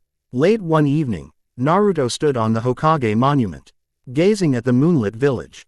The swirl of demon chakra glowed around him, faint but visible. Tsunade joined him there, silent for a moment. You've changed, she remarked softly. This burden you carry, it's beyond my ken. But I trust you to make the right choices. He managed a small, bitter smile. I won't fail the village. She placed a hand on his shoulder. Remember, you're not alone. Don't let that power consume your soul. He looked at her, some of the old warmth flickering in his eyes. I'll keep that in mind. Epilogue. The path ahead. A solemn week passed. The Leafs. Major threats loomed like storm clouds. Sasuke's defection to Orochimaru, Danzo's subterranean plotting, the caretaker's monstrous experiments, and the distant watchers of Akatsuki. Yet Konoha endured, forging ahead with half-finished walls and fresh resolve. Naruto found himself assigned to more high-level missions, recognized as an elite threat. Whispers circulated that he might soon outrank many Jonin. Some villagers gazed at him with awe, others with unease. He's too strong, too different. Yet none dared voice it openly. In a dim corridor of the hospital, he stood over Haku's bed. Haku was recovering from the Sound 4 skirmish. The former mist ninja smiled faintly. I'll be back on my feet soon. Don't do anything too crazy without me. Naruto smirked. No promises. Outside, Hinata paced the hallway, summoning courage to speak with Naruto. Before she could, Sakura approached, also seeking him. They caught each other's eyes, a silent understanding passing between them. Their feelings for Naruto remained tangled, each woman struggling with her own concerns. Enko was yet another variable, slinking around at night with her fierce brand of affection. Naruto emerged, noticing them both. He offered a soft greeting. Hey, quote. They offered half smiles. The tension was real, but so was the bond that had grown in these trying times. They fell into step beside him, leaving the hospital behind for the lantern-lit streets. Sakura finally broke the silence. Let's get dinner, she proposed, trying for normalcy. I'm starved. Hinata nodded shyly. Naruto, lost in thought, murmured agreement. As they walked, a drizzle started, and thunder rumbled in the distance, a promise of another storm. Yet for now, the three of them found small solace in each other's presence. A gathering of titans. Far away, in an abandoned hideout, Orochimaru stood next to Sasuke, both gazing into the flickering light of a single torch. Sasuke's expression was grim, the curse mark pulsing. Orochimaru smiled thinly. Soon, you'll surpass even Naruto. You've made the right choice. Sasuke's eyes narrowed, raging guilt and determination battling within. I'll do whatever it takes. Elsewhere, Danzo studied intelligence reports in Root's underground chambers, plotting how best to manipulate upcoming conflicts. If Naruto continued to defy him, Danzo would orchestrate his downfall or, failing that, claim the demon power for himself. In the Land of Water's ruined compound, the masked caretaker knelt before a shadowy figure, recounting the infiltration and the demon boy's interference. The shadowed master's voice hissed, "We'll refine our experiments, grow stronger, and when the time is right, we'll destroy everything that stands in our way." And at the edges of the continent, cloaked figures in red clouds convened. The Akatsuki's leader, hidden behind swirling Rinnegan eyes, declared that the Jinchuriki, especially Naruto Uzumaki, must soon be captured. The statue waited to devour more tailed beasts. Reckoning. In Konoha, one final swirl of drama unfolded before Naruto's eyes. Late one evening, he caught sight of Danzo stepping from a quiet council meeting. Their gazes locked, two unstoppable forces on a collision course. Danzo sneered, "You threaten the balance of power, Uzumaki. The Nine Tails has always been a risk, but you're worse." Naruto took a step closer, aura subtly crackling. "Don't test me. Touch anyone I care about, and I'll come for you." For a heartbeat, Danzo's mask of calm faltered. He turned away with a grunt, disappearing into the shadows. Naruto stood there, heart pounding. The demon side roiled, urging him to tear Danzo apart. But a gentle hand touched his shoulder. He turned to see Sakura, sadness in her eyes. She whispered, "Come on. Let's go home." A demon lord's choice. High above the village on the Hokage monument, Naruto found himself alone again, wind raking through his hair. He looked down at the half-rebuilt city. Memories of his old dream becoming Hokage felt distant. Could he still claim that path if he was more demon than man? He thought of Sasuke's final glare, the caretaker's twisted experiments, Root's infiltration, and the unstoppable specter of the Akatsuki. War loomed. A reformation of the entire shinobi system might be needed. Muzan's voice whispered, "Rule them all. Only from the top can you protect what's yours." Naruto clenched his hands at his sides, eyes blazing crimson. Then he released a slow exhale, wrestling the demon's side into momentary submission. For now, he would stand by Tsunade, by the friends who believed in him. Forging alliances where he could. But the day might come when he'd need to rise above the village's old structures and crown himself in a more absolute power, a demon lord with unstoppable might. But not yet. Lightning flashed across the clouds, illuminating his silhouette. Thunder boomed, echoing over the sleeping village. Naruto's gaze hardened, full of unstoppable will. The threads of destiny were converging: Sasuke's heartbreak, Orochimaru's ambitions, Danzo's deceit, the caretaker's horrors, and the encroaching Akatsuki threat. He whispered to the stormy sky, voice carrying a vow no one else could hear. I'll save who I can. Crush those who stand in my way. And if this world rejects me, then I'll remake it on my own terms. The rain intensified, drenching him in sheets of cold water. Yet he stood unmoving, eyes shining like embers in the night, embodying both the legacy of the shinobi and the unyielding hunger of a demon lord reborn. End of chapter 5.